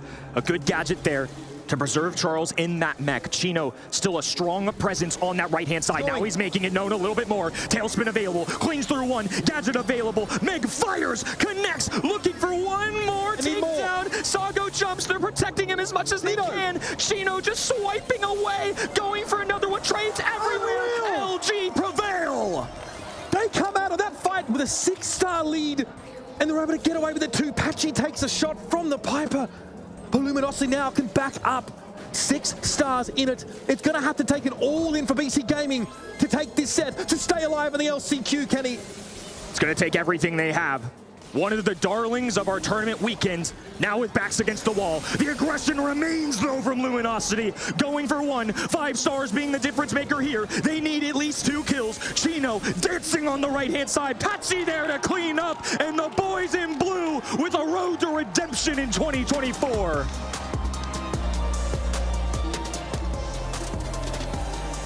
And Luminosity Gaming, like you said, Kenny, get another bite at the apple. Shining that light all the way to Helsinki and flying the flag for North America.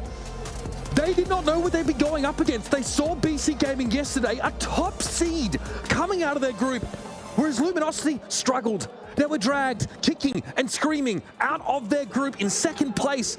And there were so many doubts on this team. And I'm sure they felt it on their shoulders too. The burden of knowing they had to turn up against a relatively unknown opponent and make it look convincing, strike fear into the hearts of their competitors at Worlds, and put NA back on the map. Some big smiles being shared by the LG side.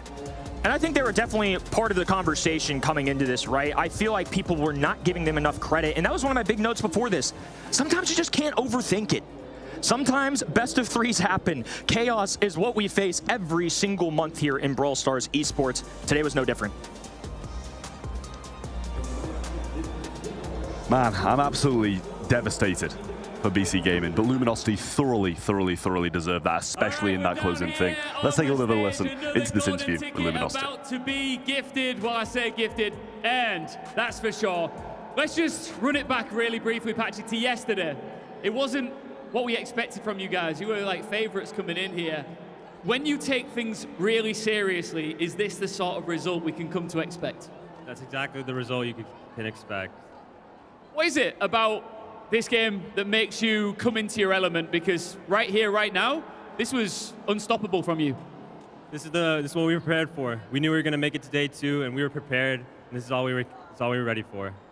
How much preparation did you guys put into this weekend? Because it came right down to the wire. Of course, you would have much rather have made it to Worlds a lot earlier than this, but you knew this was your last chance.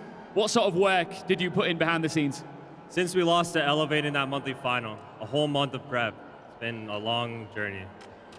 All right, well, that journey concludes for now, right here with a certain ticket. Max is standing by. Shall we bring this out and give it to our amazing players here? Yes. Let's give it up for Luminosity Gaming!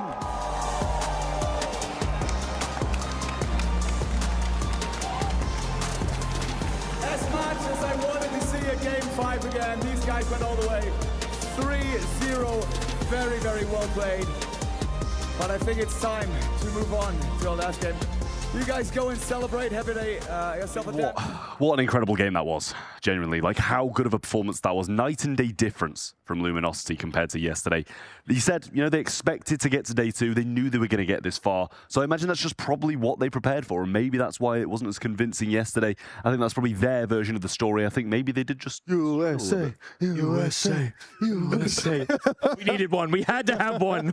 We were in shambles, fellas. I was saying that final set, for me, Chino. How good was his Carl gameplay? Unreal. I mean, I feel bad for the Piper, man. Like, he was popping off. Like, every time at the end of the game, he had like 6 stars over his head, and that was the difference maker because he'd got so many kills. He was the target. This moment, though, I was a little bit confused. He didn't kind of like hypercharge before he took off. Would have definitely, would have probably won that game if he'd have managed to do that. May have fancied the raw stats when he landed or something similar like that. But I mean, you are playing Carl into like one of the most high damage comps up close in the game, right? You need to navigate around the damage booster, the 8-bit that can teleport away from you with cheat cartridge. The tick can head first you, knock you back. Last hurrah, knock you back. The popping from the Piper to get them out of trouble. You have to be an elite level player to navigate this situation as Chino because you're taking the risk. Look at that. You are making the play. From beyond the grave. Yeah. Unreal. It's a posthumous pounding delivered there from Luminosity in general. And like, this is what I've been begging for this. Give me some clean. I love close games. I love reverse sweep potential. But when it's, you know, quote unquote, my home, I use air quotes, my home region, right? I do want to see like a clean win here. Again, set them up for that run into Worlds. And after that Elevate game at the last monthly final, like you could see how much it hurt them to sort of not be able to guarantee that World spot. They've earned it well and truly here. Yeah, well, an Australian pretending to be American. I'm not pretending. I mean, he's if there was an Australian region, forget about it. I will turn it so quickly. It's not even funny. For the sake of a win. Yeah. Well, Luminosity do move on, defeat BC Gaming in a convincing 3-0. There was a little bit of pushback here and there, but overall it was Luminosity who did manage to take the win home and head to the World Finals at Superfest in early November. We do still have that one last game remaining of Foot Esports versus Toxic Lotus, but it has been back and forward all day long. BC Gaming, I don't think that was the best. I don't think it was the best that they could have played. I think they were fine. I just think Luminosity really did shadow them quite a bit, Kenny. I feel like at the end of the day, some of the mechanics still showed through there with BC, but it's a team that even them coming into this, we've quoted them all weekend, they didn't expect to do well. I don't know if they even expected to go undefeated in the group stage. I feel like what they've achieved so far this year has already been enough of a big step. I mean, if this is a team that if they continue forward, that keep putting in the reps, we saw big moments. I mean, Sago on that Piper, that's why I let out a kind of a sad sound there, like, oh, because he had 8 kills. He had 8 kills for his team and they lost. I mean, BC Gaming have earned their halos, boys. You know what I'm saying? Yep. Well and truly. That is, you know, and I can't wait to see more from them next year. And I'd love to see them. Yeah, you like that one? Yep. Little throwback. I'd love to see it and all get involved with this team because I think they're here for good and they're continuing to show us that APAC isn't just about Crazy Raccoon. There's so much depth in that region. That's why their monthly finals are so exciting month after month. They're the real deal. Yeah, and I think bringing out performances like that do get you noticed as well, individually, not just as a team, but it's that time of the day. Sadly, I'm going to have to get rid of one of these slices of paper, and Ark, it's going to be BC Gaming. Do you want to do the honours of ripping it all? Like a cracker at Christmas, isn't it, this? But with a lot more... Inside is only sadness. There's no paper hat and crappy joke. It's just sadness. Just sadness. Sadness, pure sadness. We love you, BC Gaming. Like pulling it. Oh. Until next time. Guess who won? I got the bigger end, guys. Ah, there you go. Look at you. Right? Does he though? I mean, that's how crackers work, right? That's how crackers work. But Luminosity, you can see it, advancing to the next phase. They will be drawn at the end of the day to see which group they will be heading into for the World Finals. I love arts and crafts with Trav, honestly. Can you follow it one more time? He does reviews. He does yes, I can. crafts. Look at that. There we go. Love it. He loves it. That is sublime. I'm actually a big fan of that. Great I have it. Just like Chino folded them, baby. Just like laundry. Come out squeaky clean. Let's go, LG, baby. Sheesh! Hey, you 3 teams in the box. One more to join them. It's going to be Foot Esports or it's going to be Toxic Lotus. Don't go anywhere. We'll be back with that intense action after a short break. The Snapdragon Pro Series is brought to you by Snapdragon Elite Gaming, Monster Energy, and DHL.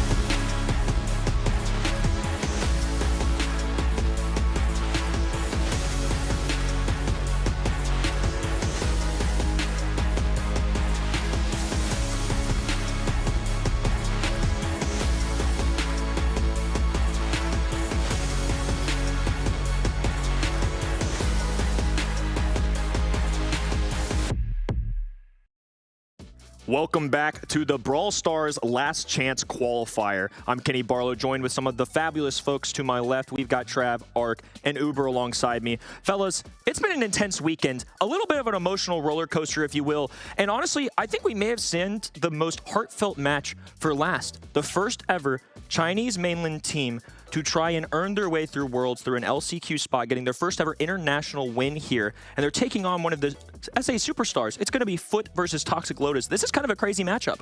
Yeah, I hate to be that guy, but it's going to be sad to say goodbye to them. Toxic Lotus, at least. Oh, wow. Oh, wow. Oh, all right. You were way nicer to BC Gaming. What's your deal? He's made the call pretty early. Okay. He's honest with us. I just think that Foot were literally the best looking team yesterday.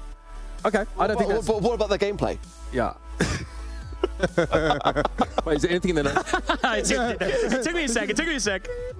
You called my wardrobe dad joke. That was a good dad joke, though. This guy. I stand by it. Look at that man. Look at them. Yeah, I mean, the jaw lines are just like out. They're out here, man. Absolute chisel. It's the second time today, based on looks, you picked male, by the way. Physique on Foot. You might not like it. This is what peak performance looks like. You know what I'm saying? That's how the prediction master done it. We're starting to find out little secrets. Again, this Toxic Lotus team, by the way, like, look, in Brawl terms, no spring chickens. With these guys are like mid-20s, 25, 26, the oldest team on average here, obviously at the LCQ, still reaching for glory for mainland China here and really want to put them on the map. We got teams, OU and Engine, I think, were on that BC Gaming roster last year that really got to start to show a bit more about what that region's capable of. Part of my heart was really hoping that one of us would pull the trigger here and go Toxic Lotus, because it's hard not to root for them, right? I mean, this is a team that has become one of the favorites in the entire world. I mean, kind of recapping yesterday being on Twitter, seeing how many people were just throwing out support. The fact that these guys have fought tooth and nail for years to get some recognition and then finally to do it in such a fashion is excellent. I'm kind of with you though, Trav. Unfortunately for them, Foot were one of my favorite teams coming into this weekend already. It was a team that no matter who they played, I probably would have locked them in. I mean, there's a couple teams I would have thought about. They beat Tribe Gaming, so that kind of answered that question. Like a Reply Totem. Reply Totems of the world. I would have debated, but blindly into just about anybody, I think they would have won. And that's kind of the unfortunate thing for me is Toxic Lotus on the other end, since they didn't get that 1 seed in their spot. Well, they're exiting groups as a 2 seed and facing off against Foot. I mean, what are the kind of feelings we have here? To me, I feel like this is another one where I want to believe in Toxic Lotus, but this is just another one like last match. I don't want to overthink it. Foot Esports have the highest set win percentage of this competition outside the mainland China region, which had obviously a different format. Toxic Lotus technically take that 100% because of the amount of sets that they won. But I mean, you know, like following from what you said, Uber, I mean, you know, going back to last year at the World Finals, they took Luminosity and Revenant Esports to the 5th and final set. As a mainland China team, that is unheard of. I mean, it really is, like you said, a team that I want to root for. But for Foot Esports, they've won 2 grand finals. They appeared in 4 out of 5 grand finals of the year. And Space Station Gaming, honestly, the caliber of players that were on that roster, for Foot Esports to really battle them back and forth and grow along the way. They had a bit of a slow start to the season, and then they found their footing. There is no other team in this LCQ that has as many circuit points as Foot has. They won 2 monthly finals. It's only just the way that SA works and that they only have 1 guaranteed world slot. Otherwise, Foot would be there. They wouldn't have to be going through all of this process. But we're talking about a very experienced team. We've got players that go back to the AC Milan Clash era, Renegados, like all these like household names in South American Brawl Stars esports, going up against team players from Nova China, Trick of China, even Reconic TOC over the years here. Like, I don't know if you have more years of Brawl experience across too many other matchups here. And like, Toxic Lotus are literal Brawl royalty from that mainland China region. Like, they love these guys, and they have been basically representing them at every international opportunity since they've had Chinese teams at these events. It's basically royalty on both ends from the respective regions, and it's easy to forget too. You know, we've talked about Foot this year. The players last year, they were at the World Finals. They directly qualified 2 of 3 of them. One of the standout players for me this year has been Hubi. I mean, Trav, Ark, you guys covered SA more than any of us here on the stage here. He's a player that stood out to me every month, and I think it is a top-heavy region. We saw Team Queso not quite deliver on the expectation of maybe of what we would have wanted from them, but people know how good SSG is. We've seen how good Foot are in the past, in the present. I mean, I feel like this is a team that even at World Finals could be potentially scary, let alone against Toxic Lotus. Yeah, I mean, genuinely, Foot Esports' performance yesterday were just really, really convincing. And, you know, you mentioned about them being all year long so convincing, having the most circuit points here. They have been incredible all year long. I did come into yesterday kind of underestimating just because they come from that South America region. It's got the 2 teams from that region, and they just fell short in the last one. Who didn't underestimate them? Me? You? Yeah, me. Yeah, Knows ball. We get it. We get it. You got a prediction, Rat? At the beginning of the season, though, following on from what you were saying, Kenny, about GB, like, you know, they dropped too far. Too far. Like, I mean, historic player. I mean, it's unheard of to drop someone who's been around that long and to bring in GB. And I know, as Roll said in the interviews, like, he's so happy. He actually said that was the pickup of the year, in his opinion. That's how much faith Roll has in that player. For me, he's been one of the standouts the entire season, and obviously he hasn't made it to this length in the postseason. He didn't fall short yesterday, though. I mean, he was on the B stream. It's a little bit different, obviously, but now he's got a whole crowd rearing behind him. Neither of these teams, I would say, have home court either, right? This is in Cologne, Germany. Nobody from EMEA here. Toxic Lotus on the other end, though. They've known all season long what it feels like to be an underdog. They're going to be prepping here. They need to do it for one more against 3 players on the other end who have been nothing short of phenomenal this year, Trav. Yeah, I mean, like, both of these teams are about as good as their region can spit out. Other than SSG, you know, from LATAM, from South America, FUT Esports have been an equal playing field to that Space Station team who's going directly to Worlds as well. These two are literally the best the region can offer. The last chance qualifier, an 82% to 18. I'm honestly not mad about it. It's the biggest difference of today, and to be honest with you, I think if there was, for example, a matchup of Toxic Lotus versus BC Gaming, I think I would still side with Toxic Lotus. It's not that I don't believe in this team, it's not that I don't think they're legit, it's just the respect and regard I have for FUT Esports. And I'm sure that's the conclusion that a lot of people at event.brawlstars.com, when wagering their votes, how they kind of made this decision too. Really tough site, breaks my heart a little bit. I mean, you can't help but cheer for an underdog, but FUT Esports have the history, they have the mechanics. It's not that Toxic Lotus don't, it's just FUT have done it more consistently. Yeah, they really have. And FUT Esports, they are just one of those teams, such incredibly mechanically skilled players, but not just that, they kind of have that individual prowess along with amazing team play as well. They know when to let certain players run riot, and that is exactly what many players on this roster, Pekka, Motep especially, Hubi kind of seems like the glue, occasionally makes those big plays as well. But that is exactly what this team will do. They'll just run riot individually, but play amazingly as a team too. A clash between SA and mainland China. 2 regions that are definitely different in terms of the draft compositions that they have compared to the rest of the world. These guys are doing things that are certainly unorthodox in NA and EMEA. It always kind of throws a little curveball in these international events because usually they don't 100% know what to expect. I mean, you scrim, you gather information, but every region kind of has those little nuances, those little picks, the Mr. P's of the world that we kind of know them for. Maybe not as much this year, but, you know, they've got that. And mainland China, obviously, with Toxic Lotus, it's an unknown threat just waiting for them. And I feel like each side can kind of take advantage of the uniqueness they bring to the table. And I feel like both of the styles could end up being very different. Yeah, to me, it just kind of seems like South America, as a region as a whole, are the one that kind of like, it's like an outlier in terms of the meta all year long. And then when they come to these events and they start scrimming against the rest of the world, I think they could kind of settle back down to, I'll say the norm, because it's what most of the world would play. But as you say, the Mr. P's of the world is what LATAM likes to go. Those kind of brawlers are kind of good against very, very specific matchups, but the rest of the world just wouldn't touch them with a 10-foot pole. They're not afraid to think outside the box, and we've certainly seen some outside-the-box picks today. So we've seen Bull, we've seen Daryl. It's wild to me that some fan favorites from home just trying to make the best of it on Everyday Ladder have shown up here on a professional stage. It's something that a lot of pro players mention too, and in conversations, sometimes there are drafts that players just feel like are unwinnable, but at this stage of the game, you gotta be perfect at 2 stages. You gotta nail your draft, you gotta nail the mechanics. There is no mercy for error, especially in a golden ticket match. I mean, I think in the majority of these, maybe save that Luminosity game where they were just more skilled. The rest of these golden ticket matches have been decided in draft. When a team has draft, they win. When a team doesn't have draft, they lose. And that is exactly what happened through both of those 3-2s. As soon as draft hits, it wins. And as soon as it misses, they lose. Fans showing out in the crowd for FUT Esports as little conversation going around in the arena. It's been a spectacular weekend of Brawl Stars. The emotion, the intensity, everybody laying it out on the line. And this year having LCQ with a live audience, not just players and casters, a whole community united here. Everybody prepping for Superfest that is just around the corner. November 1st through November 3rd, we are going to be joining the likes of Clash of Clans and Clash Royale. It's going to be a fantastic weekend. And we've got one more team to award a spot there 3 golden tickets have been distributed, and only one remains between Foot Esports and Toxic Lotus. I feel like a lot of people are going to be super happy either way about this resort. I feel like both of these teams have a lot of fans out there, but Toxic Lotus, we talk about sometimes the pressure that comes with the name of your region. EMEA, I think, have a lot of pressure. NA have a lot of pressure because of the competition levels. Because they're so top heavy, they're kind of carrying an entire region on their back. There's a lot of pride that goes into this. Yeah, I mean, I feel like there's so much pride with the Brazilian side as well. That's the thing. Both teams just really having a just go for their country.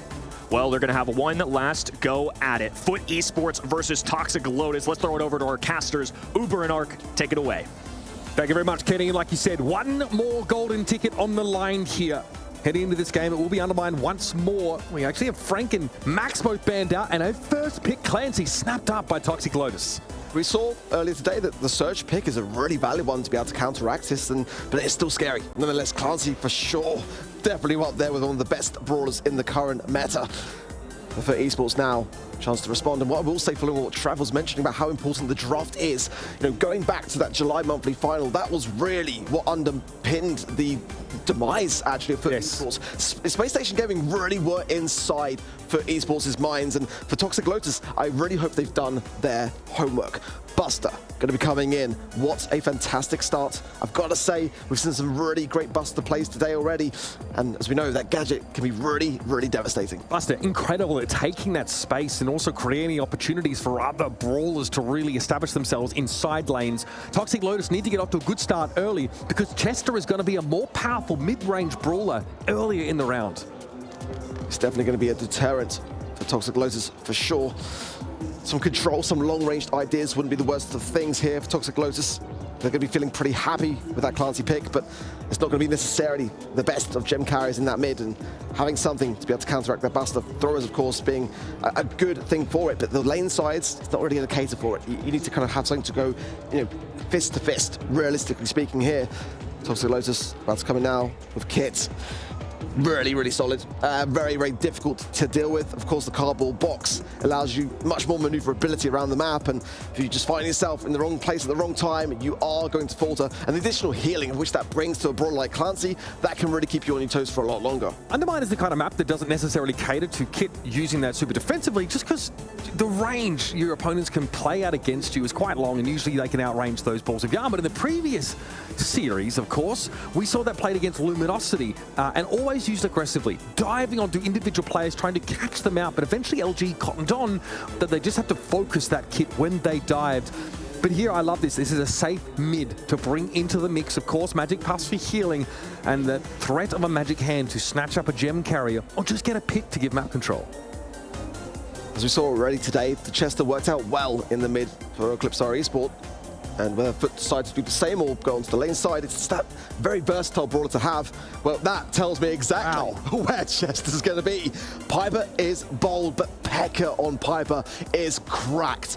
Honestly, when this man taps, it's just chalk it up. It's done. The Pipers from this region are insane. Like Firecrow, Pekka, there are so many incredible sharpshooters coming out of that South American region. Pekarov's definitely considered to be one of them. So now you have a Buster that can really bully at side lane, take a lot of space, and make it pretty comfortable for Pekka to sit back, hit shots, and of course the potential to guarantee an elimination with homemade recipe, and to have the safety of your super to get out of trouble makes Piper very powerful. Already Pekka strikes and puts the fear of God in White. Finds White beneath the cardboard box also. If Pekka can get an early super and try to get this forwards break, it'll go a long, long way for him for sure. And keep an eye on those clown pins. You're going to see a lot of them from that man. He's going for a new record. That's it. Yeah, trying to do a bit of a second best out here. And there it is. The Kit dives in, but it's able to be a trade because Pekka gets involved. And elsewhere, OU goes down. Engine on their own, in no position to contest the middle part of the map. Well, Pekka chose to not go for the break there as Engine was in a difficult spot to evade. Oh! Yeah, there on the right-hand side, gets a lovely takedown as they find Motive, but also the support from there, from OU is there. And a break now for Pekka as they know that they're going to need some space to retake. Cardboard box though for White. Will he find Pekka? Dangerous Pekka. 2 swipes. Oh, he has 3! Motep in trouble as well. They're going to be jumping on him. White looking for yet another Super White, and Toxic Lotus run over Foot Esports. And that's to the tune of 6 gems that they were able to walk away with. OU does get caught, and last shot! Pekka guarantees the elimination with the homemade recipe, but White picks up the gems. It's the last brawler you want them to be on, though. White needs to find a way to get them to someone safer. A little shot from OU. Oh, Hoovy with a lovely gadget, gets the gems as well. And Motive can just go super on the aggressive. What a steal! As now for Esports starts to retreat back with all the gems. I don't know whether there's going to be enough time for Toxic Lotus to do much about it. White's got to come in clutch for his team now. Pekka has super available. They cannot pin the Piper down at all, and Motep goes forward to run up there. Oh. Juby stays alive with 3,500 health and half of those gems to give Foot that first round. These two teams are playing no respect, no holds barred brawl. What a crazy game to start things off. I mean, wow, that was brutal. There was just enough time there as well for Toxic Lotus. White just got super at just the right time, but the seconds was all that was in it. It's now the double stacking on the right-hand side between Engine and OU. Massive amounts of value. White, though, going to be then taking a nice takedown onto Huey there, but he's staying in the mix as Motive comes in, picking things up. Gems are scattered in the mid, but they want them to be with Pekka. Turning a Kid Super into just a trade is not good enough. You have to follow up on that. Find the gem carrier and make use of that very aggressive engage. Pekka gets jumped on here. I think he queued up a homemade recipe. I love that super from Juby. Makes it impossible for Toxic Lotus to follow up on the dive of the kit. Basically meaning White was feeding. Well, Pekka has the break. White goes in.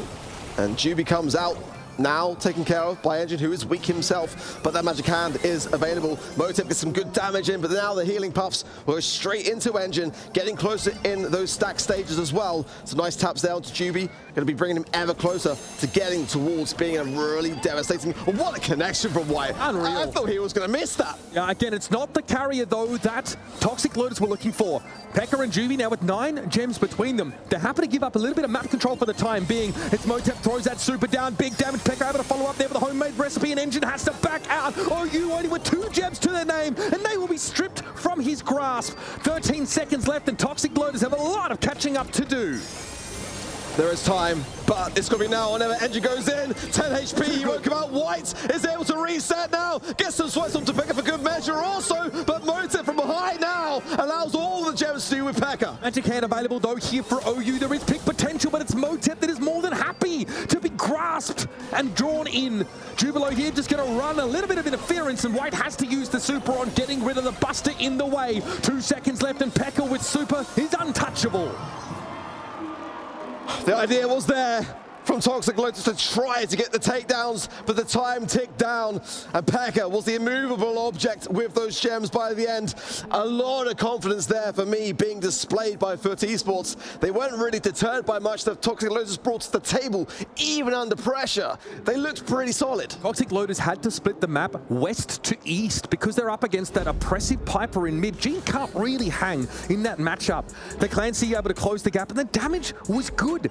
But so much of Toxic Lotus's composition depends on them following up on the kit super. And when your Buster throws a montage down behind the kit, it makes it impossible for that Clancy damage to make a difference. And so Kit dives in, gets eliminated, rinse and repeat. How close that really was there. There could have been a reset. There really could. Pekka as well. I just love the energy that he brings to this team. He's been a shining star for me this year. He really has.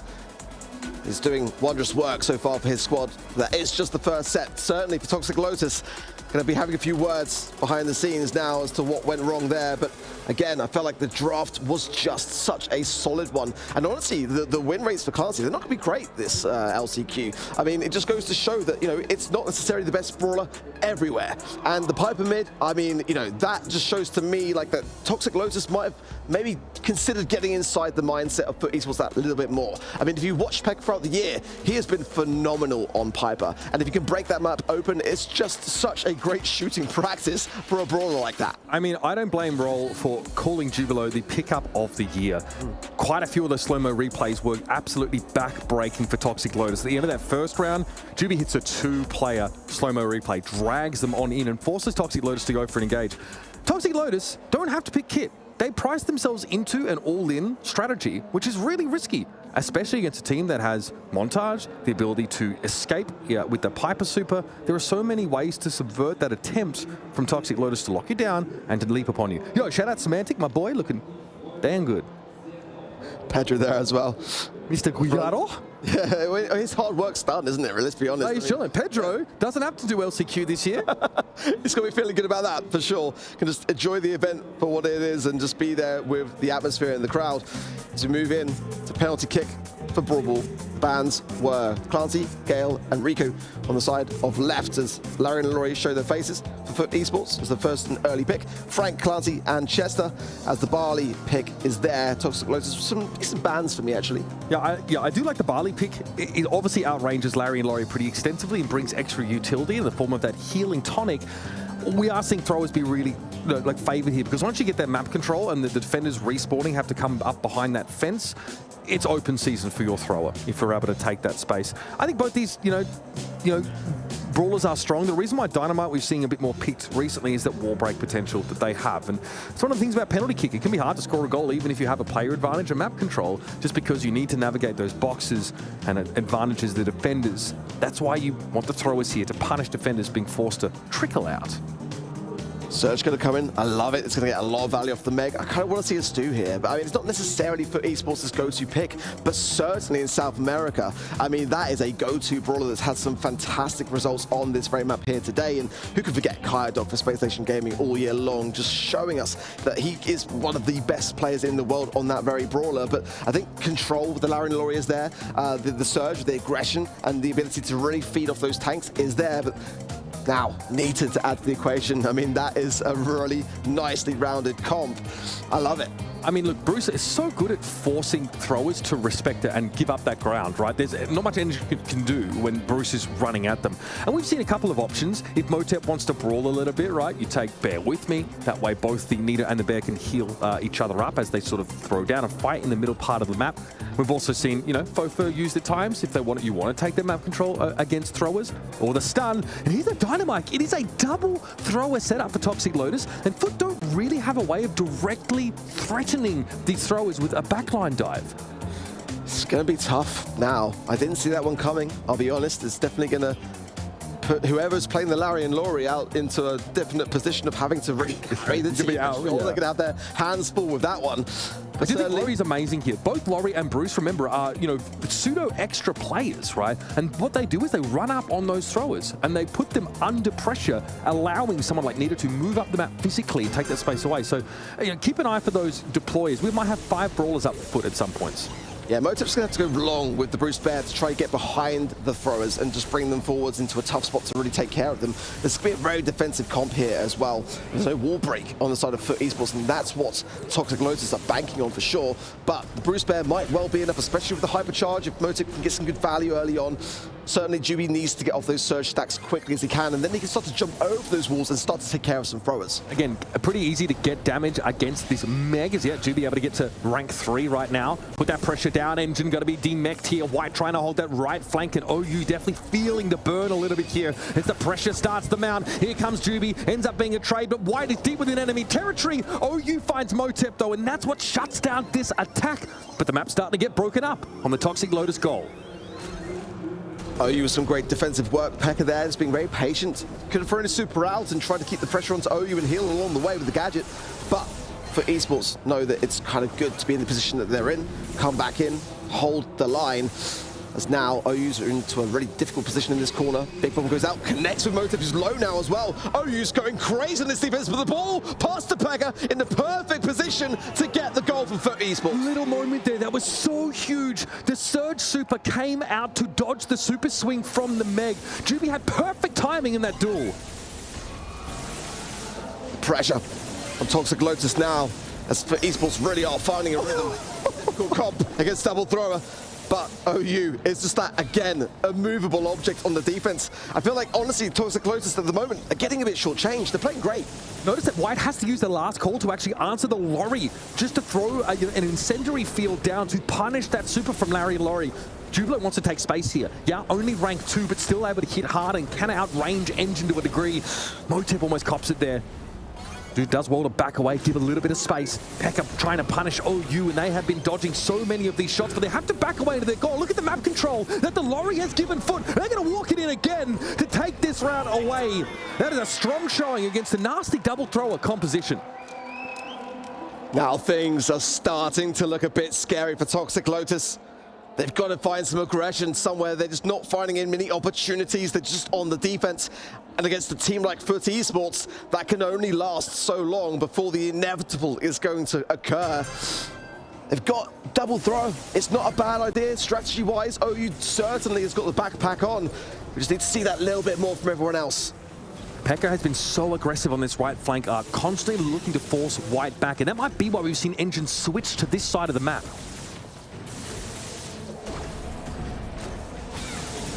Okay, White goes down, Engine still staying in place, but for OU, waiting just for that right time to gadget. As Engine's feeding more over to Pekka, that's dangerous. Once Pekka has that super, it can really cause a big problem for both of these throwers here. Now, trying to find Pekka still, who's juking well, but concedes a shot, gets the heal off again, and it goes straight into a mighty barrel of boom. Yeah, Pekka definitely forcing the super out of OU there and has to give up a little bit of ground. Juby threatening here behind that wall. Look at the map control slowly being taken. Foot are trying to choke Toxic Lotus out here. The Bruce gets brought down, but Motep is now nestled in this corner, and White loses out across the fence against Pekka. Here comes Motep, and here they fall. It's Engine trying to hang on now, trying to defend against 3. It's too much to ask. Great communication there. The pop of the gadget on the surge and the support just to ensure it, as that could have been a fumble. To be honest, it's not easy to score those moments. The patience prevails as now Motep brings in the Bruce on the hypercharge. It's going to be such a tanky thing going in on White. OU's going to be troublesome here as everyone falls, but Foot Esports stand. Another certain goal and another certain set. We talked about it at the start of this game, out of the draft. The Lorry and the Bruce, both of those deployable extra brawlers, the pets getting thrown out. At the start of that last goal there, Foot literally just hypercharged Bruce. They went for it. And because Bear With Me was on Motep, he's able to keep that Bruce alive. Normally it takes like 3 to 4 shots from OU on the Dynamite to bring it down, and that puts a lot of pressure, forces them back into goals. But a little bit of extra healing for the Bruce meant that both throwers from Toxic Lotus had to sit in their own goal while the entire map was taken over by Foot Esports. That comp worked perfectly against the double thrower setup. The thing about Foot Esports for me, if you've been following the South American region this season, is just how aggressive they are. And in this meta, it really is all about aggression. And that was my comments towards Tribe Gaming earlier, as we know, who aren't going to make the World Finals because they are that more control-based, passive team that like to have their opposition play into their strategy. This is not that meta. It's all about chaos. It's all about going in and having the confidence to really bring home the goods. And that is what Foot Esports for me are just exuding at this moment in time.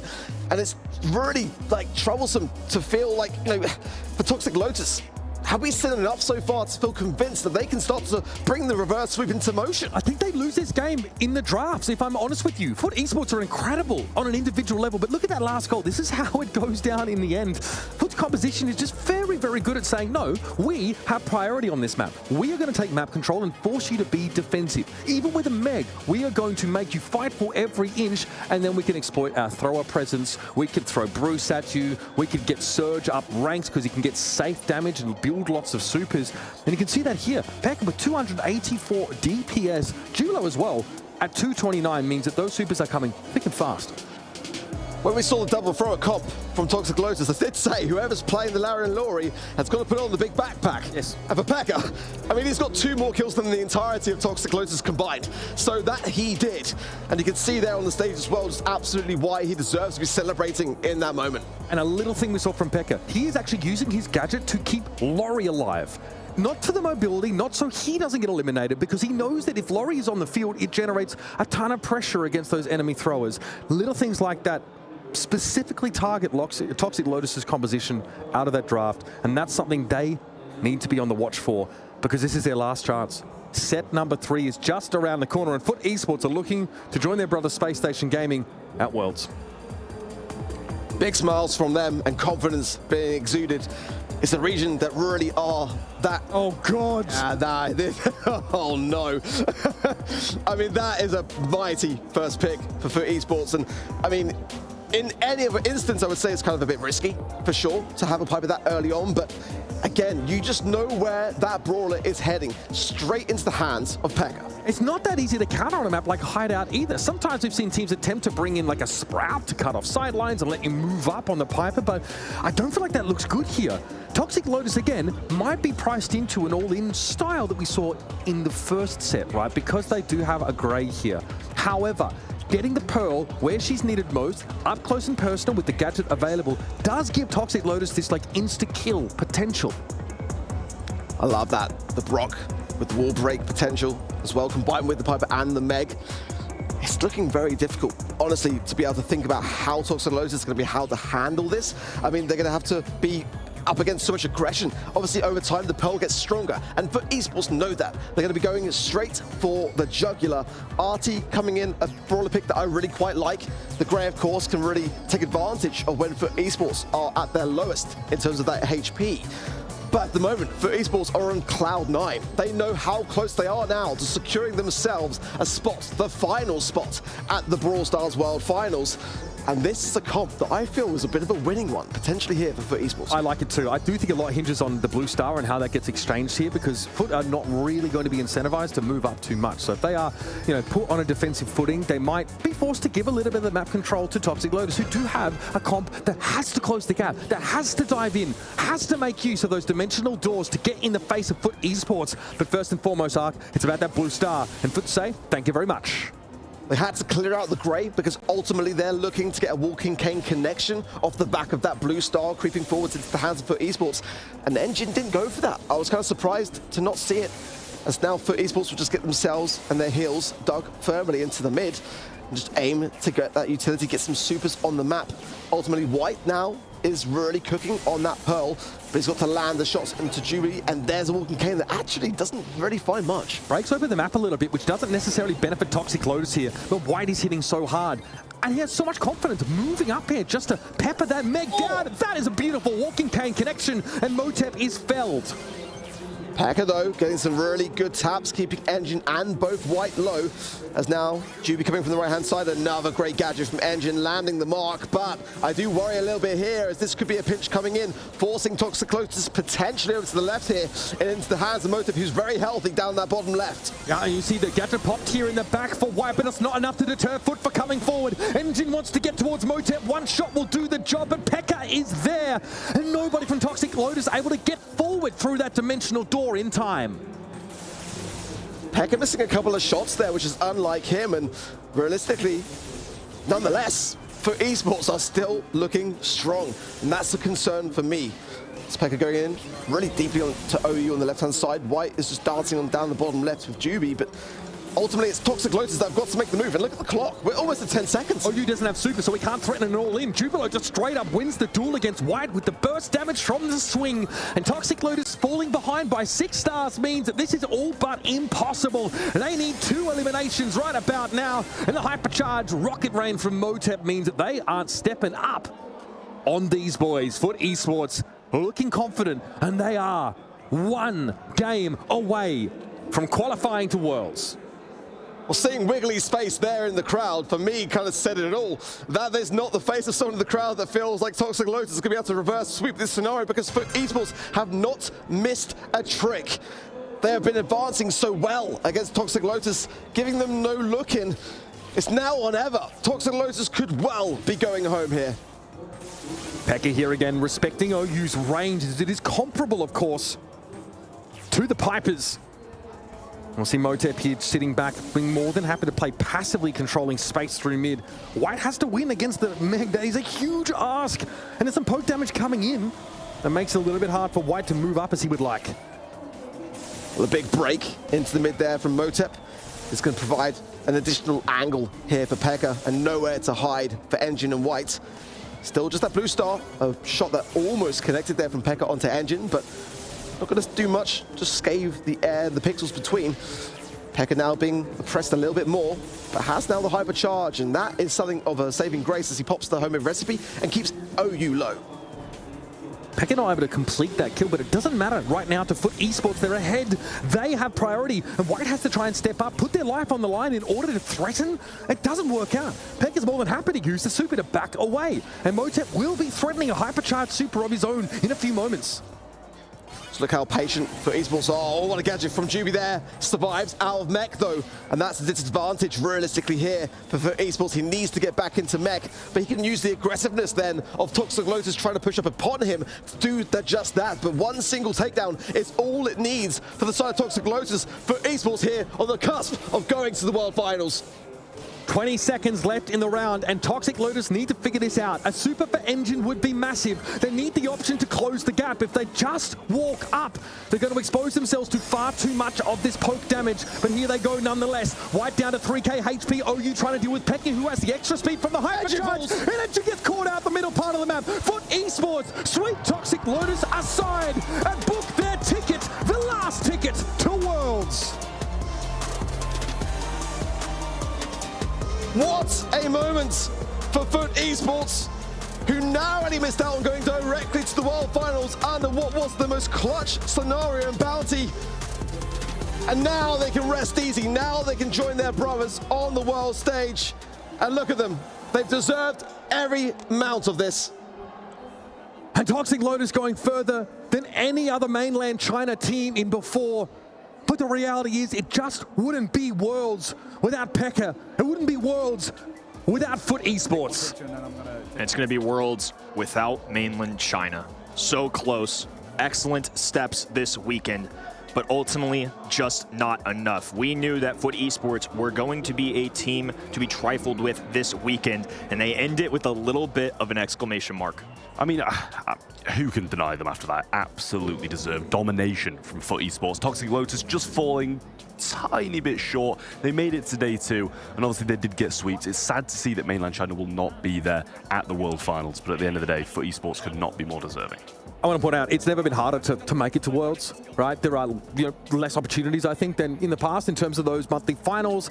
Now mainland China gets in through LCQ. They have to go up against incredible teams from around the world, because Foot's region is also hard to qualify out of. This team is unbelievable. Pekka and Motep not at Worlds would be an absolute travesty. And Juby's looked absolutely phenomenal. Like, I actually understand English, so I was like, oh, well, too late. I prepared this. Trying to listen in. Think wait, they're I'm getting a place. possibly considering an interview here. You can do this after. See what they can do. Too busy signing merch. Signing merch, though. I was about to say, he took a little lap there at the end of that as well. They're on the stage signing scarves, signing tickets. He dropped a nice "soo" on stage. Like, put away from him, but he was... He had a touchdown dance, like he IRL emoted. That was a bit wild. Haven't seen anything quite like that here. Language, but one final question. That would be, parabéns, caras. Uma última palavrinha para os seus fãs. Eu queria agradecer a todo mundo que torceu pela gente. Isso muda muito e essa vitória é por vocês. Muito obrigado. And you can translate that maybe in a second. Did you hear what he said? Could you repeat? Could you repeat what he said in English, or just say it in English? I haven't listened. Then say anything you want in English to the fans. Thank you very much for everyone who has supported us. Thank you to Food. Food is the best store we have ever had, and thank you so much for everyone. Thank you. Then there's only one more thing to get. Ian, I'm gonna need you out here. Vamos! Brazil! All right. For the final time here, we've got a golden ticket, and it goes to Foot Esports!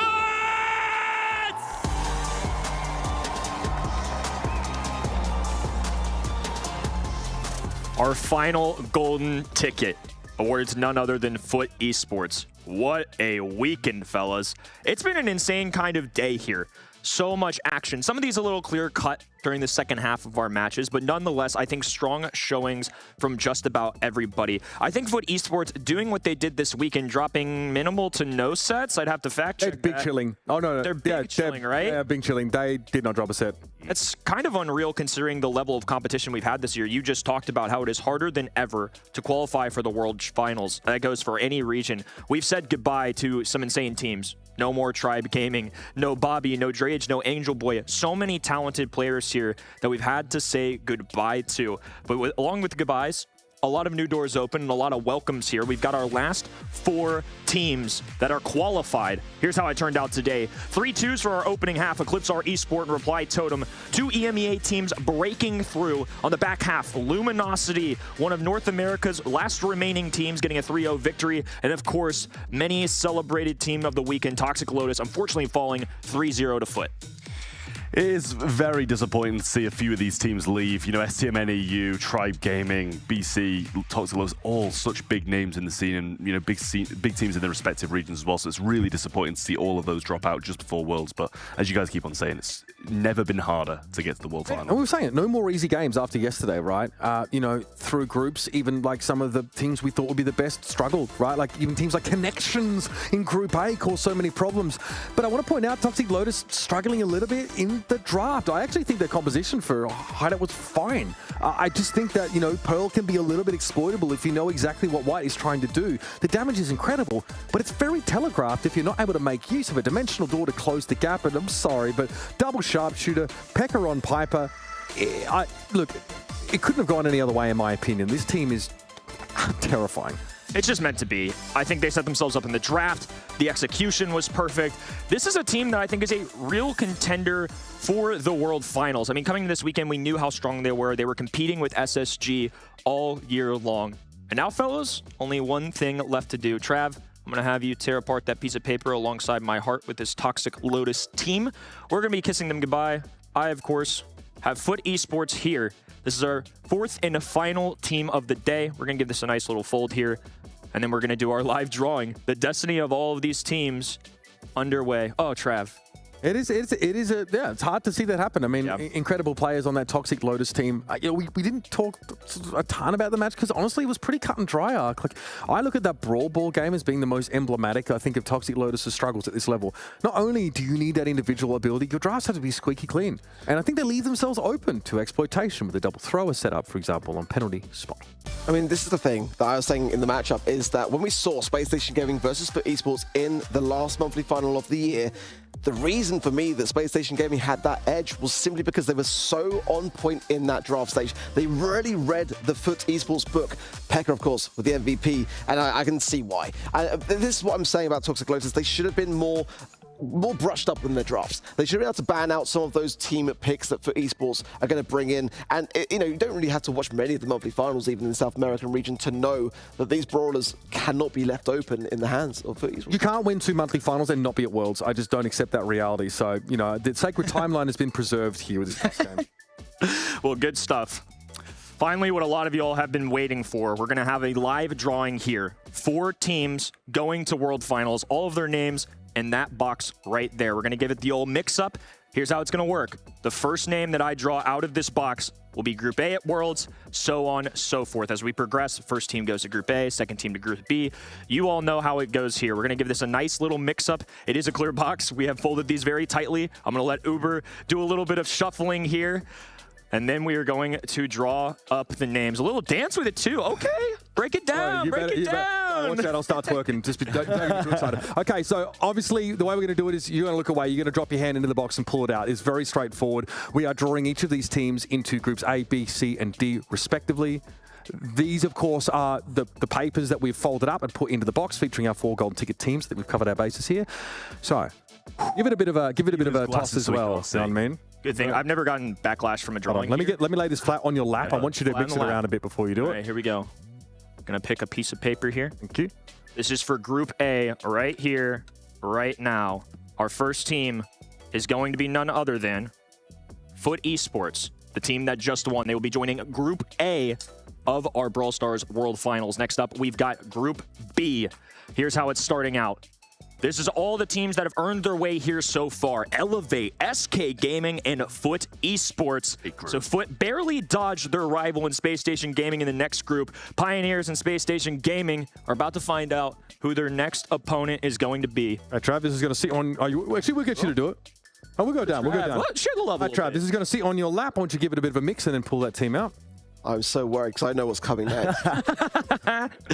Yeah, Group C is a little scary. Just one, right? Yep, just one. No, this is what kind of question this is is that? one, yeah. All right, let's have a look. What we got, Trev? So, team being seated in Group B? Reply Totem. Wow, That is wow. a deadly group. That's an interesting one. So Pioneers, Space Station Gaming, and Reply Totem. And we usually coin it the group of death at these events when we have something. They're all groups of death today. But CR and Zeta Division, world champions alike on both of these teams. One of our last remaining ones that ARC is, of course, going to draw here is going to fall victim. My PR team could not handle this if I draw this group, so we're sending it over to ARC. Under that, big boy. Why did I sit in Good this luck. seat? Like, why did I sit Oh, here you today? got it. This is the one that I'm going to go with. I'm so sorry for whoever this is. Oh, no. Wow. Luminosity? Lots of storylines in that group. A rerun of Zeta Division versus LG in the group stage. This was a team last year that was one goal away from beating what would become the future world champions. And of course, with one team remaining, it is going to be Eclipsar Esports joining Group D, Humble, Rival Esports, and Eclipsar Esports. So after that live drawing, this is what the World Finals groups will look like. What are we thinking, fellas? This is exciting. Luminosity, don't add me on Twitter. Yeah, no, I'll just I've already gotten enough from have to draw Luminosity just to like even out the amount of cheering you guys have been doing for them today. There is so much to take in here. I mean, Elevate, SK Gaming, and Foot Esports all in that same group. That is unbelievable. Yeah, Group C obviously is absolutely filthy. Humble and Eclipsar are also in that same group there, so Eclipsar get a chance to come back some of that regional rivalry. All of those groups are fantastic, and of course, for completeness' sake, yes, I have the Eclipsar Esport one we pulled out last.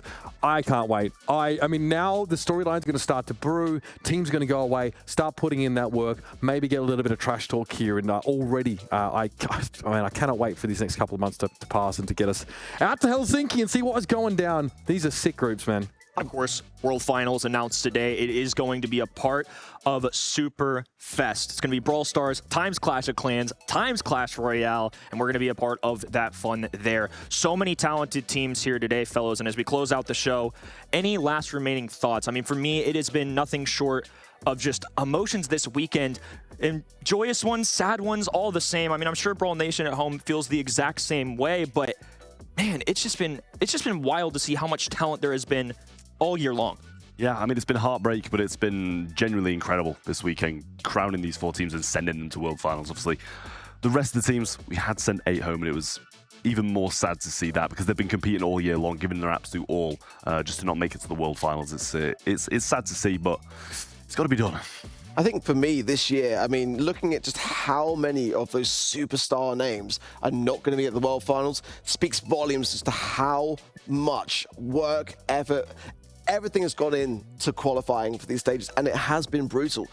And that's the reason. Like, it's crazy to me that we're not going to see those teams and those names at the World Finals, but that is the level of competition now. It gets tougher every single year. For me, what stands out is how many of these teams that are at Worlds now are actually newly formed this year. You know, we have seen teams with years of experience behind them. Like Tribe is a great example, a roster unchanged for quite some time, who struggled to fight up against these young, hungry teams. And you can see how much it meant to every single one of them. Look at the emotion on Eclipsar. See Pekka run up down the middle of the stage. And the heartbreaking defeat also is something that we can't gloss over here. Brawl's in a great place. We have the very best teams representing at Worlds, and I think there can be no questioning that. And we're just a short distance away from that World Finals. We will see you there November 1st through 3rd. On behalf of the entire team, across multiple languages, it takes a village to put on these shows. My wonderful co-casters here, all the people that put in work on Stream B, thank you. This is Kenny Barlow signing off. On behalf of the Brawl Esports team, we will see you at Superfest on November 1st and 3rd.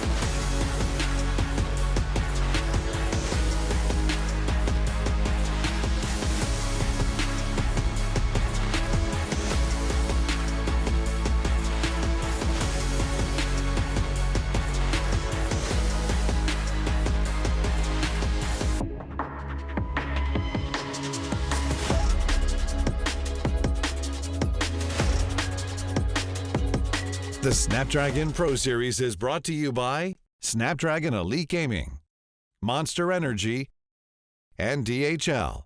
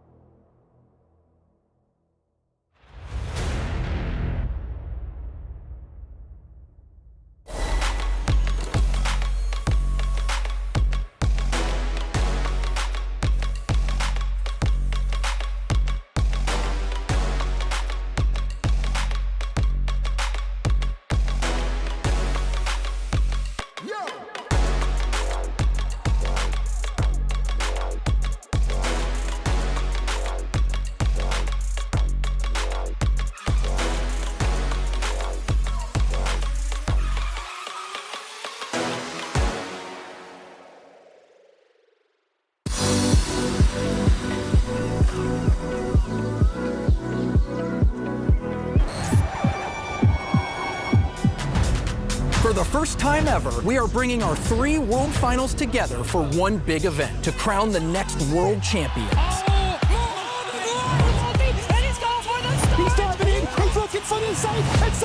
Welcome to Superfest, where fans, pro players, and content creators come together for an epic World Finals event, where only the best will compete and legends are made. Join us starting November 1st in Helsinki, or watch online at event.supercell.com and be part of esports history. But wait, there's more. Comment on this video online to win a trip to Superfest for yourself and a friend.